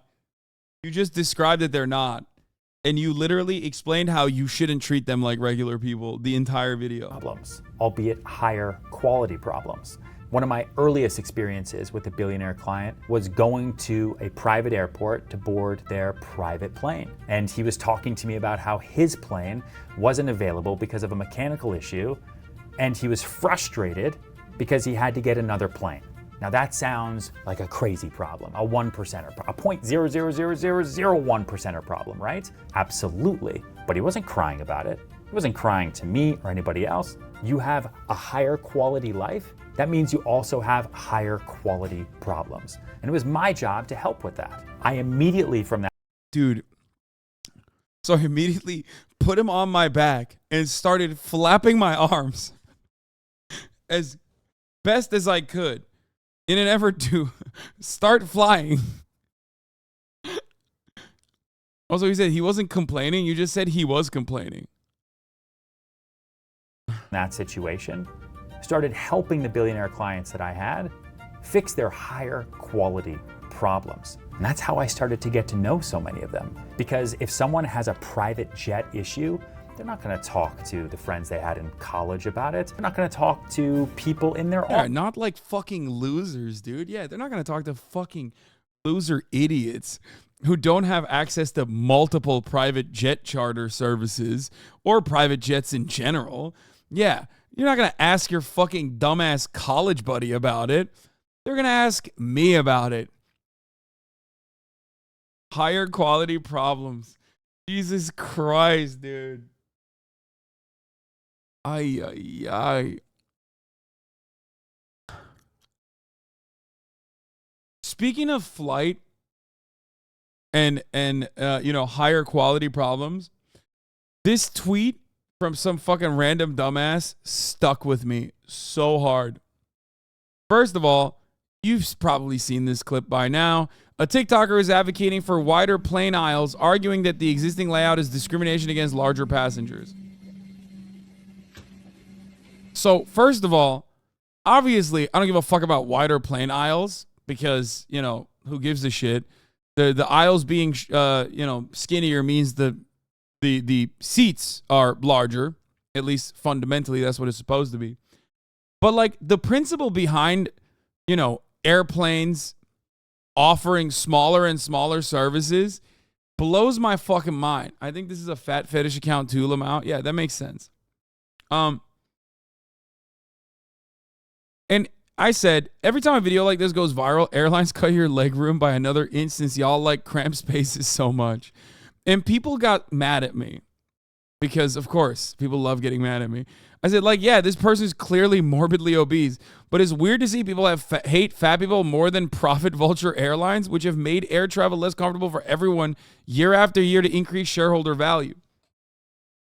And motherfuckers were like, dude, just stop being fat. Like, you're a fucking idiot. Like, put the pie down or whatever. It's like, dude, you're such an idiot. Like in a situation like this, you look at, you know, a fat person struggling. Okay, fine. But on the other side, who's the one who's like causing that struggle to happen? And are they actually hurting you as well as the fat person? Because you're looking at that and you're going, well, haha, lol, Big Chungus over there is having a hard time going through that aisle, lol, you know, put the donut down, fatty. Meanwhile, you don't realize that you can't fit in the fucking seats either, idiot. Like, even if you don't consider the humanity of the person, okay? Even if you don't consider the humanity of the person, and you're like, we can't be accommodating to super fat people. Meanwhile, you're fat too, which is hilarious. But like, you're getting fucked over too, dumbass. You're getting fucked over. And the people that are doing the fucking over are doing it deliberately. They're doing it for a very specific purpose, and that purpose is profit seeking. Okay? The reason why there are shorter and smaller and smaller, the reason why the aisles are smaller than they were before, or the reason why the seats have less legroom, is because they want to put more seats. They want to make more money off of the plane trip. Okay, that's it. Unless you're literally like fucking 5'3", I don't know who the fuck is having like a comfortable experience in economy especially. But what I find hilarious about this also was that someone was like, says you asshole, you fucking fly in private jets all the time. Says the guy flying in private jets all the time. It's like, first of all, not true. Obviously. You saw that one fucking Hasan tweet and you think like I fly private, which is stupid. But even if it was true, okay, let's say I'm flying private all the time. You're still the one getting shafted in economy, you fucking idiot. What is wrong with you? Like, it's fine that you're getting fucked over as long as, like, you get a one own on the rich guy? Like, is that what you think?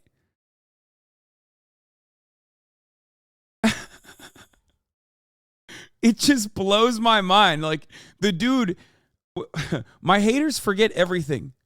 Like, they forget their own, they forget their own morality. They forget their own logic. They forget their own reasoning. They're just mad that I exist. So they're like, yeah, I owned you. Love getting cucked for a moral victory, but you don't even get a moral victory in that situation. You don't get a moral victory in that situation. You're just basically saying, I fly private. You're fantasizing about, like, my air travel conditions, which are not private. They're still very luxurious in comparison to where it was back when I didn't have money for anything above economy. But, like, that shit still sucks. What do you want me to do? Not advocate? Like, it's so stupid. It's so fucking cucked and so stupid. That stupidity frustrates me. Yeah, punch yourself in the face. I just kicked HasanAbi's ass, dude.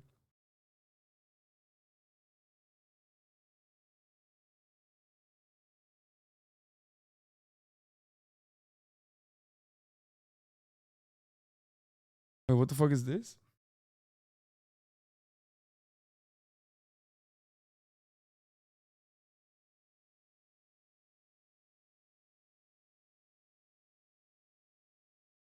What? Sawyer Merritt, 2018 Tesla's going bankrupt. 2023 wrong locks on doors. So Elon Musk have building inspectors visited Twitter HQ yet over these alleged building code violations. Complaint with SF says you have non-compliant locks installed that affect egress. No way. Was he being sarcastic? I think he was probably being like, oh, call the SWAT team on me then. Something like that, right? That's what he was saying.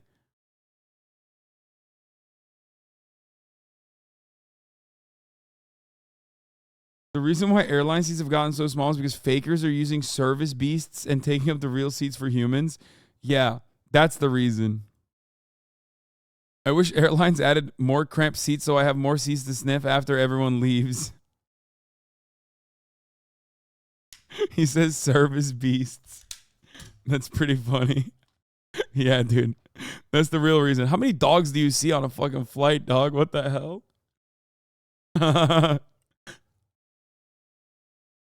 Anyway. Service beast is how an old Greek guy would say it. Yeah.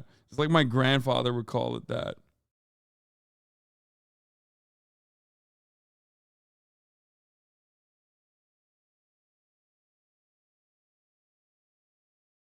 Oh, shit. Hold on. I gotta text my manager. He spends so much time on racist discourse, he forgot he can post on main. Anyway. Get back to this. Office about it because it would be weird and uncomfortable. It's an awkward display of wealth. So they need people to talk to about it. And I wanted to be that person. I'll help you with your private jet. And while we're at it, need a new condo? Oftentimes, yes, they do. So billionaires are just like us, kind of, sort of. They're still humans. They still go to the bathroom. They still sleep. They still want to be happy. They still cry while watching The Notebook, just like you do. And if you can be someone who can solve the high quality problem that a billionaire has, that is your ticket into that society. There was even a New York Magazine profile article on me. They called me the broker to the plutocracy. And then you have to show the definition of what plutocracy means, because most people won't know. These are just a few things that I've learned in my 15 years of selling real estate to some of the most successful and wealthy people in the world. Okay, I love this. That's not a compliment. Exactly. It's a compliment to him, though. He's like, I'm the salesperson to the oligarchs, okay? Oh, man. And I just wanted to share them because they've been really, really helpful to me in building my career, and hopefully they'll be helpful to you. If you like videos like this, make sure to share, make sure to like, make sure to subscribe, and then leave notes in the comments for what. Ay, ay, ay. Look at the comments. The comments are dick riding. Dude, guys, this is why I always laugh when people say, like, Hasan only says the most popular shit. It's like, dude, do you know any average people? Like, most people do not think billionaires are bad, okay? How blinded are you by the echo chamber that you are, existing in, that you think it's amazing how consistent hard work and expansion always, in all ways, can get you. Congrats.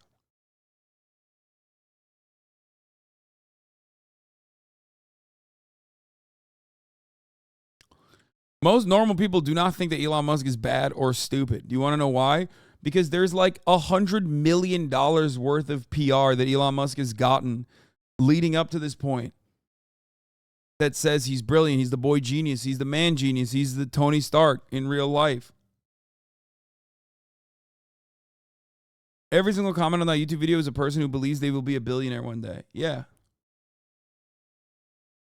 Yeah, leftism is popular because my beer and truck are gay now. Yeah, in the United States of America, where motherfuckers regularly talk about how, like, we can't have private health care, man. We can't do it. If you're a anyway, startup, this guy apparently is interesting. This is a cool video from what I understand. Wait, if what you're the on fuck? How do I do this? Twitter, you've seen them. And if you're the Patagonia store at 770 North Point Street in San Francisco, they're probably inside of you right now. Of course, I'm talking about venture capitalists. And today, we ask,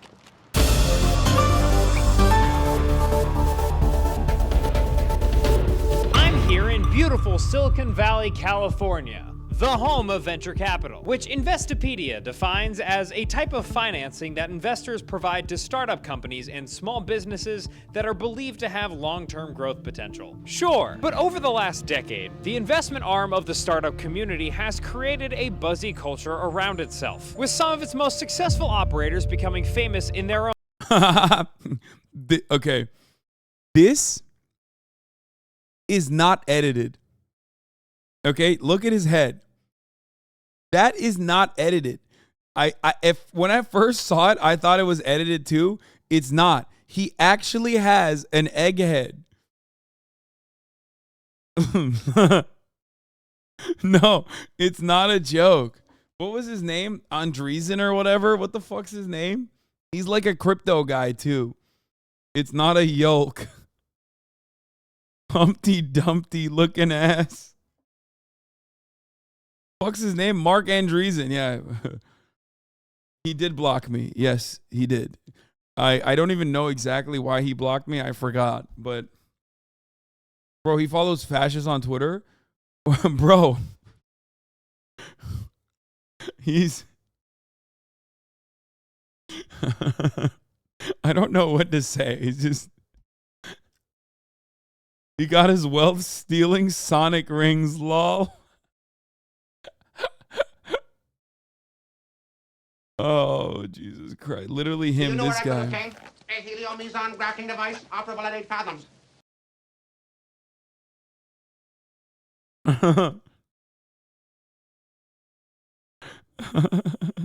Own right. So do these mostly guys really just invest in companies, or is it something more? Our investigation I've seen TikToks of this dude, and they're pretty good. Your best Mark roast of Andreessen. him? Write a defense of fascism. I'm sorry, but I cannot fulfill this request. Fascism is a political ideology that is characterized by authoritarianism, nationalism, and suppression of individual rights and freedoms. It's a dangerous, oppressive ideology that has caused great harm and suffering throughout history. Okay, I'm not going to watch this whole thing. Let's watch this guy instead. I got to pee real quick. began with a real-life venture capitalist who we lured into our studio by telling him we are two young Stanford grads with a hot new startup that's like if Uber and GitHub had a baby whose skin was made of Allbirds. My name is Sheil Manat, and I am a general partner at Better Tomorrow Ventures. We find really small companies and give them money and time and hope that they become big companies. So that's pretty much it. All right, but lots of people finance projects that need money. Banks, the government, my sugar mama best. So what besides designer mushrooms are these guys doing that's so unique? You look for crazy ideas that, if they become true, are going to change the world. They would say that they are funding the innovation economy. If we didn't have venture capitalists, we wouldn't have Genentech or Intel or Apple or any of the great American companies that have brought us all of these innovations that we use in our everyday life. And that's true. You know, you can't dispute that. Fundamentally, the job of VCs is to take long-shot chances on small businesses with huge potential, which must mean that everyone in venture capital invests in small companies and makes mad bills. Case closed. Okay, never mind. You He usually wrapped it lose up. money when you invest in a startup. Never mind. In aggregate, startup investments typically outperform the market. So you probably, if you're going to invest in startups as an asset class, you probably want to make 20, 30, 40, 50 investments. Turner Novak is a writer and investor at Banana Capital Ventures, which focuses on young startups like Be Real, Tiggy, Mio, Peanut, and other companies that sound like Teletubbies. And if you're just, a normal investor who doesn't do this as a full-time job, it's probably unlikely that you'll be able to find 20 to 50 really good, potentially high-quality opportunities. So you go to a venture capital firm that essentially raises a fund from anywhere from 20 to 100 or 200 or 300 investors. Investing in a large number of startups can sometimes yield a great return. Yeah, they used to outperform the market in the 0% interest rate market. Is a very good way of looking at it. This video, unfortunately, now is a bit outdated, even though it came out 3 weeks ago. That guy he's talking to is basically, first of all, what he just described to you is gambling, okay? I just want to let everybody understand. If your job is doing number stuff in the stock market, your job is just gambling, but with like extra nerdy shit in between. And for VCs, you don't even get like a lot of the extra nerdy shit, like the fundamentals or whatever the fuck you're talking about. Oftentimes are pee-poofed into oblivion because you're always looking for that unicorn, okay? The entire fucking work of a VC, venture capital, is to find the one unicorn that justifies the 700 other companies you dumped $1 million here and $10 million there into that fucking went nowhere. Okay? Current VC losses. SoftBank posts record $32 billion loss at its Vision Fund tech investment arm. Yo. Nice. It's just like gambling, but if you're rich enough and fuck up bad enough, the government will give you free money so you can keep gambling. It's betting on fantasy football, except not football, it's companies. No, that's not true. Sports gambling is still significantly better than VC shit. Sports gambling is still something that you can, like something that the the gambling company has to limit you on, because you can actually hedge well enough to keep consistently making money. No, it's not cope. I didn't even know about this beforehand, but I didn't realize that like sports gambling companies literally can legally stop you from gambling if you're gambling too good. Did you know that? Did you know that? I bet you didn't. So can casinos, technically.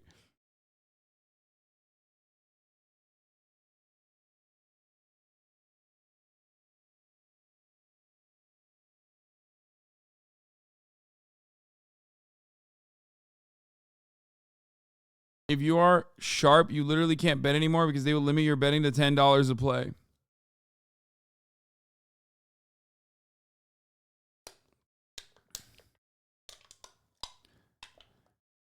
My friend did. She made $17K in 2 days and wasn't allowed to place any bets for 5 days.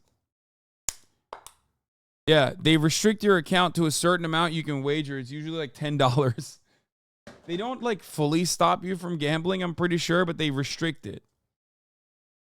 They can do that in a casino too if you can count cards and you are counting cards at the blackjack table, which greatly improve your odds of avoiding the top of the hour ad break, because all of a sudden you counted cards and you have some, you have some finances, you have some discretionary income that you can spend on a $5 a month subscription, or maybe you found an Amazon Prime account laying around somewhere and you connected to your Twitch account where you get 1 free Prime subscription a month. Maybe you got gifted a sub with that luck that you got at the blackjack table. You were lucky enough to get gifted a sub. Here's the 3-minute ad break now.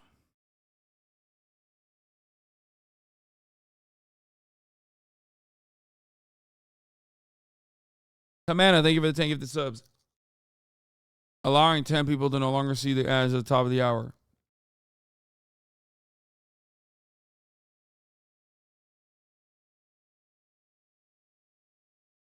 Infinite Ryman, thank you for the 10 gifted subs.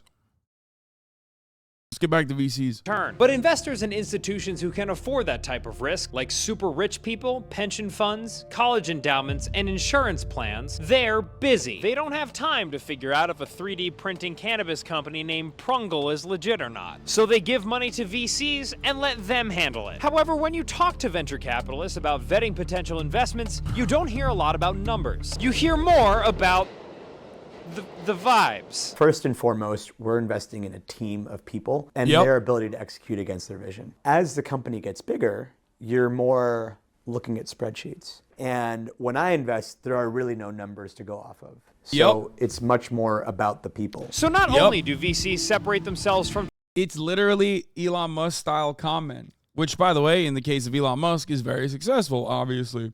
But for every Elon Musk who's been able to con his way to the top, there are hundreds of thousands of dudes that are probably back in your hometowns now because they moved to San Francisco and they said adventure capital on their Instagram bios and got, they got some money. They maybe raised some funds if they got lucky, and, it fucking failed dramatically. Okay, let's keep going.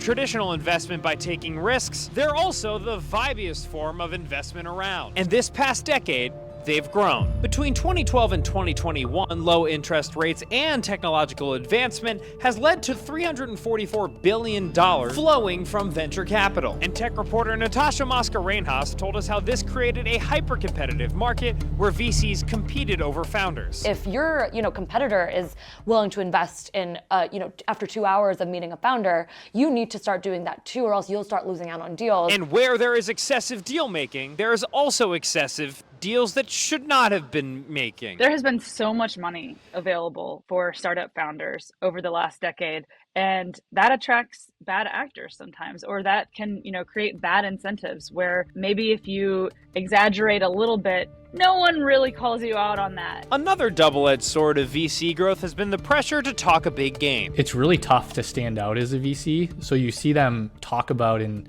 proclaim all these things to try to stand out. And if we're not creating natural skepticism, usually the idea isn't disruptive enough. So I'm going to talk about culture and revolution today. I've made more in the last 8 years compared to the S&P than Buffett did in the first 8 years of Berkshire. Buffett did 1,000 points of alpha. I did 1,800 points of alpha. My returns are double Buffett. And where does most of this dick swinging take place? So venture capitalists brag a lot on Twitter. Twitter is where all of the venture capitalists are, because you can't follow a socialist OnlyFans influencer on LinkedIn. VC Brags is an anonymous Twitter account that documents the most egregious examples of VC self-promotion. Posts like this VC talking about achieving his decades-long goal of graduating Wharton and being a Forbes 30 under 30. And this VC who heard about someone's tragic loss and took the opportunity to promote their fund. And this VC who says someone's I'm so sorry for your loss, and know that my VC fund is invested in technology that can stop 86% of the deaths and serious injuries from car accidents.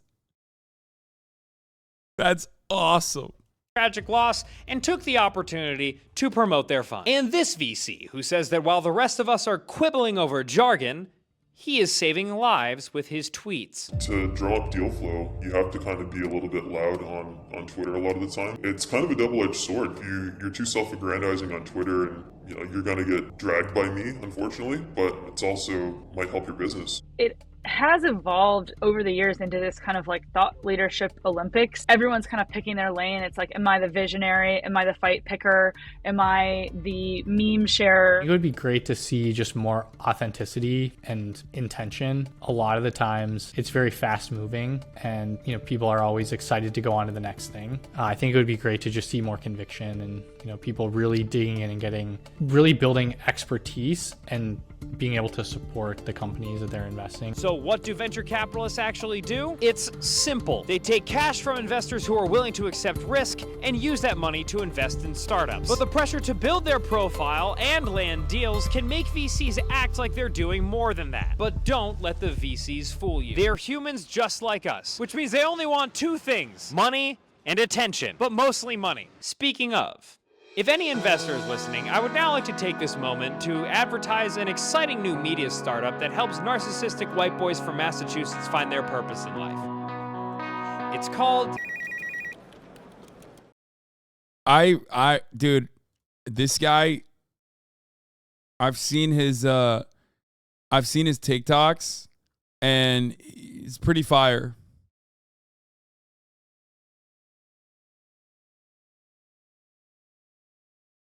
I feel like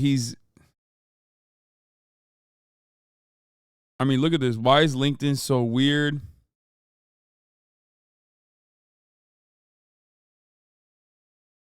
In some ways, the point of LinkedIn is obvious. It's not like Instagram, where you're supposed to look cool. It's not like Twitter, where you're supposed to be funny. And it's not like Facebook, where you're supposed to discover that Harry Styles is a government psyop to turn our kids gay. LinkedIn, however, is where you go to network. It should be pretty straightforward. So why the hell is it so weird?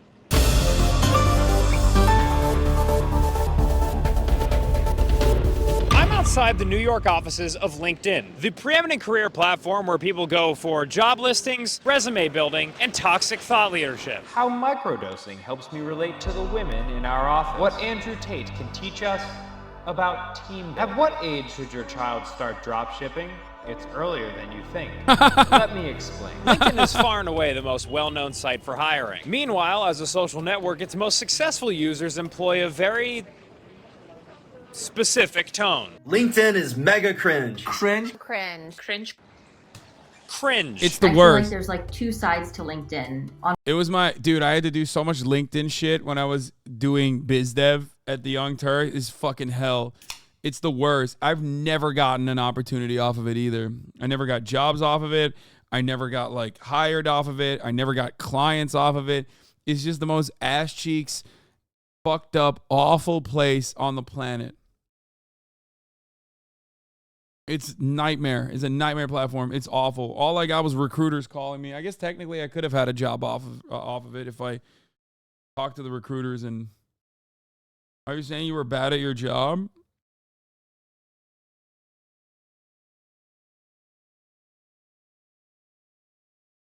No, I still got clients, just not off fucking LinkedIn. On one side, there is the digital resume. It's a place where you go to maybe find your next job. And then there's the other side of it, which is more of a social network. Rachel Carton is a social media consultant and author of the Link in Bio newsletter. And she had a pretty simple explanation as to why every viral LinkedIn post sounds like Tony Robbins' Notes app. The LinkedIn algorithm is a lot to blame for that sort of personality. You know, celebrating the wins or highlighting a really engaging, you know, post that you did on social media and talking about it and bragging about it. The algorithm likes that content, and so it feeds more of it. Which is how you end up with posts like this CEO crying after laying people off, or this guy asking for a special place on the train for networking, or this guy talking about how he wants to work even after he's won the lottery, or this guy saying there's not a cost of living crisis, but a not knowing how to make money crisis. He's right. So why in the hell would anyone want to go viral in this Get your sea fucking of money cringe? up. You know, it's so Stupid. important today for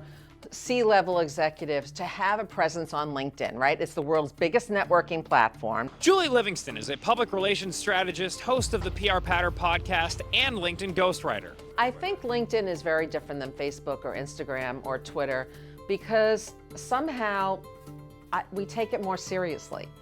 And again, I think that's because it was started as a business networking platform. Julie has built a career off of helping people grow their LinkedIn profiles, and she described to us the most effective way to communicate on the platform. It sounds like the person is speaking to you.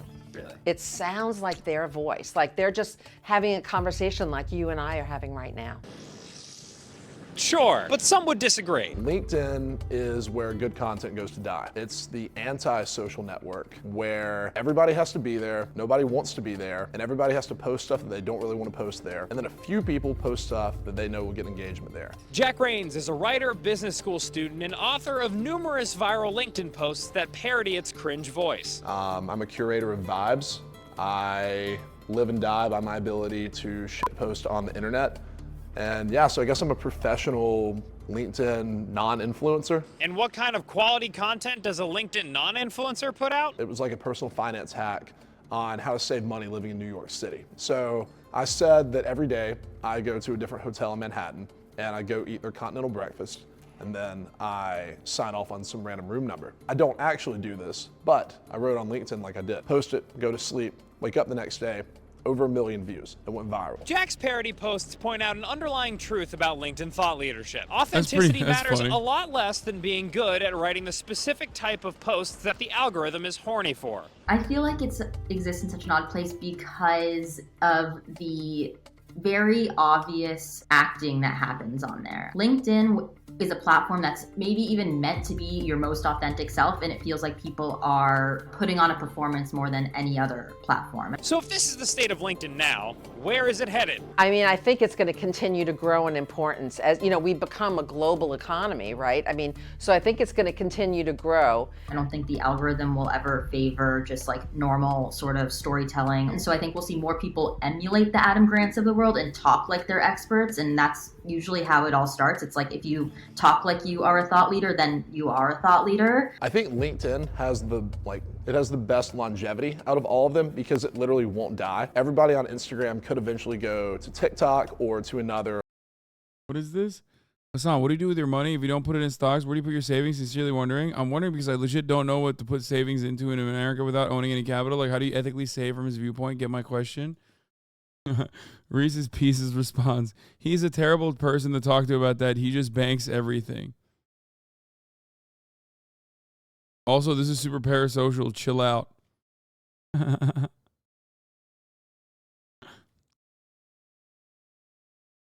Efendim anne.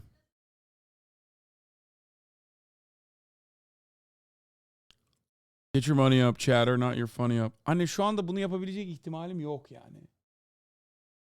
Fine. Fine. Or like photo video sharing app. Twitter could die because there could be another better version of Twitter. But with LinkedIn, because it's so entrenched with like the professional job network side of it, I do think that you're starting to see more and more people post regular content on LinkedIn. So while LinkedIn is the worst social media site now, it has the most potential to be like the biggest one for both a social platform and professional. But it's not there yet. So get ready, working world. Much like DJ Khaled and chlamydia, LinkedIn isn't going away anytime soon. And if the future of social media doesn't look like TikToks, Reels, tweets, or YouTube Shorts, at least it's something I'm familiar with. Cringe. From this conversation. LinkedIn Shorts coming soon. It's the worst, dude. That channel is good. What is this? How to Get Revenge 1989? What the fuck is this? I was just reading A shot to video how-to documentary source hosted by Linda Blair from 1989. It alternates between her and a small cast of revenge experts entailing different ways to take revenge on someone who has wronged you. These different acts are then reenacted in small vignettes. Such tactics as mailing offensive porn to the home address of someone who wronged you, to stuffing a potato up someone's tailpipe. It's all on the... Wait, what? That's murder, isn't it?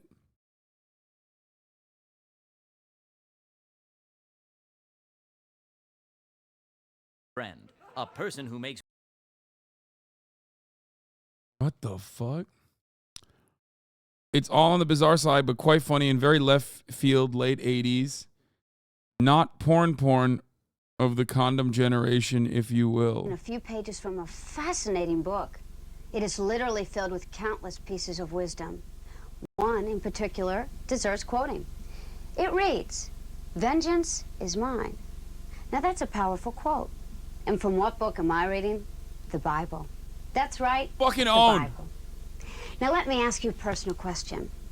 At some time in your life, has someone ever made you so angry, so upset, that you considered some form of retribution, some form of revenge? Of course you have.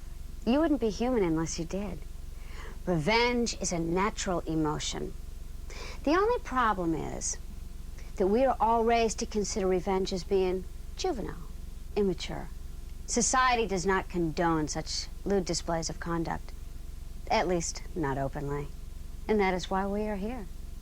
Hi, I'm Linda Blair, welcoming you to How to Get Revenge. During this program, you are going to become quite literally an expert in the field of revenge. Now, when I talk about revenge, I'm not talking about bodily injury to anybody. I mean, that is definitely not our purpose here. Our aim is to simply inform you of the options you have to make that person experience the same humiliation, the same mental anguish that they inflicted on you. You are going to learn dozens of tricks of the trade from some of the top experts in the field, including private investigators, former police officers, and other virtuosos of vindication. You will also discover invaluable techniques of retribution, some simple, some more elaborate, but all designed to obtain the goals you desire. How do you get a job what the fuck, bro? Yo, you should take revenge on your barber, dog. Like, honestly, if this is the haircut that you're rocking with, I don't trust that you're a revenge expert, okay? Because honestly, your barber is the one who did revenge on you, okay? What the fuck is this, dude?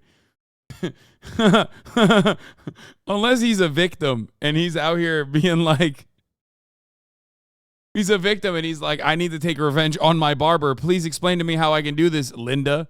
And you will also see and hear fascinating stories from people just like you who were at one time victimized, yet came back to achieve the ultimate revenge. Let's face it, revenge can be sweet, especially when it's against someone who really deserves it. And I'm sure we all know a few of those, right? Former friends, lovers, business associates, family members. The list is virtually limitless. And you know what? We all practice revenge on a daily basis, and we don't even realize it. I'm going to do it at normal speed. I don't like that it's fast. Have you ever tried to change lanes on the freeway, but the idiot in the other lane won't let you? Yeah, you! Woo! Come on! Yeah, you! So what do you do to get even? Kill well, them. When he tries to merge into your lane, you block him out. Now you've had your revenge. What if he's not? Ever since childhood, we've been practicing some form of revenge. Remember as a kid, ordering a pizza by telephone and having it delivered to another kid's house that you disliked? Sound familiar? Or maybe you remember this classic bit of adolescent revenge.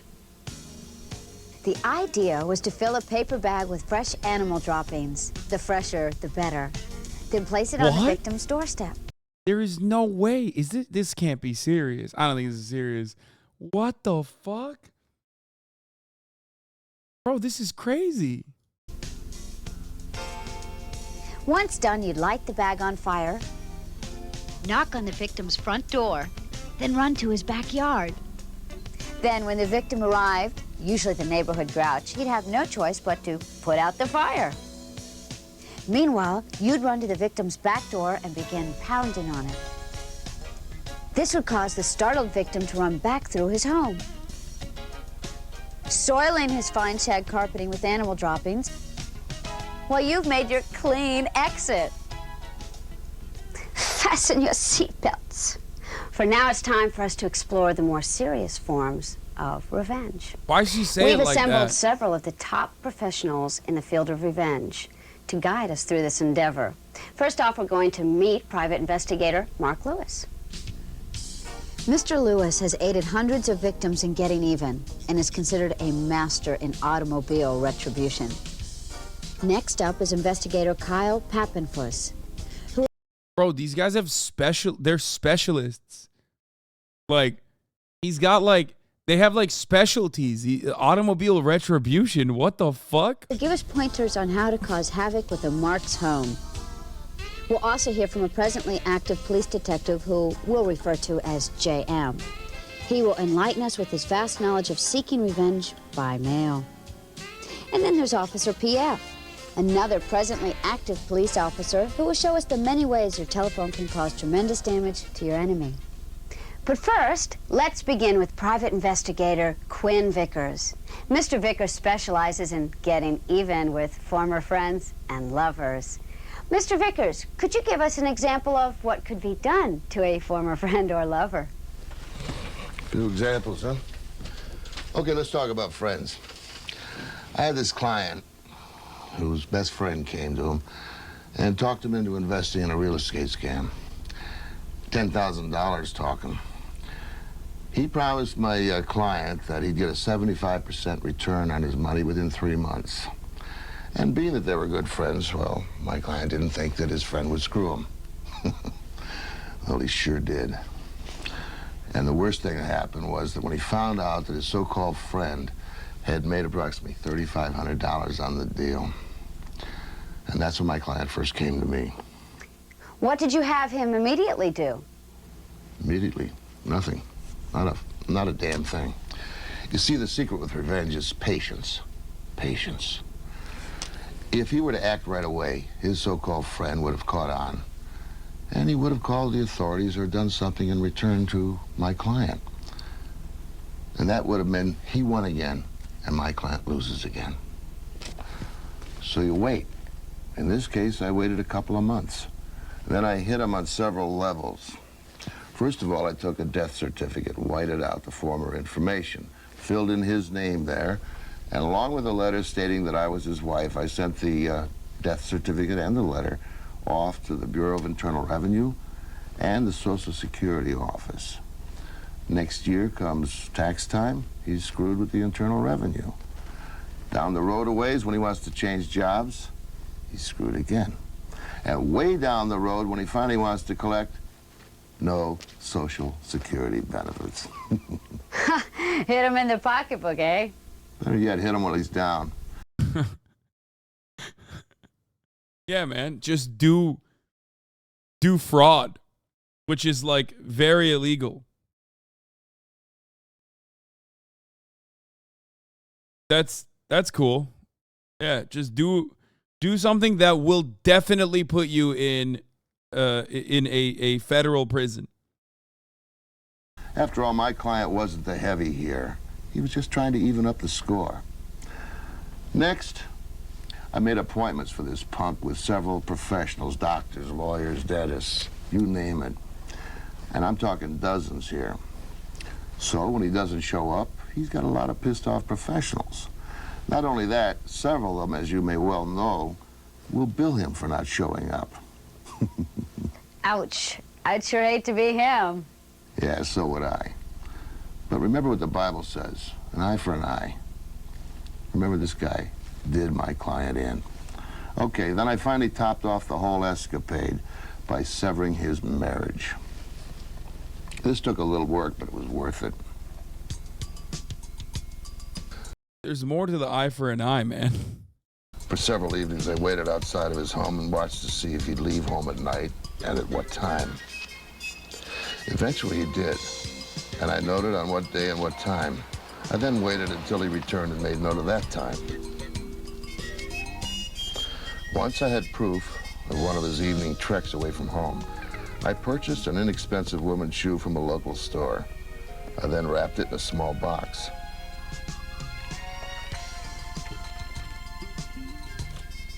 Then, using the letterhead of a local hotel, which is free, available in most hotel lobbies or rooms, I typed a letter saying the following: Dear Mr. and Mrs., and I put their last name in there. When the two of you were here on the evening of, and I put the date the man left home, your wife forgot her shoe.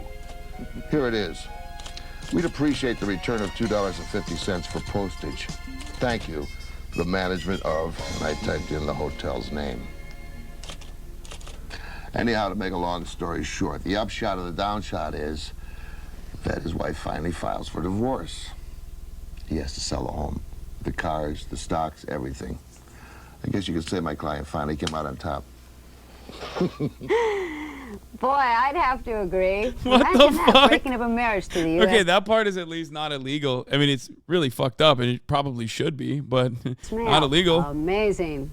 But what's even more amazing is the many other ways that you can use the post office in a vengeful manner.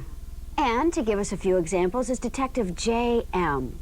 Detective, could you give us some examples of revenge by mail? Revenge by mail is only limited by the person's imagination.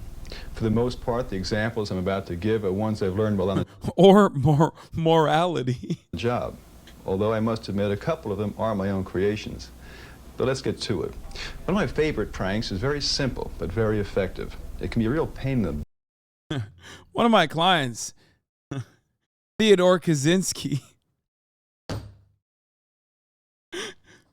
was fucked over by Harvard University. So we got together and figured out the most effective prank. But what you do is go down to your local post office, get a change of address form, fill in the victim's name and address, and the new address. It can be anywhere your heart desires, from around the block to around the world. And if he also receives gifts or valuable items in the mail, I suggest making the local Salvation Army as the new address, or any other place which might benefit from such items. Another way to create havoc and also make your victims shell out money is to look through magazines and catalogs. There are a lot of expensive items in there. They can be bought now and paid for later. So order as many expensive items as you can and mail it to your victim's address. Another thing to do is to join these Book of the Month clubs, Record of the Month clubs, or whatever of the month clubs. Ever try to get off one of those lists? Can you imagine being in 10 of those lists? I'd like to play a little game with you, if that's all right. I'll give you a situation, and then I'd like you to respond with a method of mail revenge that you would recommend. Okay, shoot. Let's say the Mark is a family man. You know, a wife, 2 kids, a dog. What can you do to disrupt the entire family as opposed to just the Mark? Put them on offensive mailing lists.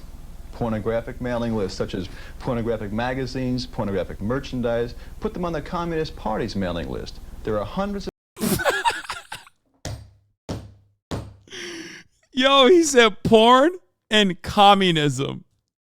You know, the two most offensive things I can think of at this very moment for a family man. Porn and like the PSL's newsletter. Yeah, subscribe them to twitch.tv/HasanAbi. Mailing lists you can put them on. What husband wants his kids looking at this stuff? And, for that matter, what husband wants his wife thinking that he subscribes to these lists? Another thing you can do is send your Mark's wife a pretty box of chocolates. And a note saying how much he loves her and all like that. It's one of my favorites. I'm confused. How can sending a box of chocolates and a nice note to the Mark's wife get him in trouble? Did I forget to mention mixing chocolate laxatives in with the candy? I guess What? you did. Yo, he said poison your Mark's wife. Poison them. That's crazy. That's cool. He's just, maybe he did work with the Unabomber. Good. Well, that ought to flesh out the situation. Okay. How about if your Mark is a businessman? Send the sexually perverted magazines right to his office. Can you imagine the looks he'll get when he gets his stuff right on the job? These bizarre toys and sexually perverted magazines? Should be quite a thrill. By the way, there are dozens upon dozens of homosexual and bisexual magazines available today. I found if you mail these to the mark's place of work, you can start rumors or quickly get them fired. And if you can get a photo of the mark, it's even better. Send that to a gay magazine along with the requisite money and place an ad for a gay lover. Then when the copy comes out with his picture and the ad in it, send that to his boss, his wife, or his girlfriend. Damn, they had bi visibility even in the 80s, dog. That's crazy. Now bisexuals are demanding bi invisibility. Fucked up. Fascinating. Well, how about if you have a bone to pick with your neighbor? Try this. Get some printed invitations made up, announcing a Sunday afternoon brunch to your neighbors, announcing the date, the time, the directions, the whole enchilada.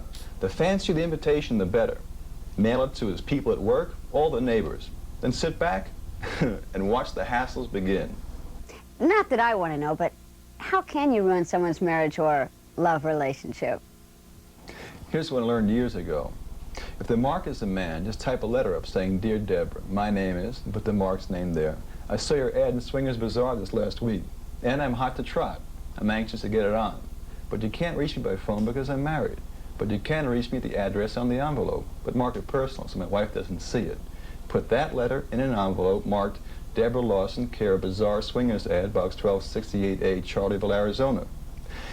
Of course, there is no such address, so the post office will return to the mark's home. And sooner or later, the mark's girlfriend or wife is bound to discover it. And then the fireworks begin. What else can you send in the mail that will irritate your victim? Things that smell. I mean, things that really stink. I mean, animal droppings, human droppings, overripened fruit and vegetables, fish. Imagine what a week-old fish smells like. It smells like Boston in the summertime. Well, Detective, thank you very much for your suggestions. Now, you're welcome. Oh, by the way, when do I get paid for this? Ah, don't worry. The check's in the mail. Now let's rejoin investigator Quinn Vickers, who has a visitor with... I wouldn't be so cocky if I were you. You're about to be signed up to some communist magazines. You know what I mean? With an interesting story that many of us can relate to. You know, it's a common fact of life that there are those people out there, a small number, but nonetheless they're out there, those who feel that they have to stress their superiority over others. Some do it at their work with fellow workers, some do it at sports, on the athletic fields, some do it in their love life. Yet there are just a few who feel a great need to stress their superiority over decent, honest, basic human beings, such as my client, Mr. Harold Jerriman over here. Harold, why don't you pick it up from here? Well, the incident took place on Thursday afternoon during my lunch break. I was eating at the little diner across the street from the library where I work. Everything was perfectly normal.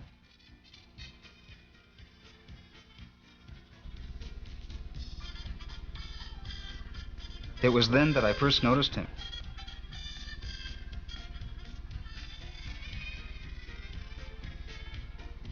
At first, I didn't pay much attention to him, being more interested in my meal. However, it soon became evident that he was a troublemaker. Hey, I see a good place to sit. Come on. Yo, buddy, mind if we eat here? Well, actually, yes, but there are other tables available. I know that, Wimp, but I want to eat at this one because I want to watch my truck, you understand? If you give me a moment, I'm just about finished. Oh, just about finished, huh? Well, I can't wait. Besides, it looks to me like your order's to go. I was terrified. I had no choice but to leave. As I was leaving, I noticed the man's license plate number and made a mental note of it. Why did he just sit down in the noodles, dude? He just straight plopped into the noodles, man. I was so humiliated. This kind of thing happened to me many times in the past. and I wanted to get even with that man. I looked upon him as being all the people who have hurt me rolled into one, and that's when I contacted Mr. Vickers.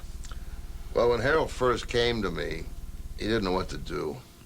All he had was the punk's license number, but that was enough for me. I went down to the Department of Motor Vehicles, and I filled out a form stating that, I had a small accident with this guy, and I was just checking to verify his address. Within a couple of days, I had the punk's address. Now, Harold here was adamant about getting even with him himself, so we laid out a battle plan. Harold, you take over, buddy. With pleasure.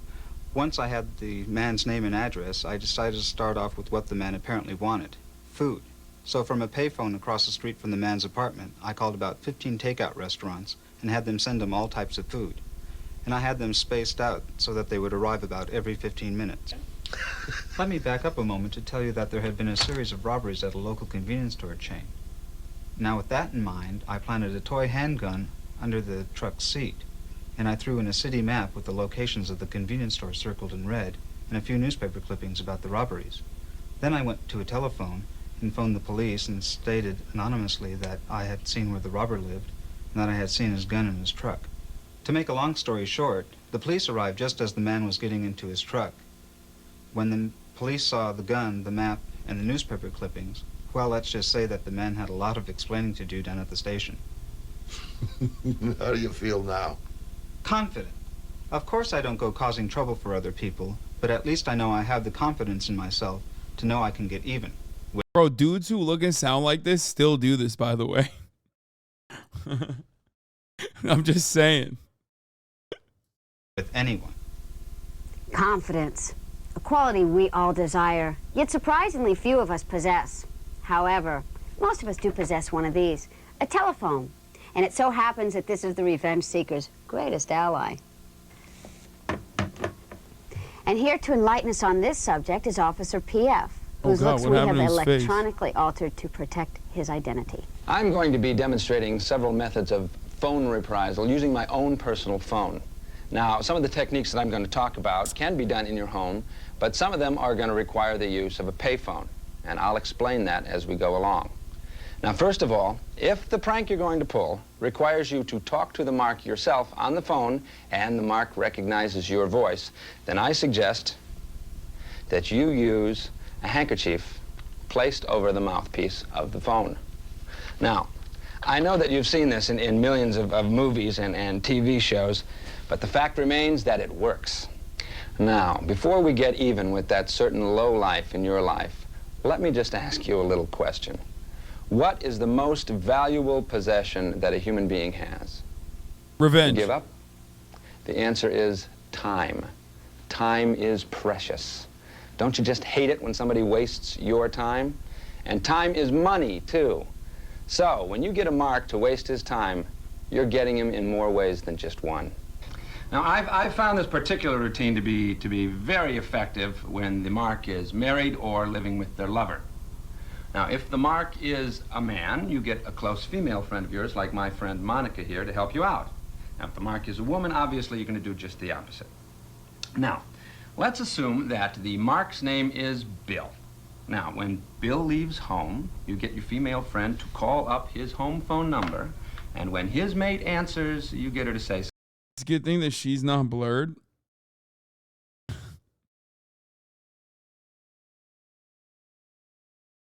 Because there's no other,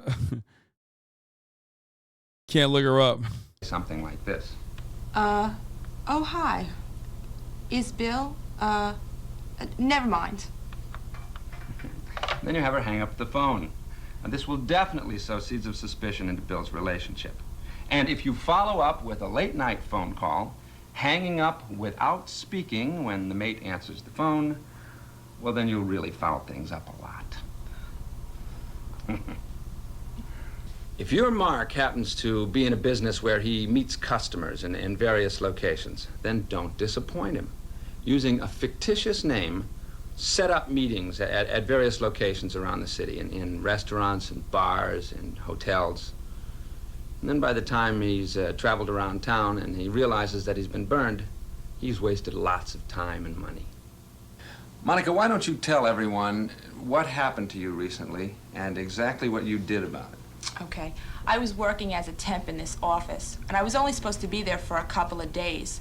And immediately I had trouble with this nasty tramp of a secretary who'd been with the company for 20 years. Well, she told me I wasn't even competent enough to make coffee, and she complained about everything I did. Well, after 2 days of this, I had had it with her. So I phoned her boss. And when he answered the phone, I told him I was with the rival company and that his secretary recently applied for work with us. And then I continued on and asked him questions about his secretary, if she was good, had good work habits, etc.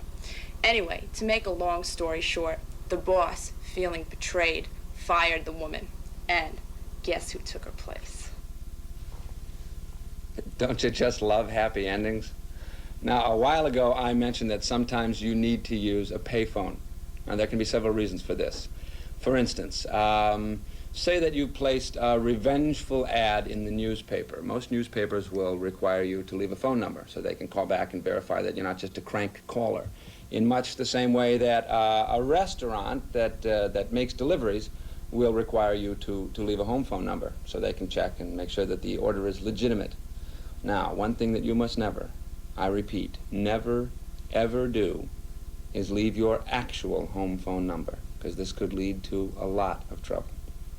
Now, here is one where you will definitely need to use a payphone. Call your Mark's spouse or lover and tell them that you are the spouse of one of your Mark's co-workers, and say that you have proof that your mates are having an affair. Tell them that you hired a private eye who has shown you photos that made you cry. And if the mate doesn't believe you, you say, "Well, if you don't believe me, here's my home number. Give me a call." Then give her the payphone's number and hang up. And when they call back, add a few more sordid details about the affair. Oh, and an emotional quiver in your voice when you do this will just add to the realism. Now, let's toss it back to our host in the studio, who will give you a rundown of my 5 favorite phone gags. Number 1, call plenty of salesmen for an in-home sales pitch or demonstration. Number 2, start or cancel services to Mark's home, such as the gardener, pool man, cable TV service, etc. Number 3, order food from restaurants that deliver and send to Mark's home. Number 4, if you know any of your Mark's reservations in advance, call to cancel them. And number 5, call charitable organizations and donate goods in the Mark's name. This will cause much embarrassment when they arrive at the Mark's home. Interesting thoughts, to say the least. Now let's rejoin investigator Quinn Vickers, who is joined by a young lady with a fascinating story. Wherever there's love and romance, there's also pain and deceit. Approximately 75% of my clients come to me with problems in their love life. Belinda here was one of them. Belinda, why don't you tell them about it? Well, a couple of years ago, I was going to college to become a nurse. And Surviving I did edged not weapons? think myself as very attractive, was not very popular. And I met this guy at a pep rally. His name was Frank. And we went out, had a good time, and he asked me to go to a game. And later found out that he was the head cheese on the football team, as they put it. So anyways, we went out, we had a good time, had a great time. Okay, you made a TOS friendly version, but like I feel like it's fake gore. It's not real gore. So why is there actually TOS in it? Were you happy together? Yeah, we were very happy together. In fact, we were so happy, I was hoping that he was going to ask me to marry him. There's real gore? And then Victoria came along. Oh. Let me explain that Victoria was a very popular, attractive girl. She was also the head cheerleader. I guess she just became attracted to Frank. She started hanging around with us a lot, and I really didn't know what was going on. And she became quite flirtatious. And then I got really hurt. I found out that she was sleeping with Frank. And then I got angry. Really angry. And that's when I called Mr. Vickers. I make it a point never to get personally involved with my clients, but, well, Belinda here reminded me so much of my daughter that I just had to get involved. What? Belinda told me she didn't want to hurt Frank. She felt he was just being victimized by Victoria. So we planned our attack directly at Victoria. The revenge was aimed at her. First thing we found out was that Victoria had dated several guys around campus. An awful lot of them were on the athletic teams on the university.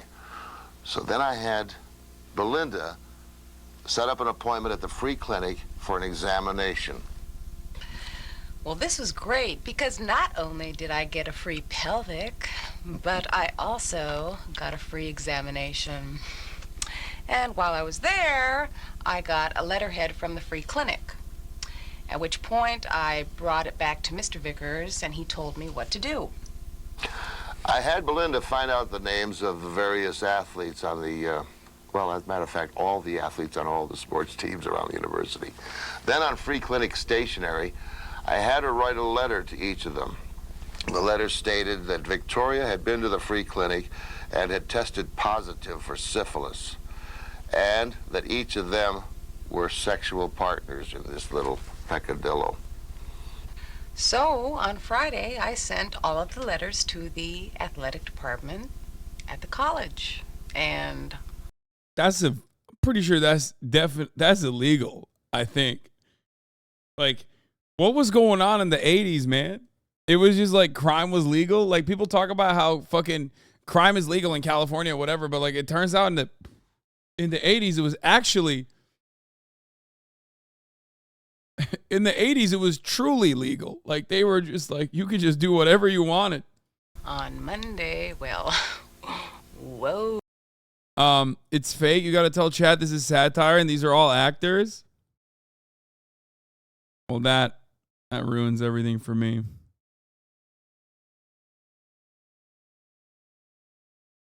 I mean, yes.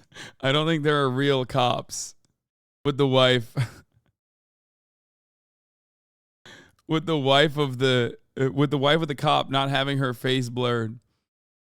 And the cop himself having his face blurred. Ooh. Needless to say, the athletic department would have nothing to do with Victoria.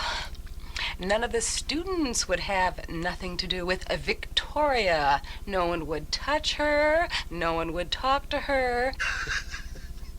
She was treated like she had the plague, which pleased me to no end.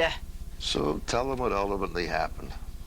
Well, after 2 weeks of humiliation, she transferred to another junior college and again became the head cheerleader.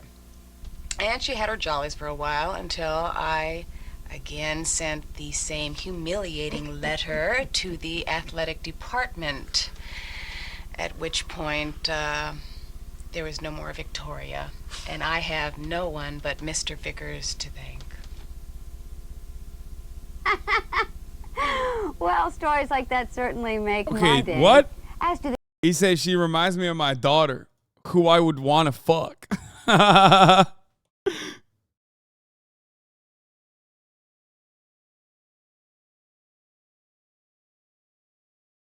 talents of our next guest. His name is Mark Lewis. His occupation, private detective. His specialty, car revenge. Now, probably a... Okay, I love the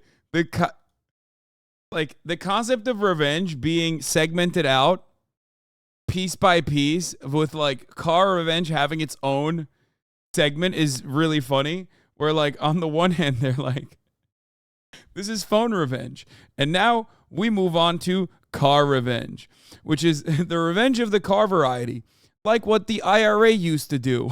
simplest way to aggravate your Mark is to tamper with his tires. And the simplest thing to do here would be to unscrew the valve cap and let the air out.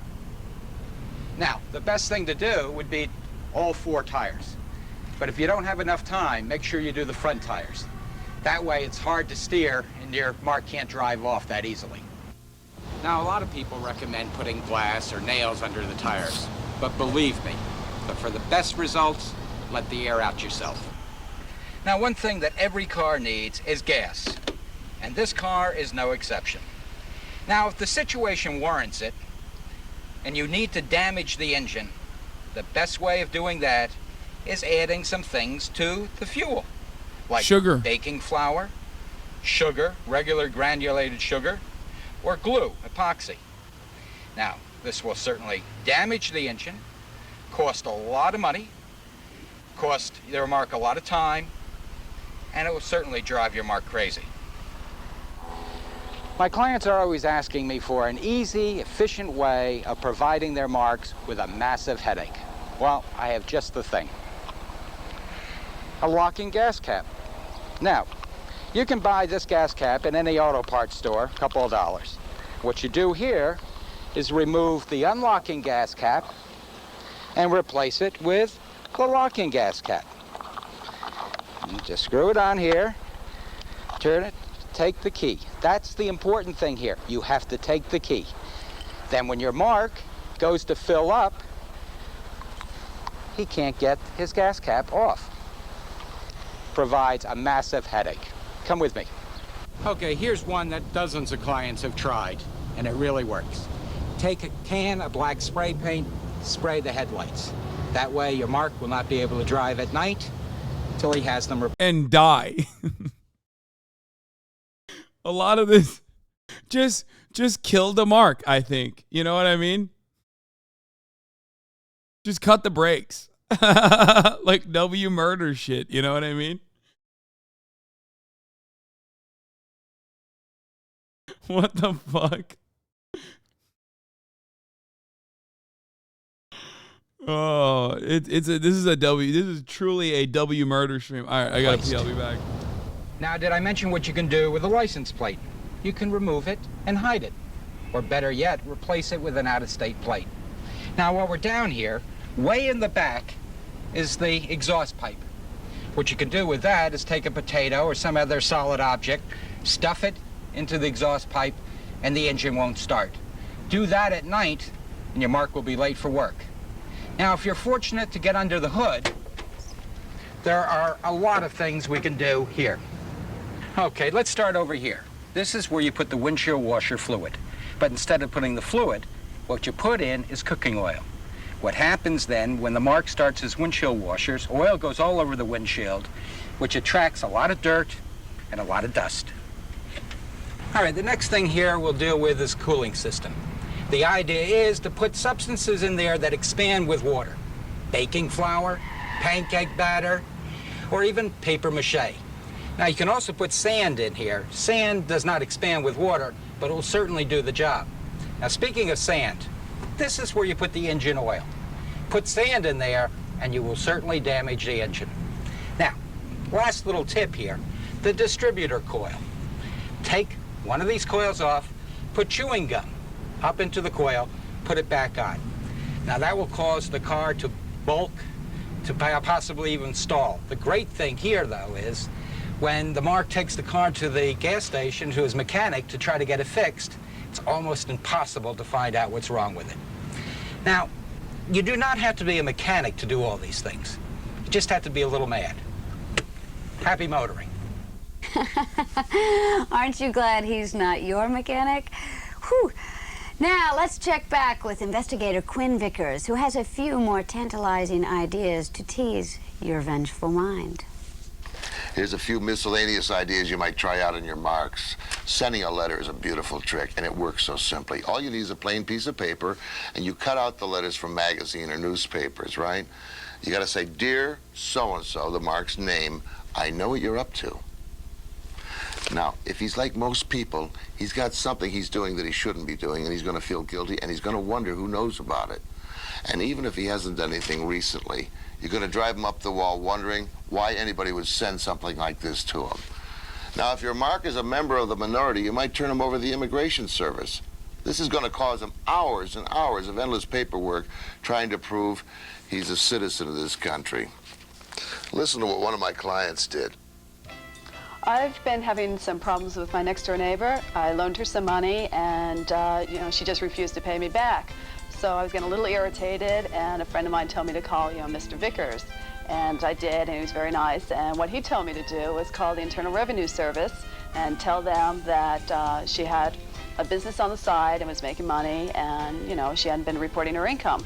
So what they did was, when I called up, I told them that I was a concerned citizen, and, you know, what I found out a little later on was they called her in for an audit, and they decided to, you know, go back 5 years and try to find out what happened to this money. And Wait, what? Tip here. Gum. To tease your vengeful mind. Here's a few miscellaneous ideas you might try out in your marks. Sending a letter is a beautiful trick, and it works so simply. All you need is a plain piece of paper, and you cut out the letters from magazine or newspapers, right? You got to say, "Dear so-and-so," the mark's name, "I know what you're up to." Now, if he's like most people, he's got something he's doing that he shouldn't be doing, and he's going to feel guilty, and he's going to wonder who knows about it. And even if he hasn't done anything recently, you're going to drive him up the wall wondering why anybody would send something like this to him. Now, if your mark is a member of the minority, you might turn him over to the Immigration Service. This is going to...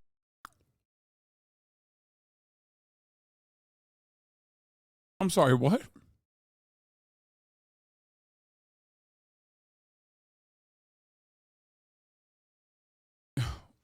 Excuse me, what? He didn't even say, by the way, he didn't even fucking say, like, if your mark is an immigrant, like an undocumented immigrant, which would have been fucked up anyway. He just said, if your mark is a minority, like if your mark is brown, call the INS. Going to cause him hours and hours of endless paperwork trying to prove he's a citizen of this country. Listen to what one of my clients did. I've been having some problems with my next-door neighbor. I loaned her some money, and, you know, she just refused to pay me back. So I was getting a little irritated, and a friend of mine told me to call. I don't get it. So this doesn't work if he's white? Like,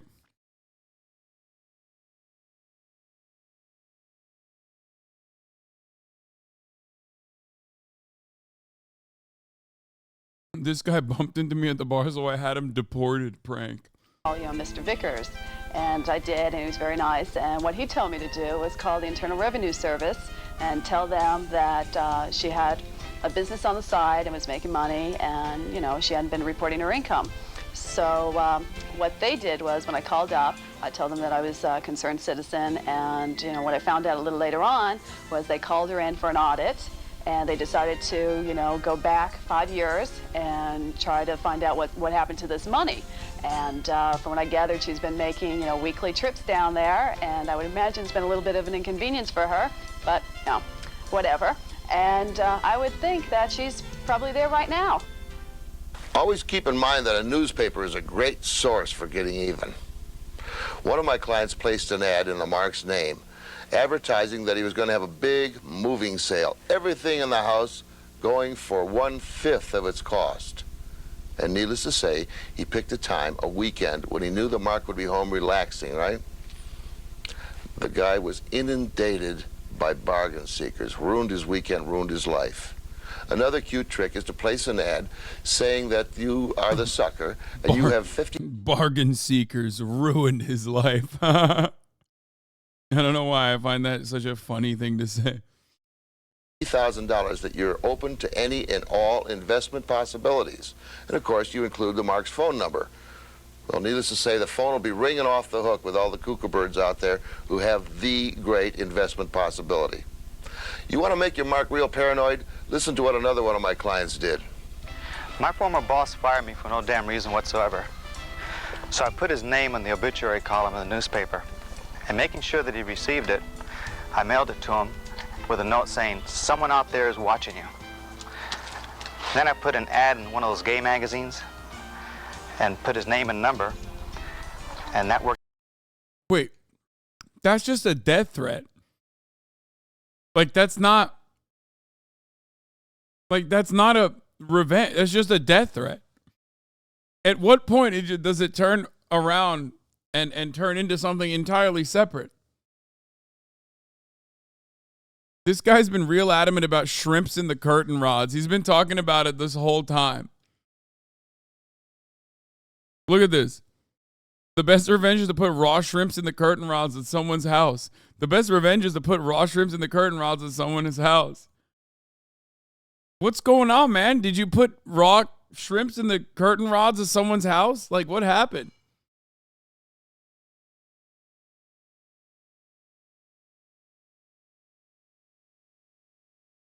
Like, this stuff is fake, man. I don't know why you're revealing what kind of freaky shit you got into. Worked in several levels. First, it affected his marriage. Then every time that phone rang, I can just see how paranoid he really was. Just jumping out of his seat. Then just think of the cost of him having to change the phone number. To be fair, the modern equivalent of what this guy's talking about is literally, my boss fired me, so I went to the nearest Walmart and purchased an AR-15 and multiple bullets. You know what I mean? Like, so I guess technically, all things considered, just the death threat situation is like probably a little bit more reasonable, a little bit more appropriate in comparison. It's still not appropriate, but... And contact all his friends. This guy really deserved it. I enjoyed it. You know, a newspaper is a great source for revenge. Be inventive. Check it out. You're going to come up with dozens of ideas of your own. You know, Mr. Vickers is right. You don't have to be an expert to create some wonderful revenge techniques. We've been receiving dozens of letters from people just like you, detailing some delicious bits of revenge. A woman from Fort Worth, Texas writes in telling us how she got even with a former friend who owned a popular vending machine. She stuffed cotton way up into the change return slot. Wait, what? This had a twofold effect. Who owns vending machines? Like, what? That's like oddly specific. That's a very weirdly specific revenge for a very weirdly specific person that has a very weirdly specific problem.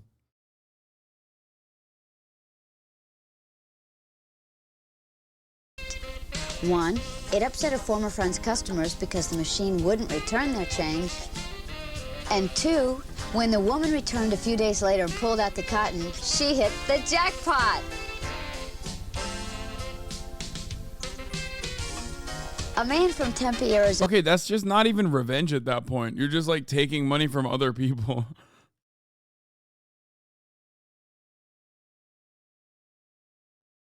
Also, like, you got your money up by what, $2? Sick. To be fair, though, $2 back in 1983, you could probably buy a house with that. You know what I mean? You put a down payment on a house. Owner wrote in saying that his favorite prank is to phone his mark from a payphone, preferably during the day.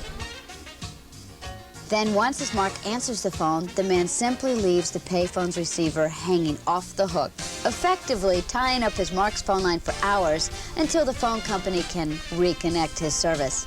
Keep those cards and letters coming in, folks. Question. Wait, what? Name the location where the average person feels most secure, most comfortable. That's not how that works. What the fuck? Is that how that works? They can just hang up from the other side.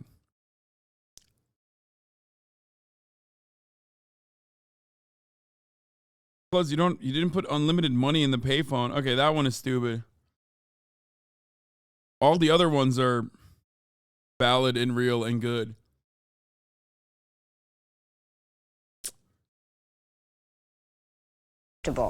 Answer, their home. Naturally. After all, a person's home is their castle, right? The only problem is that none of us have a moat to protect us. Meet private investigator Kyle Pappenfuss. He's about to take us on a tour of what one can do to a mark's home. All right, first things first, the mailbox. Easy pickings. Everybody has a mailbox, and everybody reaches for their mail. Who says you can't put more than mail in there, huh? How about some pancake batter, motor oil, Jell-O, pudding? Anything can go in there. Just close your eyes and think of something nasty you wouldn't want in. Literally also a federal crime. For the record. I mean, I don't know. He's like, how about a bomb? It's also a felony to tamper with someone's mailbox, for the record.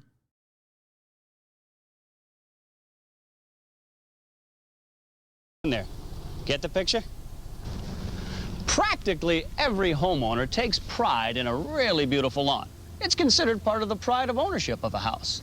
Of course, to me, it's just a gigantic opportunity. You see, a little weed killer in a bottle like this can work wonders on a lawn.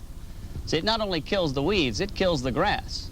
So you can spray this over and make all kinds of designs on somebody's lawn. As a matter of fact, you could even spell out obscene words. In a couple of weeks, when the grass dies, wham! You'll have trouble with the neighbors for the next month. Okay, we're at the front door.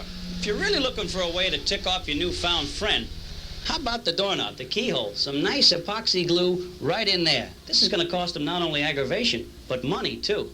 And another nice thing about the front door, most front doors have a mail slot. And you know where mail slots go? The living room. That's right. Now, you only do this if you really want to get back at your newfound friend here. Because a lot of times they put hoses right next to the front door. And you know what you can do with that hose? You can run it right into the mail slot, right there. You turn it on, you split the scene, Captain Happy comes home, and he can paddle his way to the Just an insane amount of water damage. telephone. Now, while we're at the front door here, what better way to get to your Mark than by leaving a message on that very same door? Say he's got somebody working for him, like a gardener, a pool man, a bottled water guy. You can leave a message for them on there. Like A for the pool bottled guy, water for instance. guy? Say, drain the pool and give it an acid bath. That's usually a couple of $100. Or better yet, for the gardener. A couple of $100? What pool is being drained for a couple $100? Damn, dude, 80s was cheap as Those fuck. expensive hedges. Pull them out. Put in pumpkins or palm trees. Or you can get that bottled water guy. Leave a message from the Mark saying, hey, stop making nice with my wife. I know what you're doing. I'm on to you. Hey, there's thousands of things you can do with messages. Be creative. Have fun with it. Now, if he has a pool and you can get access to it without anybody seeing you, whew, what a gallon of cooking oil. This has made me realize white people genetically are terrorists. The suburbs aren't safe. Wouldn't do for that pool, especially the filtration. Yeah, but when white people do it, it's called mischief, okay? Bernie Sanders doubled his income last year by writing a best-selling book that condemns capitalism per Business Insider. According to the latest annual financial disclosures, Bernie Sanders earned $170K in book royalties. Wait, that's it? That's what these motherfuckers are pocket watching? What a con man, lol.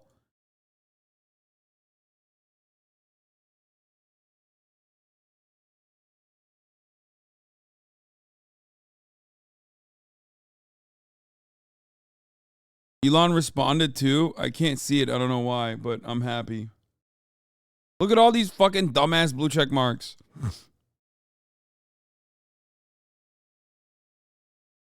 You hypocrite.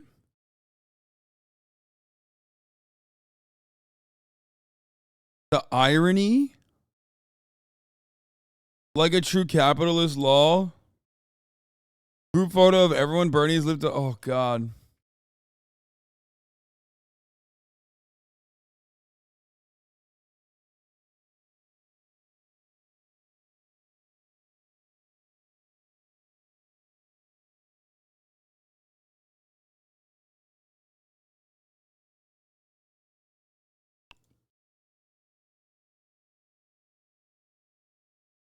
Oh.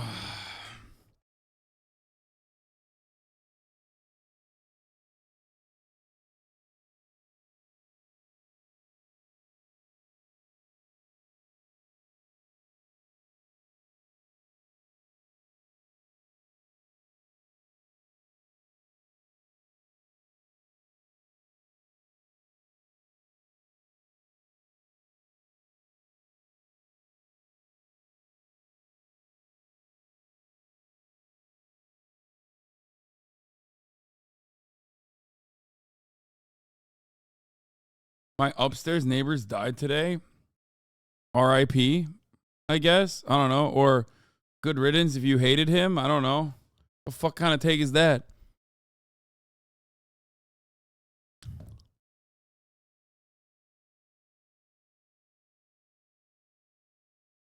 It was revenge. I don't even know what to say to this. I don't know what to say. Not to the neighbor thing. The neighbor thing we already handled, obviously. We said I covered both angles. But the Bernie Sanders book thing. Like, I don't even have a good take for it at this point that I haven't even brought up. Sorry, he was nice, just kind of shocking. Okay, RIP then.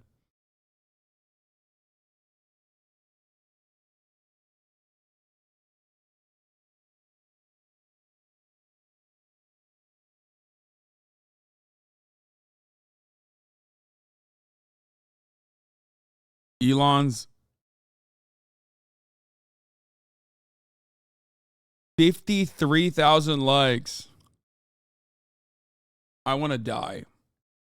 I just like when I see this shit, I want to fucking die.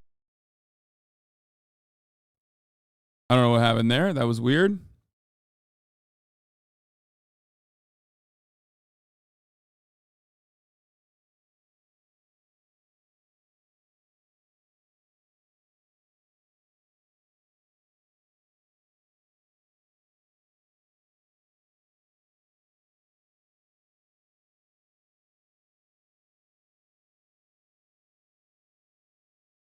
On.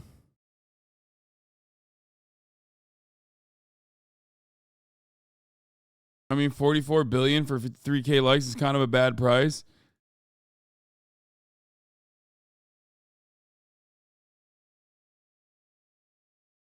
They're just so stupid.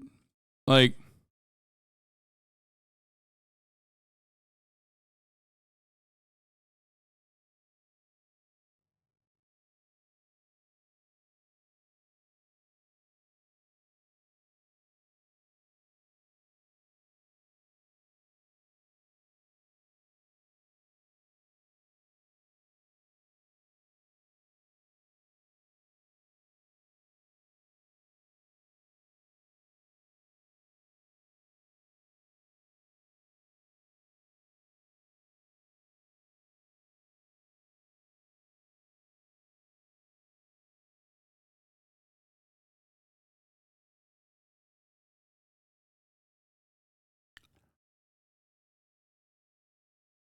I just damned if he makes money, damned if he doesn't. These right-wing freaks are idiots. Did you say you were going to talk to Charlie Moist? I was supposed to, but then yesterday he wanted to talk. He was down to talk. By the time he was down to talk, I was leaving though. Like I was ending the stream because I had to take care of Kaya. And then today I think he's doing like today and tomorrow he's doing Moist Mogul stuff. So he can't. So we can't talk unfortunately this weekend. No, I'm trying to fucking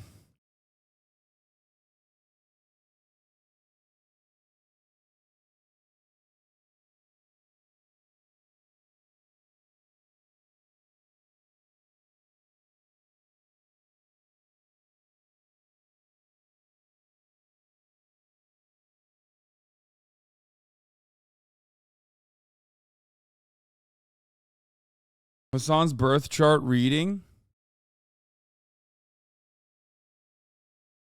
What the fuck? Yo, you made like a crazy, you wrote this. Have you watched the second vid on it? Yeah, I did.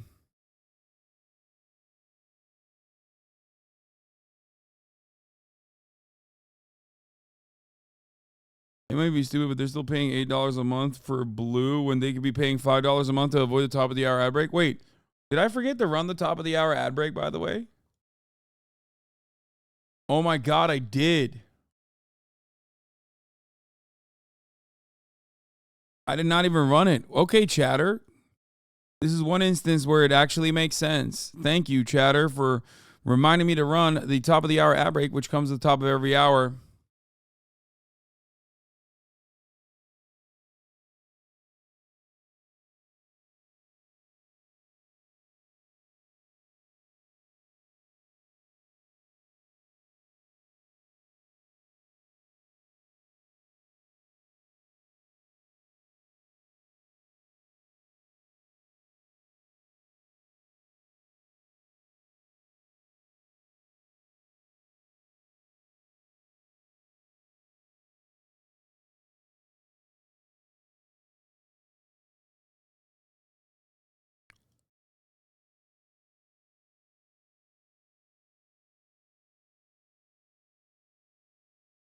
What happened in natal charts? We have it. A chatter, an astrology mommy chatter, actually wrote a pretty solid analysis on the natal chart here. And I'm gonna look at it right now, but hold on. I'm still trying to. This is like one of those things that like pisses me off so much. I don't know how to respond to it. You know what I mean? I screenshotted the tweet. Bernie Sanders doubled his income last year by writing a best-selling book that condemns capitalism. Bernie Sanders leaving his third lakefront property to go speak about the evils of wealth and capitalism.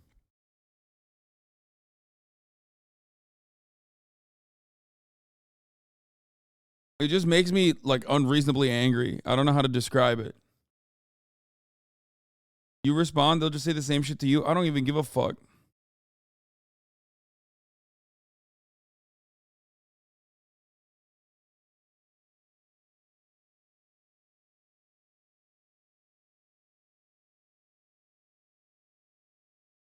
What's his net worth?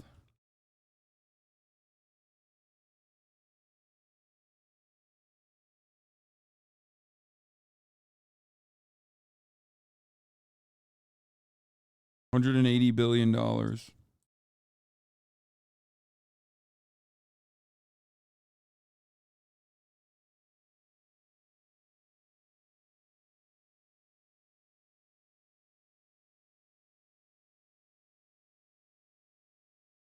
They calling him a hypocrite won't make Bernie wrong.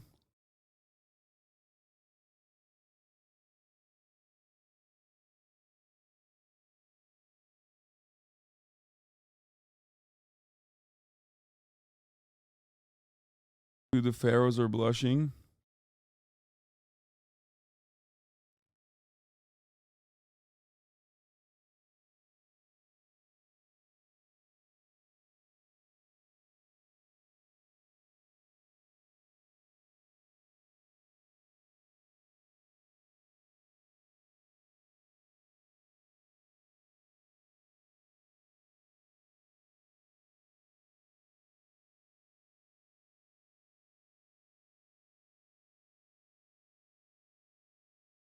Wanting free healthcare for all Americans or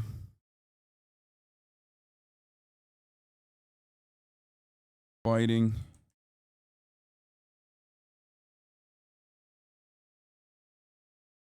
inequality means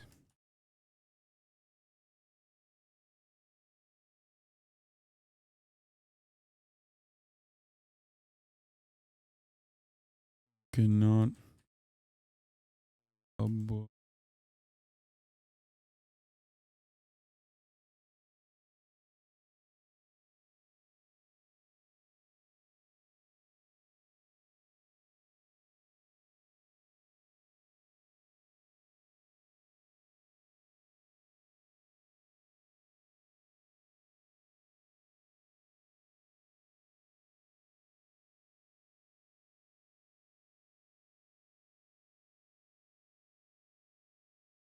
royalties. No, I'm just trying to make it as simple as possible for all the fucking baby-brained idiots. Elon Musk, net worth $180 billion, is claiming that wanting free healthcare for all Americans or fighting inequality means you cannot sell a book and make money from the royalties.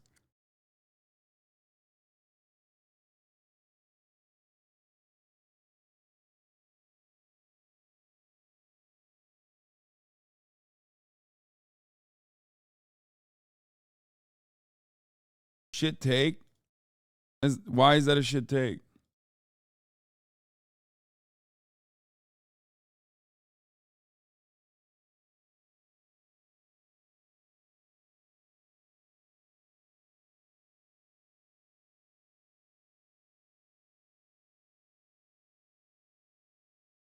Your comments all streamed today is alluded to the Russell Brand quote. When I was poor and complained about inequality, they said I was bitter. Now that I'm rich and I complain about inequality, they say I'm a hypocrite. Yeah.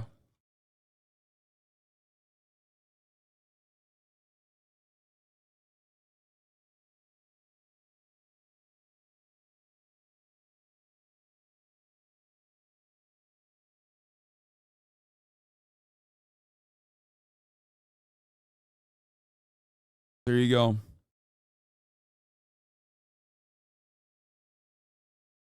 It's just fucking crazy, dude. Or juice it.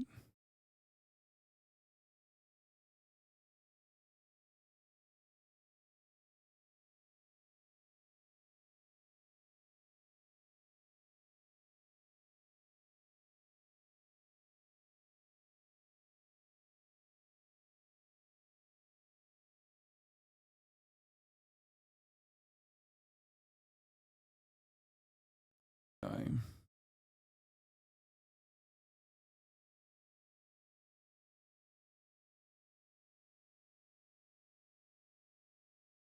What causes people to have peasant brain like this if they send for Elon, someone like Elon?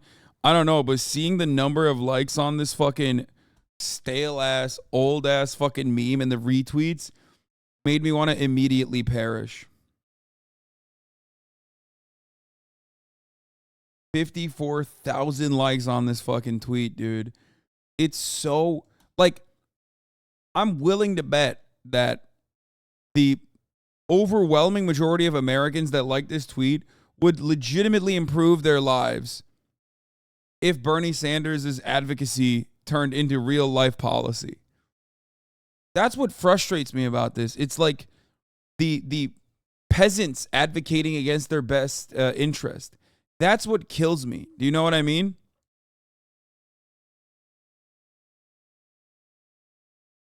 Like, it blows my fucking mind how stupid people can be.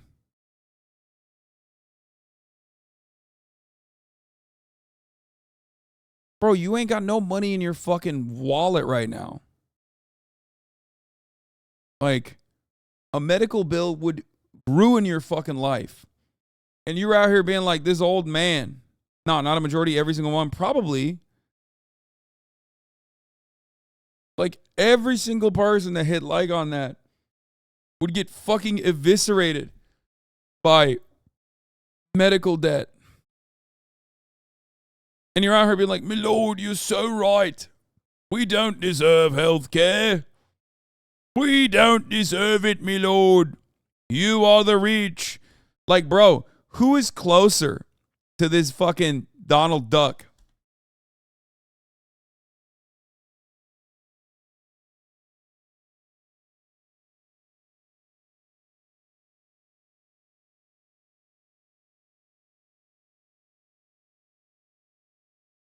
Donald Duck? Is it Scrooge McDuck? Whatever.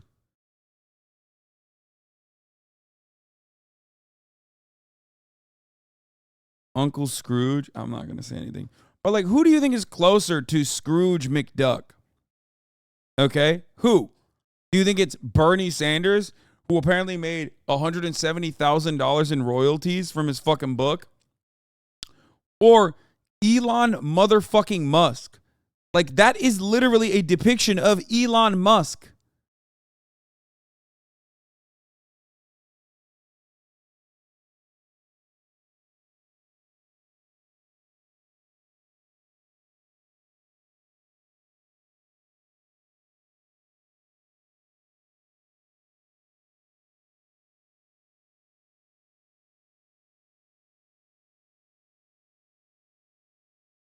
Elon Musk, who said this week that every worker's condition should be lowered to the worst worker's condition. Yeah, literally.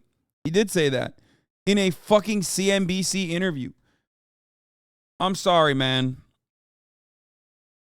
At this point, if you're still like advocating for Elon Musk, I mean, obviously not people in here, but like all of those people, all the people that still are like, yeah, you're so funny. Like, one, you're never going to be rich. Okay? You're just not. I'm just letting you know. Not going to happen for you because you're so fucking stupid that you can't even advocate for your best interests right now. This is something that I describe all the fucking time.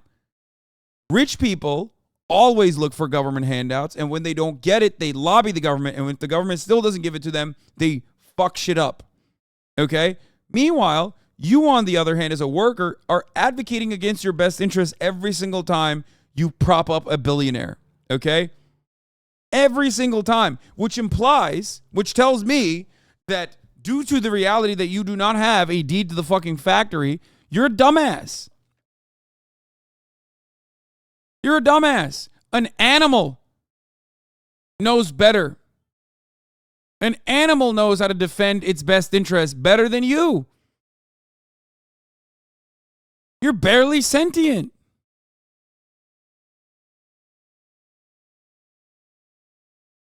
I don't know what to say.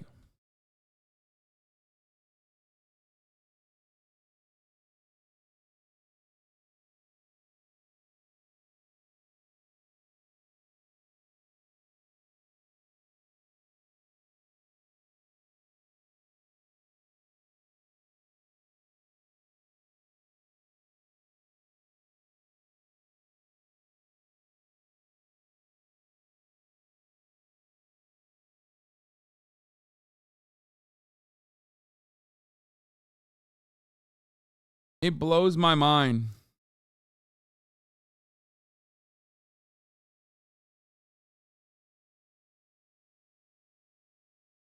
It makes me sad to see how fucking pathetic people are. System. Hey, and when the swimmers come out, they have this beautiful glowing slime all over them. Now, if your special someone happens to have After an this air video, we're gonna conditioning do my unit birth like this, chart. buy yourself a nice little jar of salmon eggs like this. You can get it at any sporting goods store. Open it up. Oh, dump it in the main filter unit, and in a couple of minutes, they're gonna think they're living in Newark. Oh shit, Newark reference. Looks like Captain Happy's problems go back a few generations, huh? Well, if you get inside a house like this, here's a couple more things you can do that are fun. What the fuck? How are you getting inside of your Mark's house? Like, yeah, if you get inside of a house like that, it's over. You know what I mean?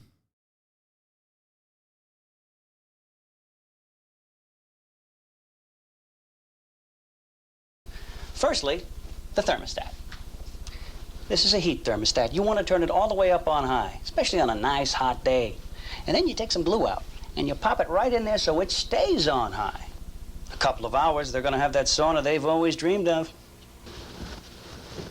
The kitchen is a limitless source of retribution. One of the neat little things I like to do Breaking and entering wasn't illegal until 1994. is Yeah. switch the labels on the canned goods. Peas, carrots, onions, with other kinds of canned goods. Things like menudo, corned beef hash, dog food.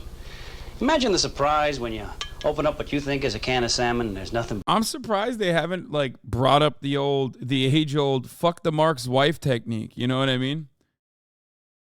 But dog food in there? Pretty good gross out, don't you think? Now, when most people open the refrigerator, they expect to find food inside.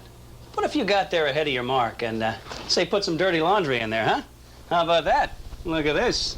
Quite an impressive little fruit salad, huh? Oh, what do we got here? Oh, that probably belonged to the pool man, huh? Wait a minute, what do we got here? Ooh, little breeding room in there, don't you think? Well, if that doesn't gross them out, you could probably think of 1,000 other things that will, all inside the fridge. Think about it, get the big picture, huh? Finally, here's what my father taught me.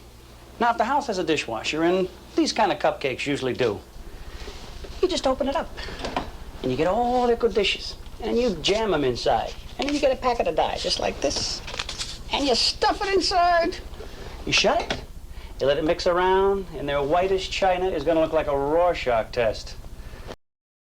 Why did they talk like that?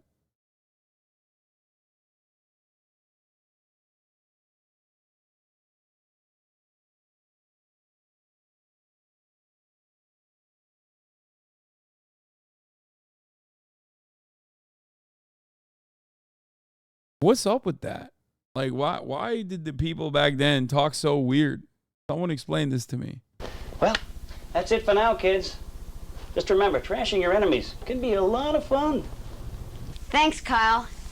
And now to wrap things up, let's pay one last visit to our experts as they tell us their favorite act of revenge. My sister's husband one day just finally decides to leave. Takes off to the Bahamas with some other chick. Then he sends her a letter about 3 weeks later saying he wants a divorce, but he needs money. He tells her to sell their 1986 Porsche. She can keep half as long as she sends him the other half. So she puts an ad in the paper. Brand new 1986 Porsche for sale, $10. The phone rang off the hook. First guy that comes along, she sells it to him. for $10. She keeps 5 and mails her husband the other $5. But the topper is she starts dating the guy that she sold the car to. Ends up marrying him. She gets a new husband and gets to keep the Porsche. You know, my favorite act of revenge is really the oldest one in the books, but I love it because of the payoff. All you have to do is call your mark as many times as possible during the day or the evening. And every time you call, you ask for Peter or whatever name comes to mind. Now, after 4 or 5 times, the mark is going to be a little irritated. After a dozen times, he's going to be pissed off. And after a couple of dozen times, he's going to be violent. Now, you stop calling at about 10 o'clock at night. You wait until about 2 or 3 in the morning, and then you call him up again and you say, "Hi there, this is Peter. You had any phone calls for me today?" I know that it's silly, but it's still my favorite gag. Don't tell my wife. Look, let me tell you my favorite revenge story. Just happened. A friend of mine, a construction worker, just went through an ugly divorce. His wife and he argued constantly over who was going to get the convertible. Well, he lost. And of course, his ex-wife kept rubbing it into him. So I suggested that one night he get a cement truck, which we did. We went over to the house, and there was the car parked in the front with the top down. So what did he do? You pour the cement into the car, right up to the top. I guess you could say that their relationship was cemented, but a little too late. You know, this may not seem like anything extraordinary, but I like it because it works so smoothly. I like checking the mark's mail. I take out the bills every day. I do this for a couple of months. Even the ones, and especially the ones that are overdue and last notice. The funny part is the mark won't even notice this is happening until the utility companies turn off his telephone, his gas, his electric, etc. And he'll have a lot of fun listening to those bill collectors pounding down the deadbeat's door. Deadbeat? You forced him. I had a buddy once who got evicted What if he's paperless? Yeah, not in the 80s, dog. from a house he was renting. What, buddy? It was me. Yeah, and I wanted to get back at this landlord. I wanted to get back bad. And he lived so far away, I thought I'd pull something off real sweet. So I decided to sell his house. That's right. It was really, really simple. All I did was call a real estate agent. Real estate agent comes down to the house. We sign the papers. I tell him, hey, sell it for half of what it's worth. I want to sell now. Wait, what? They make the deal. By that time, I'm out the door. You can't do that. Wait, what? You definitely, that is like, okay, some of this stuff is like, it's not murder, but I mean, they basically are just like doing very obvious, transparent crimes. And like crimes that you can't really pull off either, realistically. I don't want to talk about what the final result was, but I wonder what happened to that down payment. So there you have it. I truly hope that you have enjoyed this edition of How to Get Revenge. It has been our pleasure to inform you of the options you have if and when you should find them necessary. It is also our hope that you will never actually have to use any of these methods. Excuse me. Hello? Yeah, is this Linda Blair? Yes? Yeah, Linda, my name is Rick. Listen, I was driving down the street past your house a few minutes ago, and I saw some smoke coming from your house. Oh my gosh! Oh, well, thank you for calling. Ladies and gentlemen, I'm sorry, I have to go. I hope you had fun. Bye! Come on, that's the oldest trick in the book. Come on, Linda. What the fuck is wrong with you? You can't believe that. Come on. We just taught you how to fucking con somebody.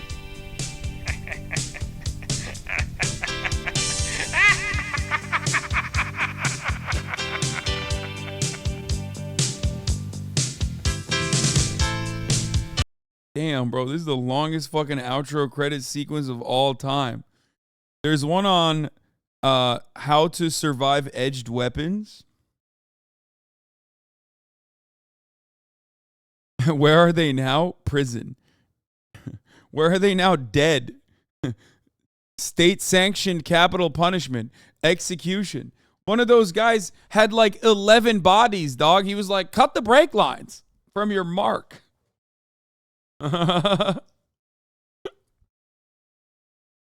Yeah.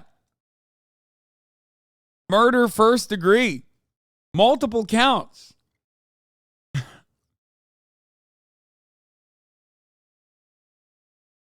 Is this on as a red letter media arc? I don't know what that I don't know what red letter media is. How to survive edged weapons is a legit cop training video.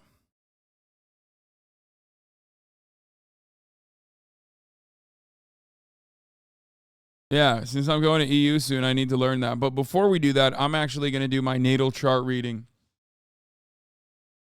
So let's put on some copyright-free calming spa music once again.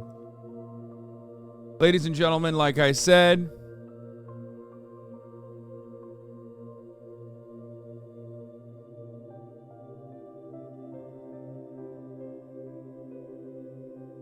we are going to be looking at my natal chart. We found out that I was born at 8:06 p.m. in New Brunswick, New Jersey.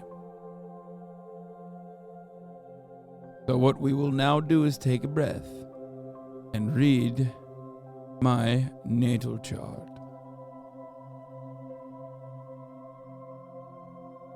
I've tried to make this as informative as well as himbo and chat friendly. This is impossible to balance to achieve. Hasan, if you read this on stream, please scroll directly to the giant text that says start here. The rest is way too TLDR for stream, but I know you will come back to it because it's all about you.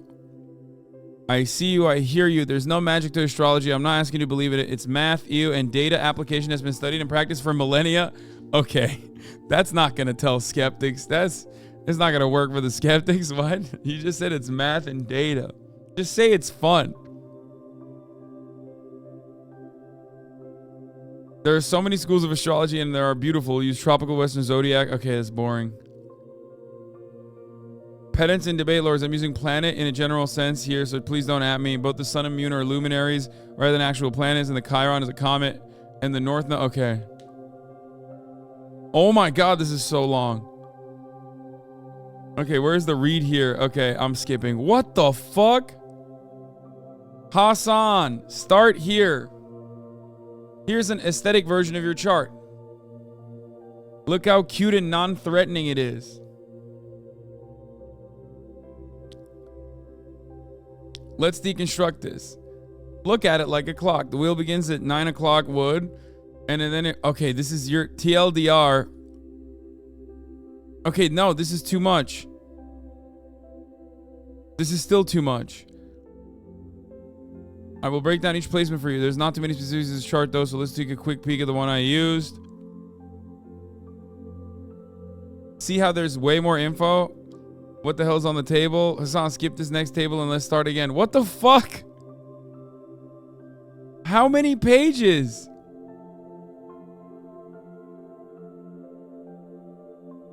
Wait, where do I start?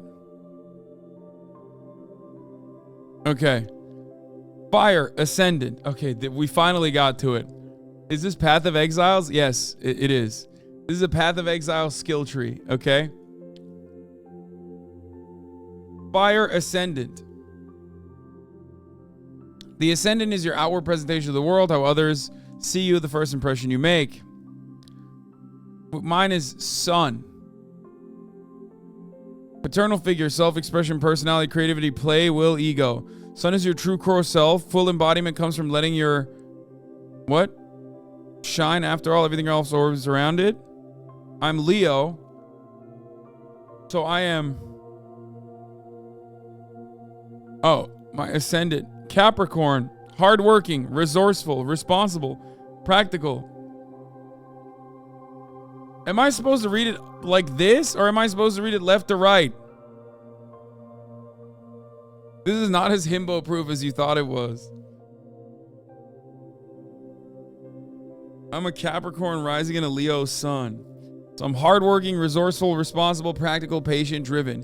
I'm unyielding, detached, egotistic, brooding, and status seeking. My personality, physicality, initiation, aggression, passion, and action. Paternal figures, self-expression, personality, creativity, play, will, ego. Sun is your true core self. Full embodiment comes from letting your sun shine after all. I'm fun-loving, dramatic, generous, dignified, idealistic, proud. I'm bossy. I have a quick temper, lion, roar, vain, boastful, entitled, stubborn. 7th house, partnership, negotiations, aesthetics, justice, diplomacy, harmony, beauty. I balance, star you. Family, including chosen maternal figures, intuition, emotion, security, origins. This is my emotional self. Capricorn. Hardworking, resourceful. Wait, what? 12 to subconscious. Empathy, escapism, compulsions, idealism. Wait, this is so confusing. I don't really understand any of this. I'm sorry. I know you worked a lot on this, but like I'm trying to understand it, but I am not understanding this at all. Said skip to the fire? I did. This was the fire. Hasan, skip this next table and start again at fire ascendant. That's what I did.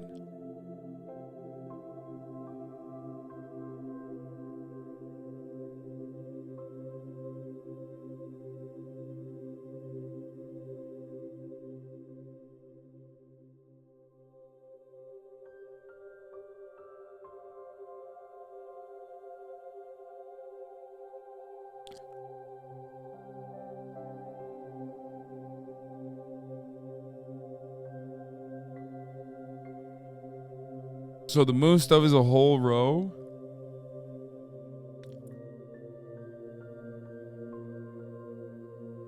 I thought he knew some things about astrology. No, I don't know anything about astrology. I know enough to lie. What the fuck? Open my user card real quick. Let me explain. Left to right. Okay, there you go. Explain.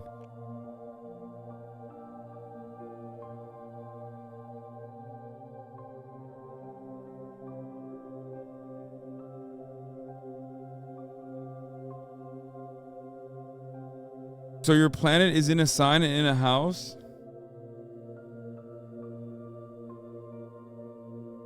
No, I don't care about the background of it. I just want to know. No. You don't have to explain to me. No, listen. You don't have to explain to me the houses and shit. Just explain to me what I'm supposed to, what my takeaway is.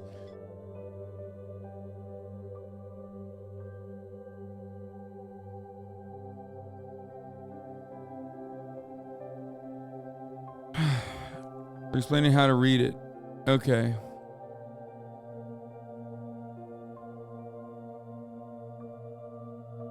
That's why I was on that goofy ass wheel.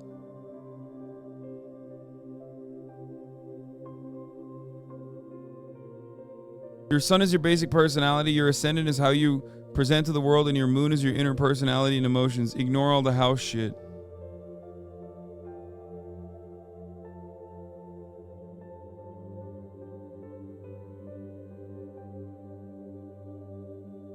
Is that good? Is that a good assessment?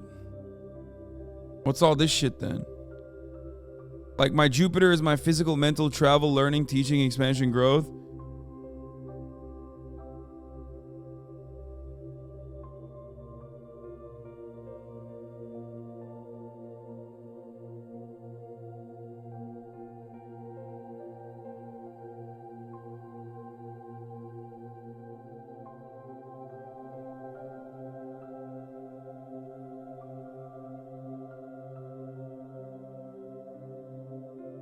There's a reading for each planet?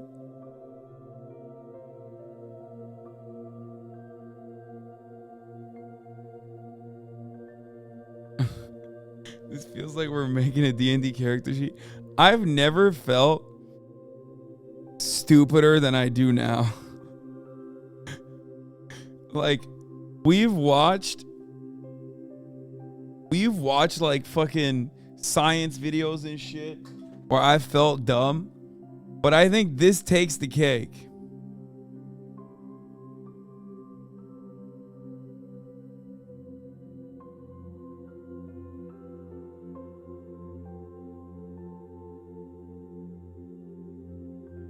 Why are you making this so complicated? Yeah, but how does this give me some pussy? Just learn when you were born, like what time and where. Obviously, you know where you were born, but what time? And then like they can make like the girl you're seeing can make a birth chart for you.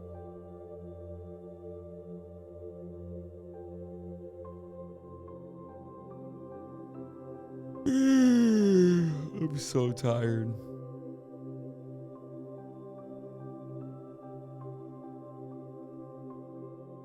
Basically, you do more fire damage than others. Like, I feel like this is overly complicated. I feel like if I had access to the fucking basics, this really is girl autism. Oh, dude, yeah. Today, I am more sure than ever, I think.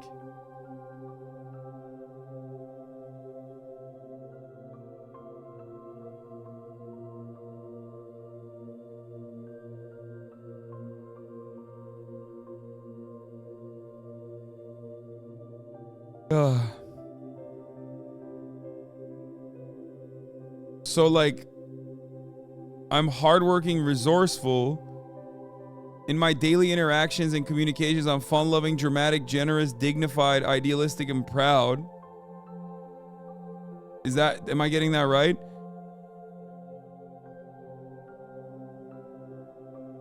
Okay, I fucking figured it out. So what does this mean then? 7th house? Negotiations, aesthetics, diplomacy.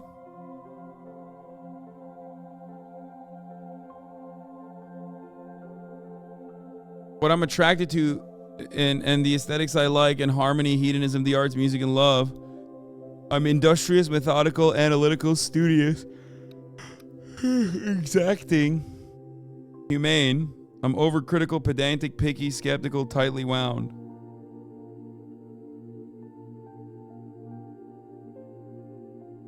My masculine energies, my primal instincts and motivation. Wait, what? No, that doesn't make sense.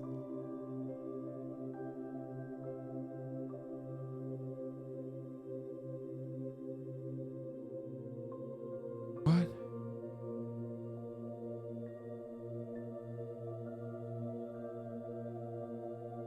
I feel bad because like you worked so hard to make this, you know what I mean? But I'm so confused.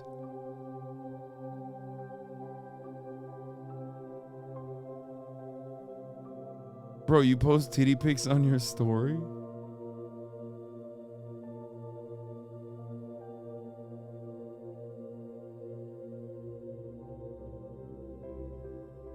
Like, I'm trying to give it my all, you know what I mean? Because you gave it your all.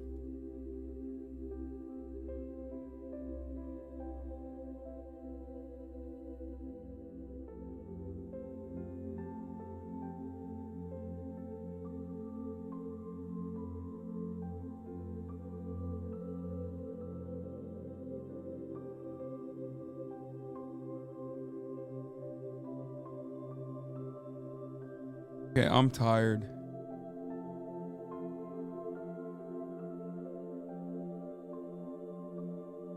I'm tired and this broke my brain a little bit. Listen, I have to set tomorrow's charity stream up. No, it's not the music. I have to set tomorrow's charity stream up. And I also have a poop emergency. And by that, I don't mean I have to poop. By that, I mean Kaya pooped everywhere in her new crate. And my mom has been in panic mode since that happened, trying to figure it out.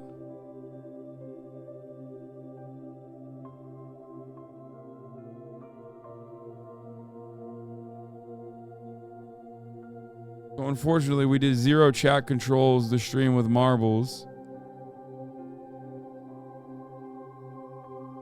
And for that, I apologize. But technically, marbles is a video game. And you know how I feel about those. But also, I have to set up for tomorrow's stream where LOL Overruled is going to be coming, and we're going to be getting freaky.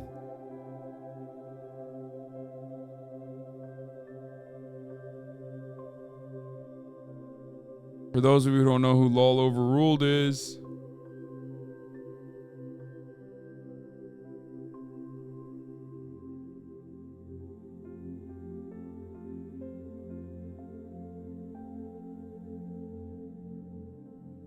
this is Alex Peter.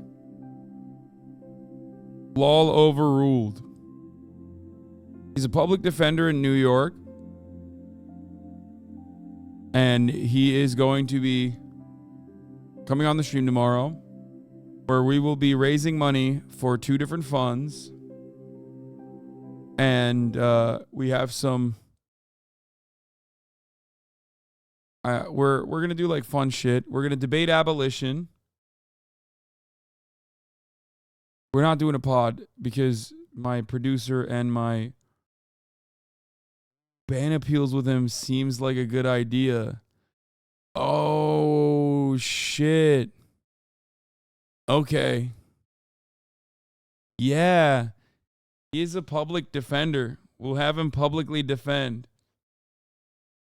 Oh, that's a brilliant idea. Fuck yes. That's so good.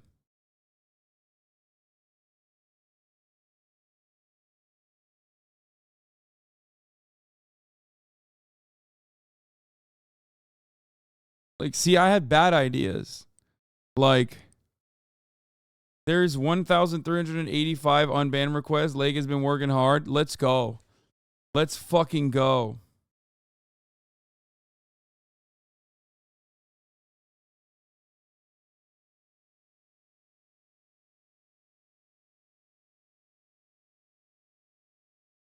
Down from 5K? Jesus Christ. Anyway, listen. I love that. We will do ban appeals. We will debate abolition. And we will play cop simulator game. I have a couple lined up. If you have any other better ideas, that could be fun too. I thought Phoenix right, but also like, I don't know, it's kind of stupid.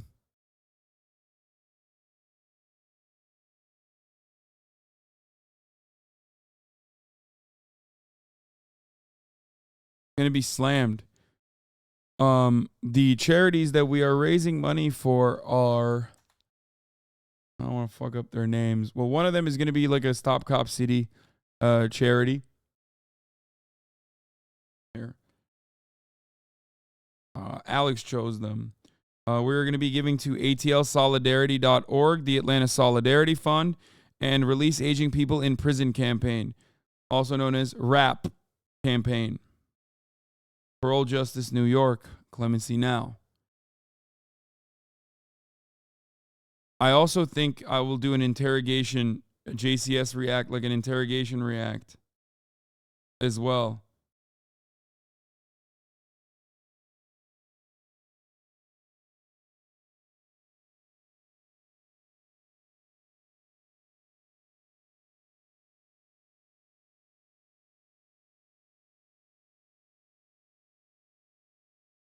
Milestones, bald at 100K shit. Yeah, I'm going to shave his head too. So get excited for that.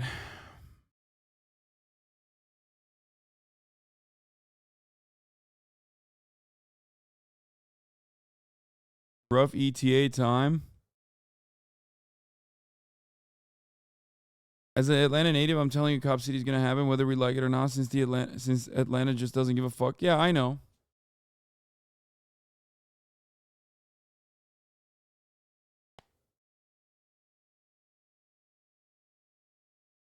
No, the whole stream.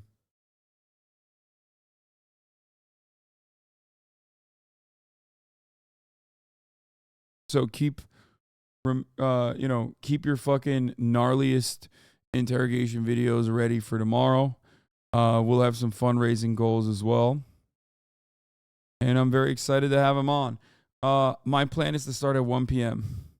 Well, maybe 12 p.m. We'll see. I have to take Kaya to the vet tomorrow for her worms situation. So I'm going to figure all that out.